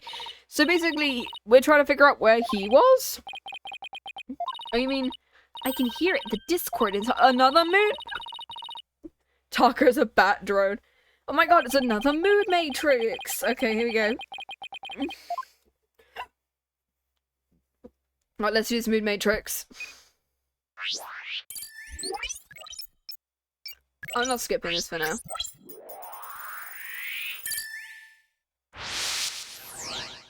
Alright, cool. Barely conscious as Damien amidst the darkness. Two yokai did appear. On one side, I, Tenmataro.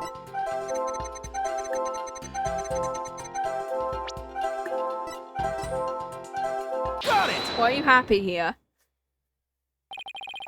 When the Nine-Tailed Fox appeared, you not only experienced shock and sadness, but also something like joy. Perhaps it was joy at the light coming to my eyes at long last. A long and terrible creaking that pierced inside. Oh, so he was stuck in the Forbidden Chamber. Okay, cool. A reflection, it was a door that did produce that infernal racket. He was stuck in the chamber, okay. He's happy Captain Marvel appeared? Yeah, exactly. Shazam! Bang! You must be talking about the Forbidden Chamber door. This means the Forbidden Chamber really was open, but what about the sudden light? Because it was being opened. You mentioned darkness and then Tenmataro towering overhead. Maybe the mayor wasn't really in the Fox Chamber at the time of the crime. Mr. Mayor, did the darkness that you happen to be here? In the Forbidden Chamber? Take that! Was it not the Fox Chamber where the murder did occur? Yes, but it all makes sense if you were in the Forbidden Chamber. The terrible creaking sound was probably the Forbidden Chamber's door opening. And the towering Tenmataro? Most likely the Forbidden Chamber statue. That would explain it. The darkness in the staff and the demon's grasp. Yeah, an actual question we don't know. Why was he here? Even if that's all true, then what about the Nine-Tailed Fox? Maybe he was seeing things, just like Jinxie and her imaginary yokai. Fantastico! It's entirely possible. In a groggy, dreamlike state, people can misremember things. Misremember, you say? Let me think. I do believe I remember! That was not the Nine-Tailed Fox. It was... the Amazing Nine-Tails! What? The Amazing Nine-Tails? This is but a dream, I thought. However, most clearly do I recall it. It was the Amazing Nine-Tails who opened the chamber's door. What? Oh, 60 now, okay. I'm so sorry I asked.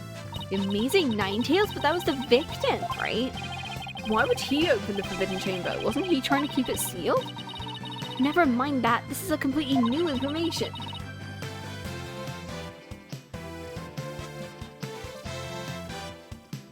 Let me enter it and run an update. Early conscious was Damien there in the Forbidden Chamber.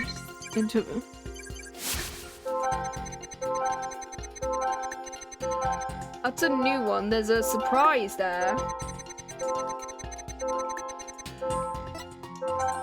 There's a new surprise. Happy has appeared. But that makes sense. What's the fourth one?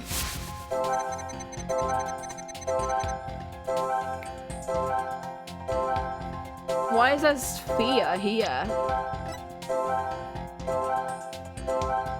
It's just a little bit as well. When the Amazing Nine-Tails opened the chamber, banishing the darkness, you felt joy, but didn't you also feel shock and sadness?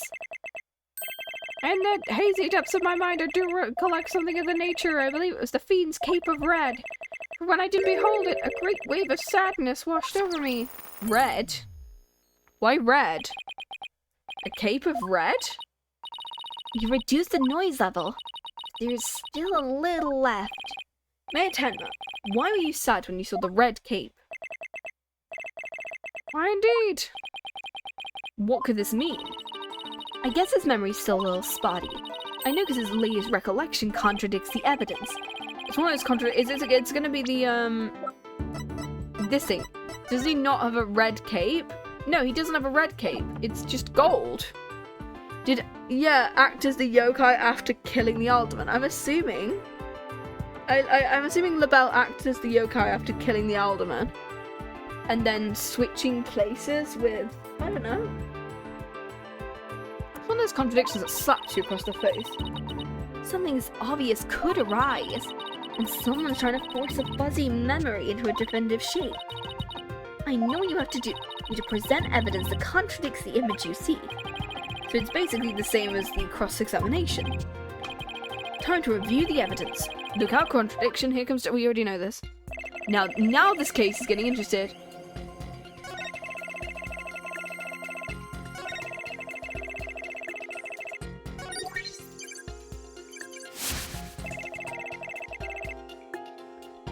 It's not supposed to be that, though. He doesn't have a cape. You said the amazing Nine-Tails cape was red. Are you sure about that? Well, I do believe it was a red cape I saw, but... He's Superman, holy shit! Mayor Tenma. Does this cape look red to you? It certainly does not look red, not even scarlet or crimson. Upon my liberation, something red did fill my hazy feel of you. Oh, and I thought to myself, the amazing Nine-Tails is arrayed in a cape of red. The amazing Nine-Tails is Clark Kent, holy shit. Whoever his actual identity is Clark Kent, and then you've got... And then Nine-Tails is Superman. Apparently so, and I remember it now brings a great sadness. So the red something probably wasn't a cape. Maybe the great sadness is what's interfering with his memory. Well, he would have seen the fox chamber behind the amazing Nine-Tails. What red object could he have seen there that would have been shocking? I'm assuming, is it the cloth or something? Could it have been... Mr. Mayor, was the red thing you saw this? I'm having a look. Fucking blood? I don't know. I'm assuming it was blood. Take that! Right? It's gonna be the blood, because it's the only thing with red on it. Something red that could produce a deep sadness. Could it be, Mr. Tenma, that what you saw was the alderman's blood? Blood? Yes, it was blood. Arrgh. Ooh. Ah. It's all coming back to me now. It wasn't a cape that I saw. Who was lying was the alderman's bloody body. Eek!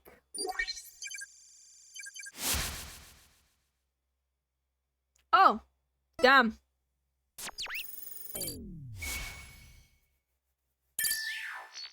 Yay. His noise level's down to 0. I think you remembered everything. Does this mean the amazing Nine-Tails killed Alderman Kibi?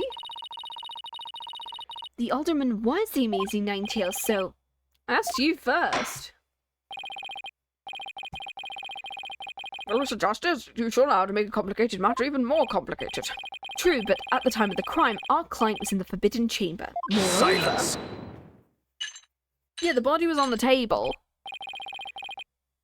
Don't you think this is strange? The scamp has already confirmed her father to be in the fox chamber.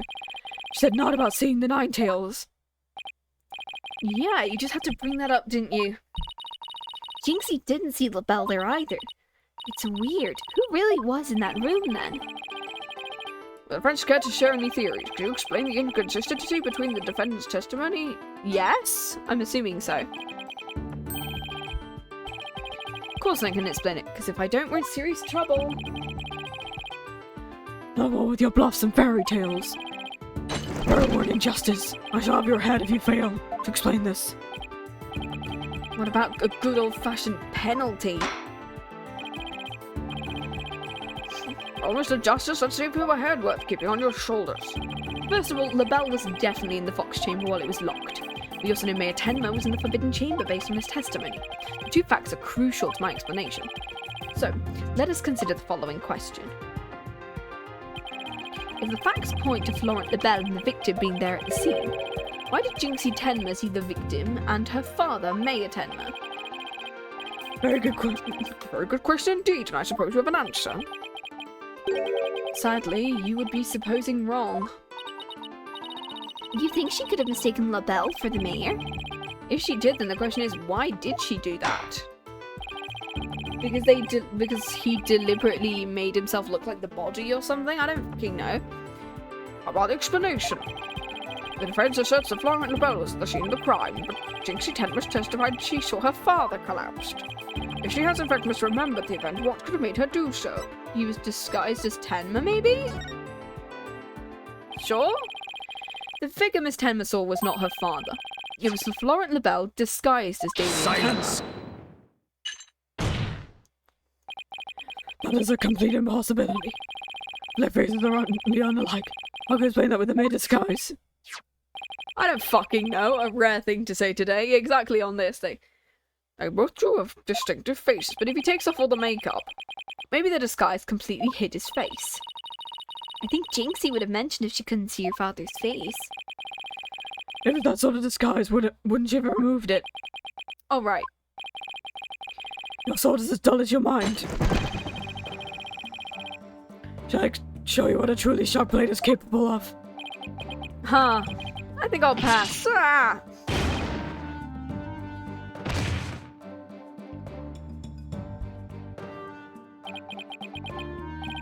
Yeah, so was that right or wrong? Well, it was either she was confused, or he was pretending to be her father, so... You okay? I'm not fine, am I? Now we have that little fairy tale out of the way. Your boldness. Your verdict. What? No, that's not what we want! Yeah, I was explaining... What's even left me to do? Remember what Mr. Wright always says. When you're stuck in a tight spot, turn the case upside down. He does say that, doesn't he? But I don't quite see how it applies here. Never hurts to give it a try, I guess. Let's see. Rather than Jinxie didn't remove the disguise, maybe she couldn't. And rather than she didn't tell anyone about the disguise, maybe it was she couldn't talk about it.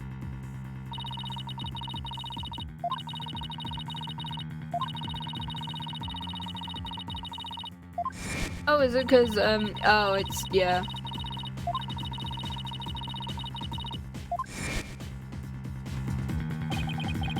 And what about the fact that it was the amazing Nine-Tails who opened the door?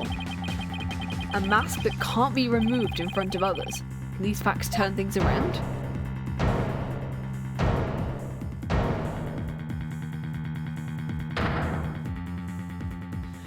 You should have still... Yeah, I don't give a fuck about the rules. You should have mentioned it. We got it all backwards.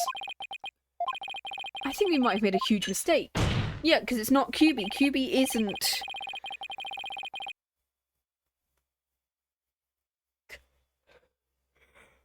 QB isn't the Nine-Tails guy. It's gonna be Tenma. The defense has no proof. They never did, never will. That is, I must announce my verdict. Objection! Objection. I do have proof. Was this mistake playing this case? Probably. Do you now? At least it'll be over after this. I expect to be good justice, but the only thing that's saving it is the stupid Batman voice that I'm giving Blackwell right now. He'll go back to regular Blackwell after this. We can solve the remaining riddles by turning all of our assumptions upside down. Why Jinxie Tenma mistook LaBelle for her father. Why she couldn't remove the costume or tell anyone about it in the first place. These riddles are inextricably linked to Mayor Tenma's secret identity. I sure think secret identity that will turn the entire premise of the case upside down. Me playing this in case. The mask. He's gonna be the wrestler, isn't he? Take that! The remaining riddles. What absolute claptrap, poppycock, balderdash. Oh, absolutely, he's British. We thought the Alderman was the amazing Nine-Tails and the mayor was Tenma Taro. That's why we believe the mayor killed the Alderman in his lust for Nine-Tails-Vale. And it was the basis for the prosecution's entire case against our client. However, maybe the other way around, we got the whole thing backwards. Tenma wasn't Tenma Taro at all, he was the Nine-Tails.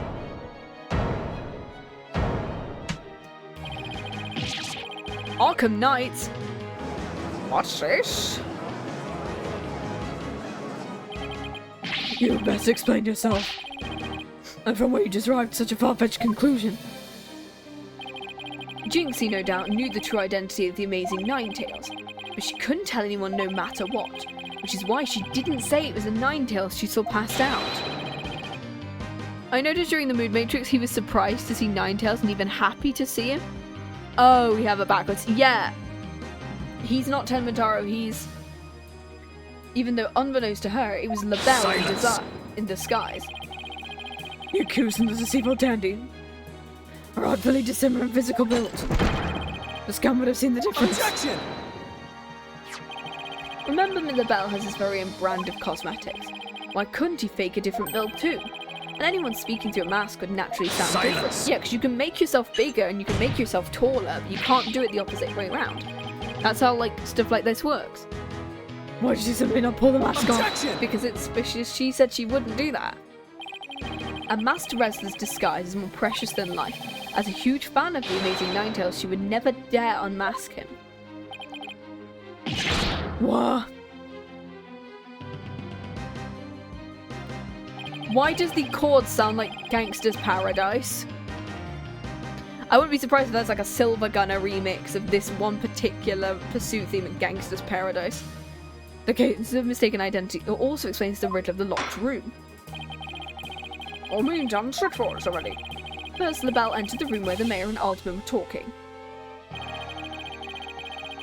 I suspect he brought him coffee laced with some sort of sedative. Once the alderman was out,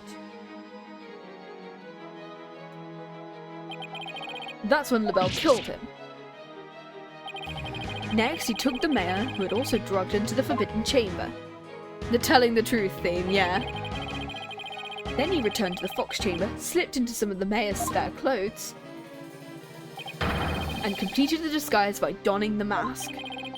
With his entire charade in place, LaBelle then let out a scream, and the scream that led Jinxie Tenma to the scene. So then, the person who said I killed Alderman was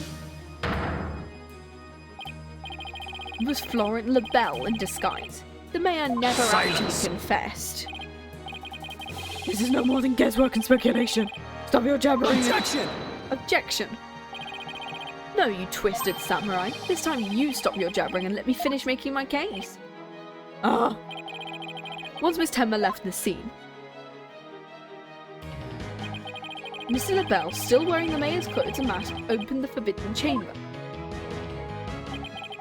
so he could drag the mayor back out into the fox chamber. So the amazing Nine-Tails the mayor saw was LaBelle opening the forbidden chamber. Apollo growing balls to be Batman.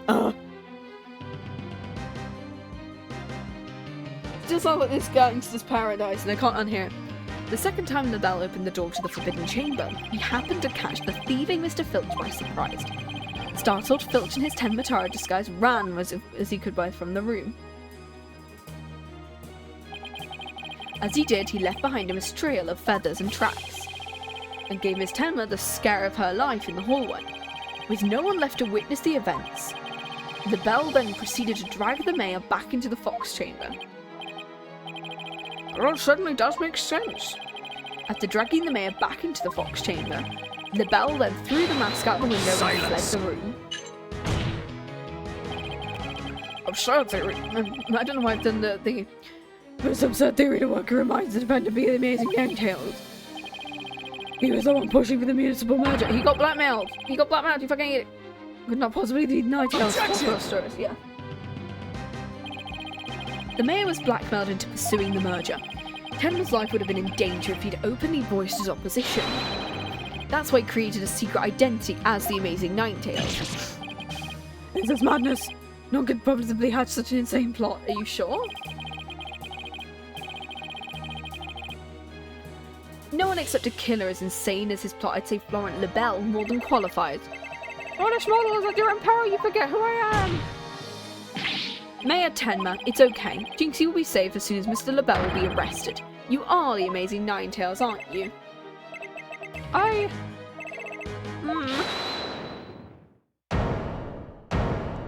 finally apologized using his brain. Oh hey, he's blonde now again. Oh, I can't do his Joker voice anymore. Fuck.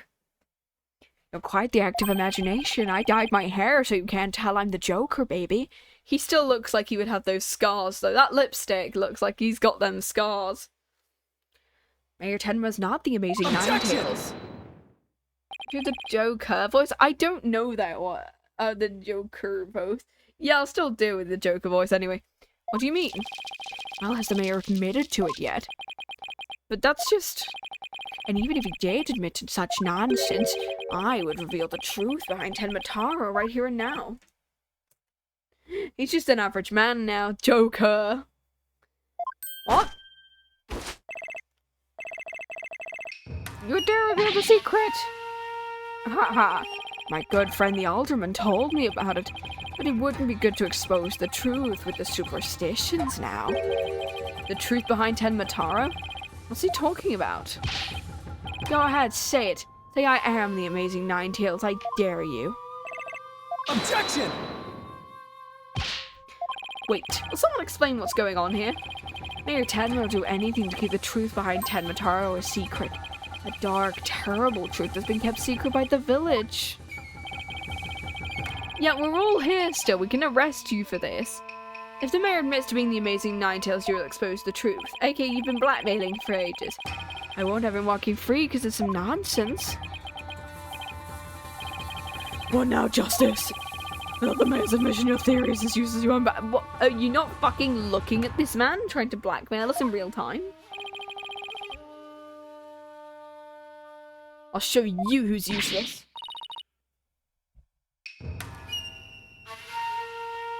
Apollo, don't you dare give up now.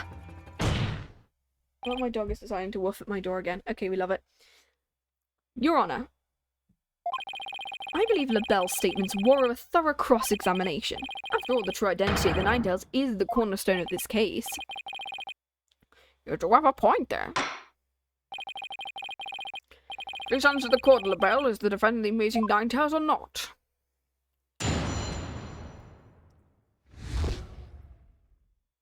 The amazing Nine-Tails' true identity is not Tenma. The mayor would never admit such utter nonsense. He did admit to it. I would expose it between here and now. And that would bring ruin upon the Nine-Tails-Vale, as suspicions say. Talk about out of the pot and into the fire. At this rate, the mayor will be found guilty for sure. Honestly speaking, Mayor Damien Tenma's not the amazing Nine-Tails. I'm afraid I don't see how the defense is much of a case here. Let's just leave it at that, shall we? We all know Alderman QB was the amazing Nine-Tails anyway. That's how Nine-Tails-Vale made a comeback. Alderman was so popular. There's got to be a hole in that testimony somewhere, but I don't know where to start. Since we don't have any proof the mayor is the amazing Nine-Tails, we'll just have to get him to admit it himself. But if he admits it, LaBelle's going to expose the secret behind Tenmataro. We're so close, I know it. Let's cross-examine the witness. I can feel it. We're on the final cross-examination. Come on. We can do this. Nine-Tails' true identity is not Mayor Tenma.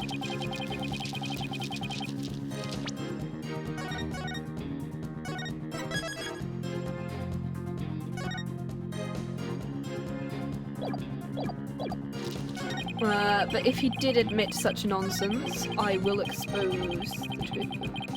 Hold it! And just how did you learn of this so-called truth? Alderman QB told me about it. The secret of the Forbidden Chamber and the truth behind Tenmataro. Why would he share secrets like that with you, LaBelle? As the Alderman's wife, I was looking after her while she was hospitalized. He appreciated it so much he shared his secrets. did he threaten the Alderman in addition to the mayor? Don't tell me that's how he learned how to open the Forbidden Chamber. I think so. I'm not above revealing the truth. Is it possible 5 for 7? I know. Hold it! What would bring ruin? Do not gaze upon Tenmataro, do not tell others if you see him. Isn't that what the village superstitions say? Exactly. Telling others what Tenmataro looks like would reveal the truth. That's why the superstitions were written down. And ruin coming to the village if you free him. Isn't that a warning not to expose the truth? Ha. Bingo, and that truth is Tenmataro's a great greed-inspiring fortune. That's the whole battle over Nine-Tails-Vale is all about. Tenmataro is a great fortune? Come to think of it.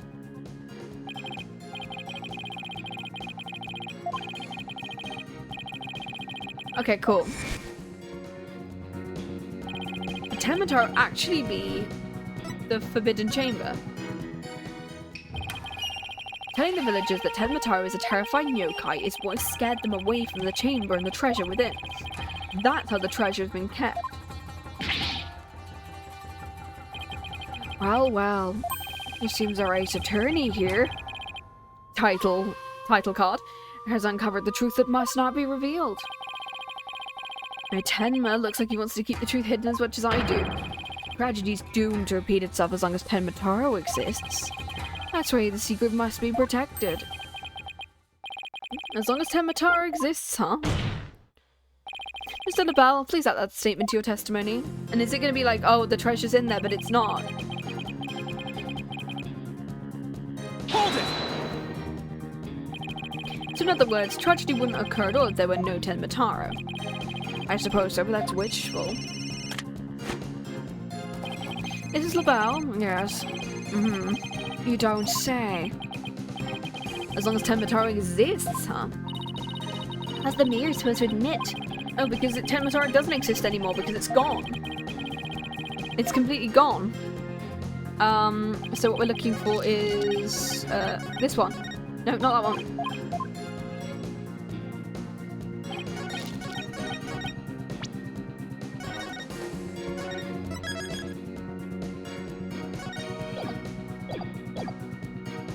It's this one, because it no longer exists because it's been stolen, right? Objection!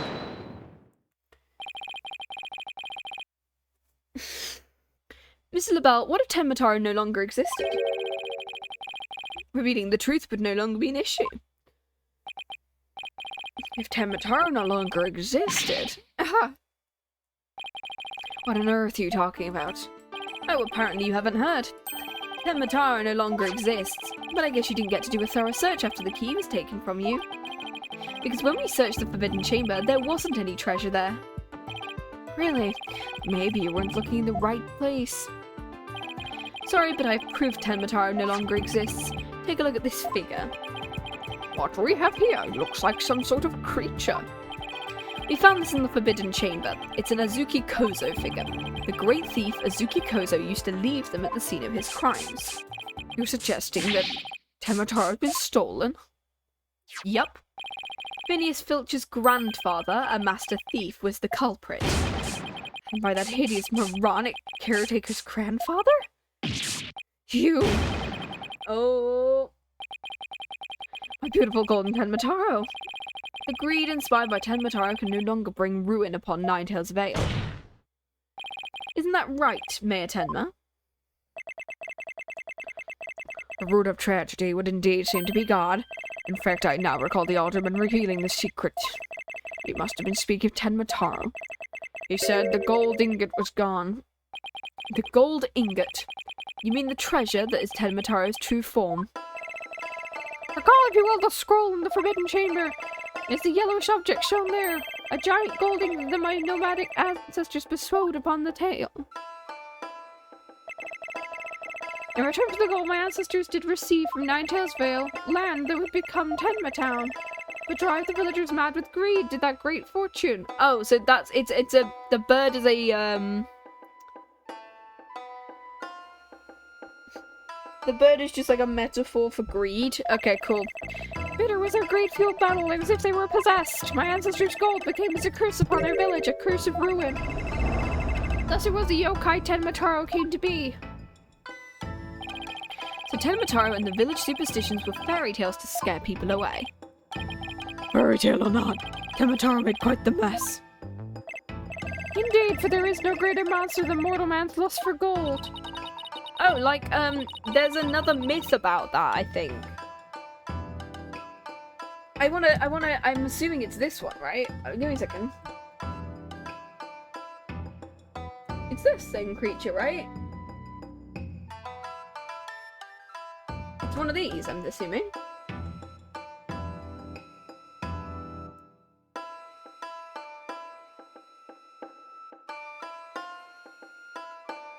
Because I wanted to say that it's,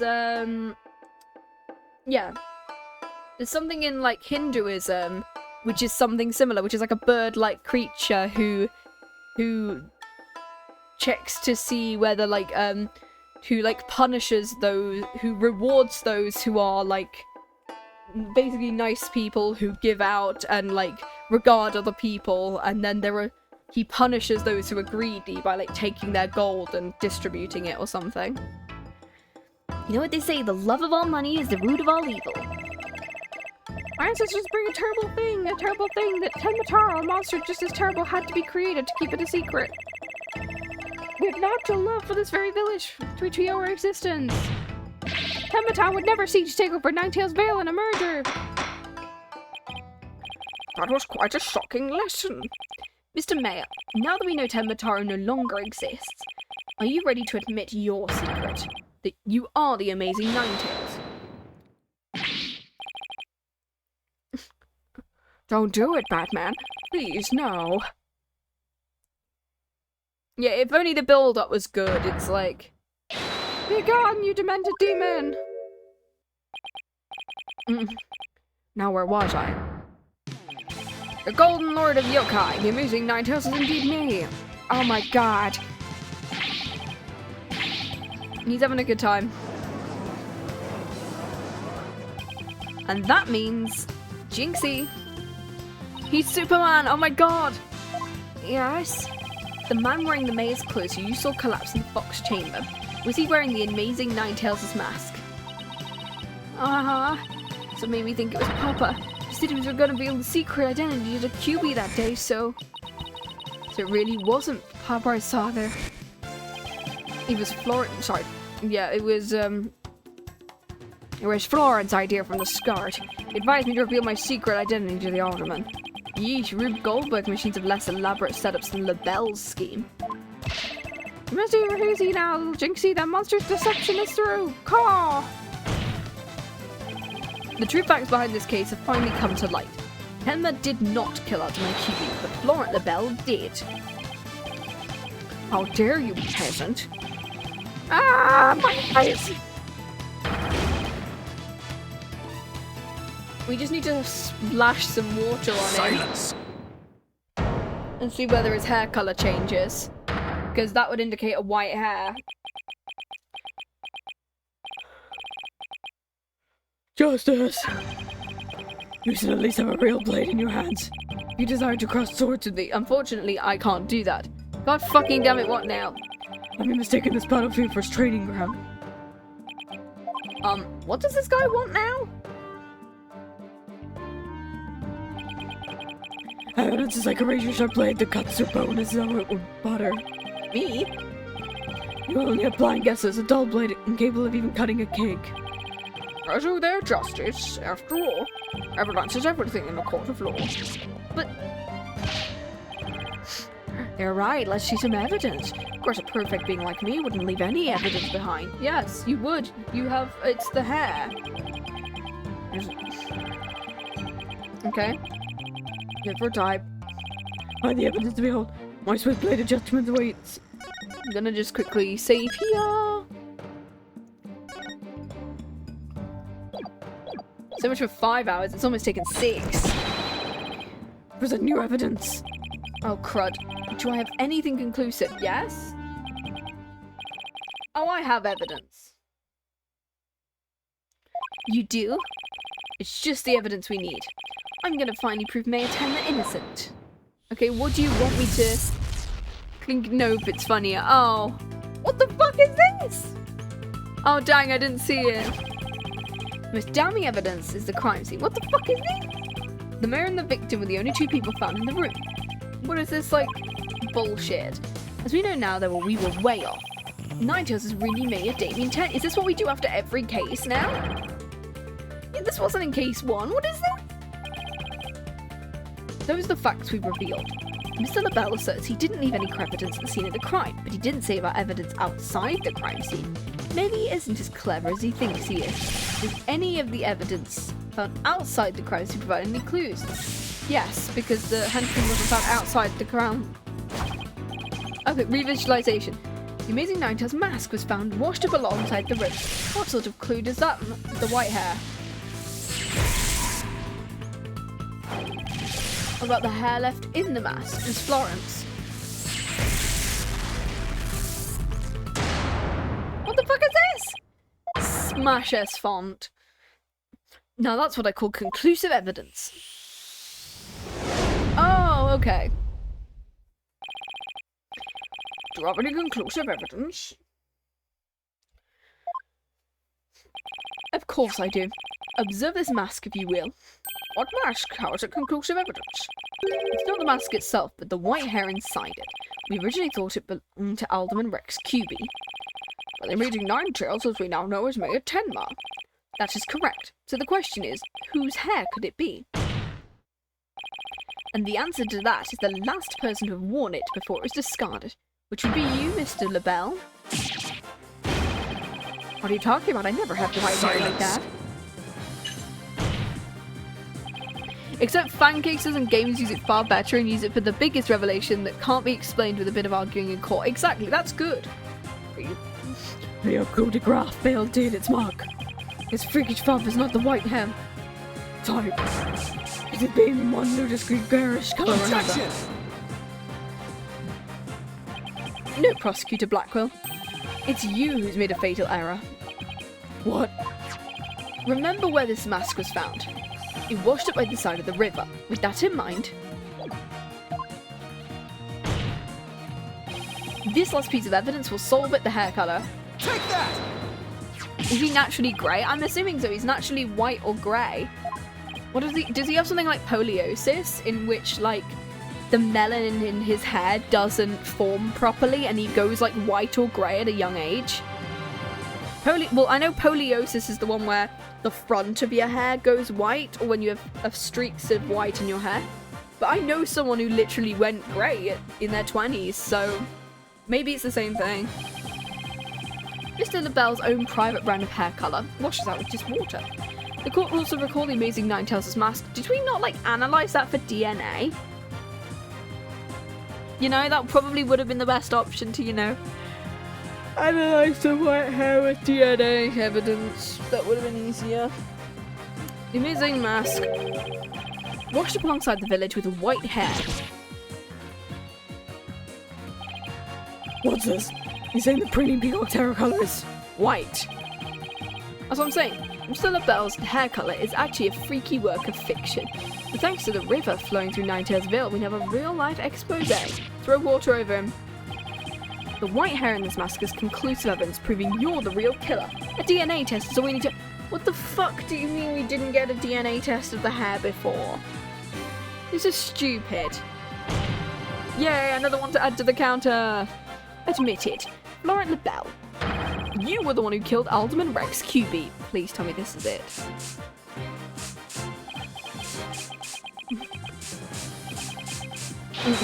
Cousin, how dare you? Ah! Oh, what the fuck is that? Oh. My makeup. I'm assuming he's naturally. Oh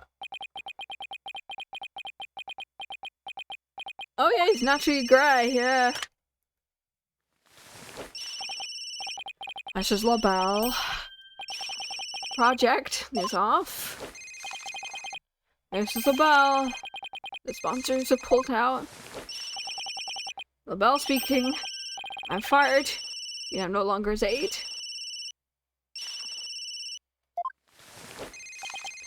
Mrs. LaBelle.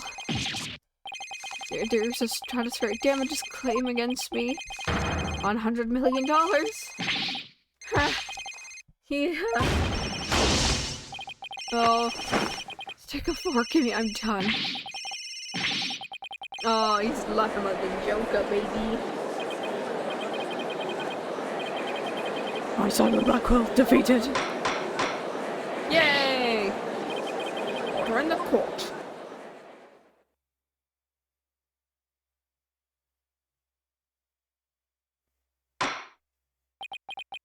Well, that's quite the unexpected outcome. I must hand it to you, Mr. Justice. You really turned this case on its head, like the other lawyer, Phoenix Wright. Ah, well, that was a compliment, right? Blackwell, what have you done with Florent LaBelle? The defaced man is withered like a flower without water. One of the officers was currently tending to him with a sprinkler. Wouldn't that just wash even more of his makeup off? Mind to explain the actions of the guilty party. The motive, the motive, of course, was to steal the gold ingot known as Matara. Okay, I'm going back to his regular voice. It's hurting my throat now. You were allowed into the manor due to its cultural ties to Nine-Tails-Vale. LaBelle set in motion plans to gain access to the manor and the gold within via the merger. But the efforts of the amazing Nine-Tails saw the plans come to a halt. Thus, LaBelle murdered the alderman and attempted to pin the blame on Mayor Tenma. I see, but what I still can't comprehend is why would he go after the gold in the first place? LaBelle doesn't look like someone who's in need of financial aid. LaBelle had his past well, much like he hid his beauty with makeup. He's mired in debt, due to pouring money into a brand only he could love, which is why he sought the gold with such voracity. Too bad for him, someone else had gotten it first anyway. Very well then, I believe it's time I declared a verdict. As finds the defendant Damien Tenma. Not guilty! Woo! 6 hours! Holy shit. I'm attempting to do this game in this game specifically 8 parts, so here we go. What is adjourned? Oh my god, my voice hurts from that fucking Batman bullshit. Oh my god. Come on.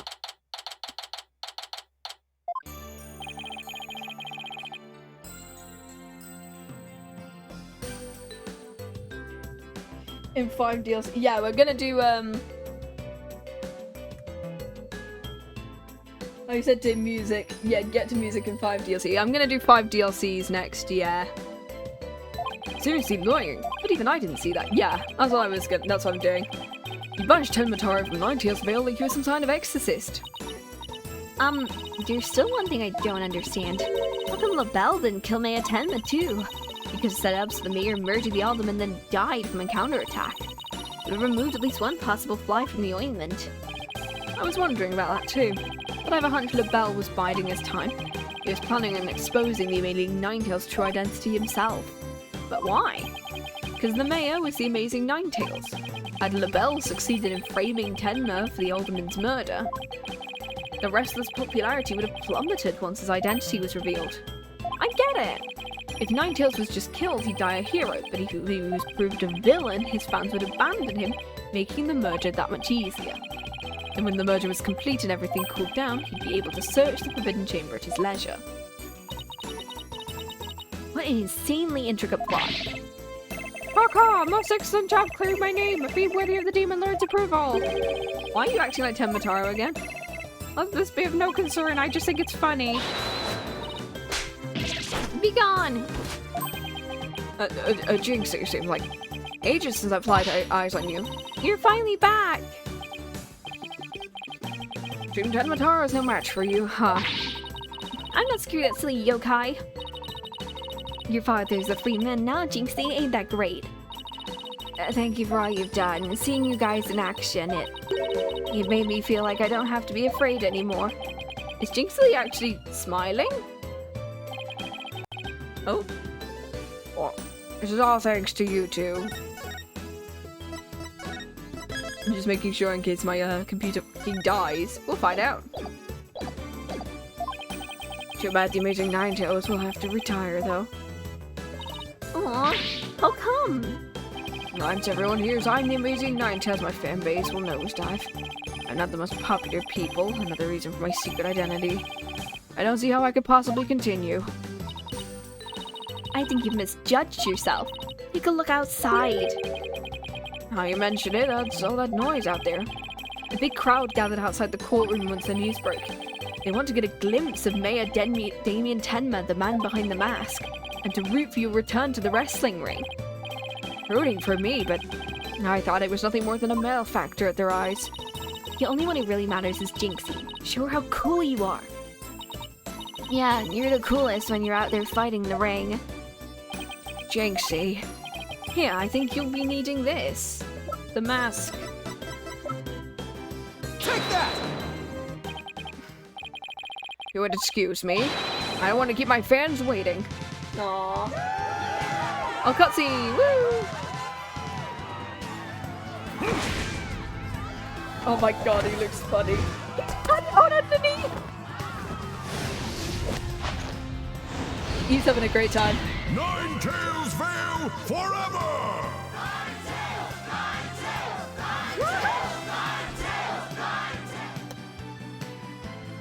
Nice. I sure hope they can settle the problems between Tenma Town and Nine-Tails-Vale. Me too. I'm sure they'll be fine. After all, the blackmailer slash killers behind bars and the merge is no longer an issue. Plus, Nine-Tails is obviously still a hit, and I expect Nine-Tails-Vale will still be too. And it's all because we believe in our client, like you said. Okay, people, now we've got that one in the bag. Let's go get something to eat. Sounds good. I've been so nervous I haven't eaten since yesterday. Better keep eating. You might have to start looking up at me. Huh? I'm definitely past my growth phase, and you should be about past yours too. You kidding me? I'm just getting started. Ready or not, it's face stuffing time. Keep eating like that, and the only direction you'll grow is sideways. Haha, very funny. But I've got a hollow leg. I can eat as much as I want without gaining an ounce. Can't wait to see this. Calories? Let them try and stick on me. Alright, already you two. Let's get going before the old man closes shop. Aldoon's Noodles is an all-night stand, you know. Oh, Aldoon! From the first game!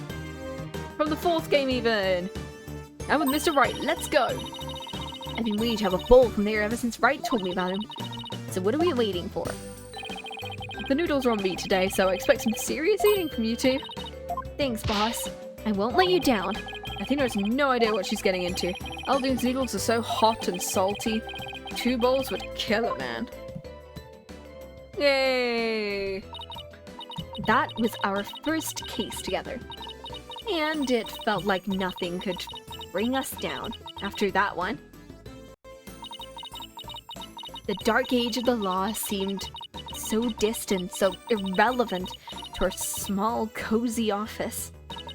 But little did I know that it had been lurking all along, right there behind us. The first time it made itself known was during the murder at Themis Legal Academy. But unfortunately, we're not going there! That case would mark the twilight before the dark. Cold night that was to come.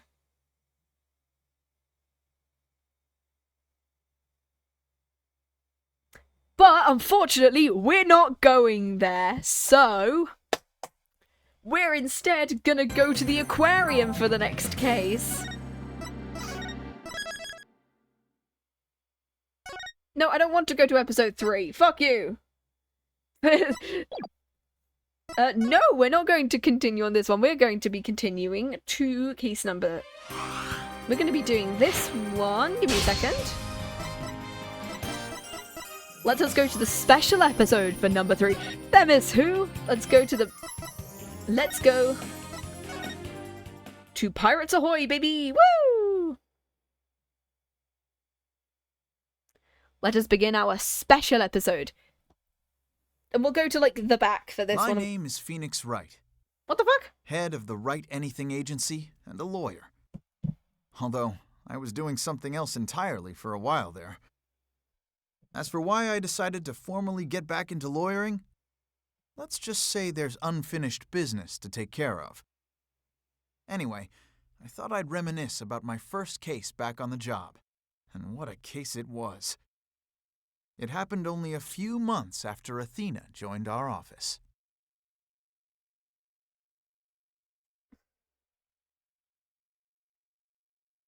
Turnabout reclaimed.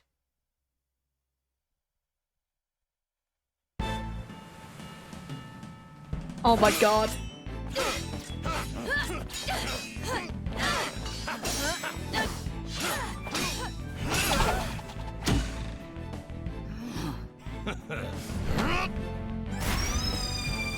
Oh my god, it's an orca with a star.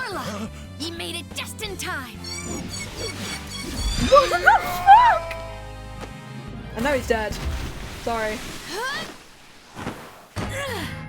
We be pirates, we love to sail the seven seas. Just a bunch of scallywags who are as free can be. Oh my god. We swim through storms and waves, all because you see grand treasure and adventures waiting just for me.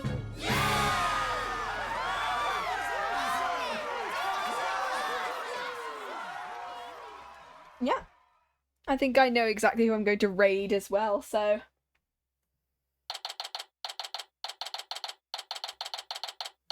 Alright, right, anything agency. Pirates ahoy! Yay! Thank you for joining us in case number 2. Unfortunately, there will be no stream next week as I'm doing some stuff that weekend. I'm going away for the weekend just to go and see some stuff, and I'm finally getting to visit a city I've not been to.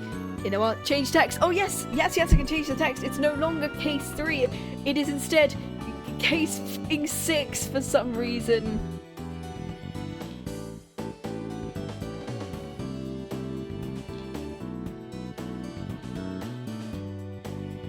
I don't know whether to call it case 6 or DLC, so I'm just gonna do this instead.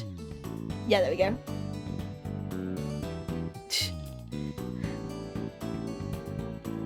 There we go. There we go. Yay! We will not be streaming next week. I've got some things that I'm doing at the moment.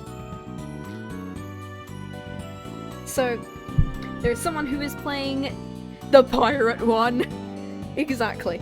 So we are going to be reading someone who's playing the Ace Attorney trilogy at the moment, the original trilogy.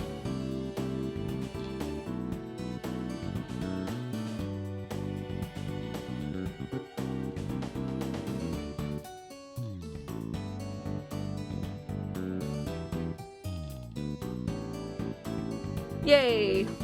So thank you so much for joining.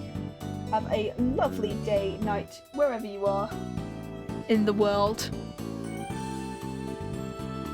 So have a lovely day. And no streams next week because I'm doing some stuff on the weekend. And I will be doing stuff from Wednesday to Sunday when I usually stream, so I will be back the week after next. So thank you so much for joining me. And have a lovely day, evening, night, wherever you are in the world.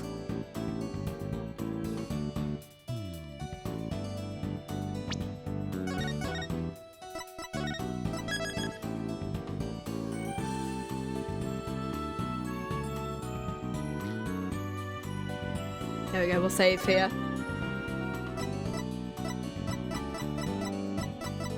We'll put Turnabout Reclaimed here.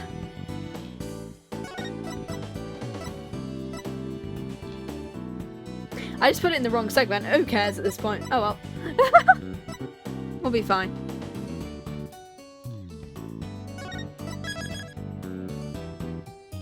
There we go, that's a lot better.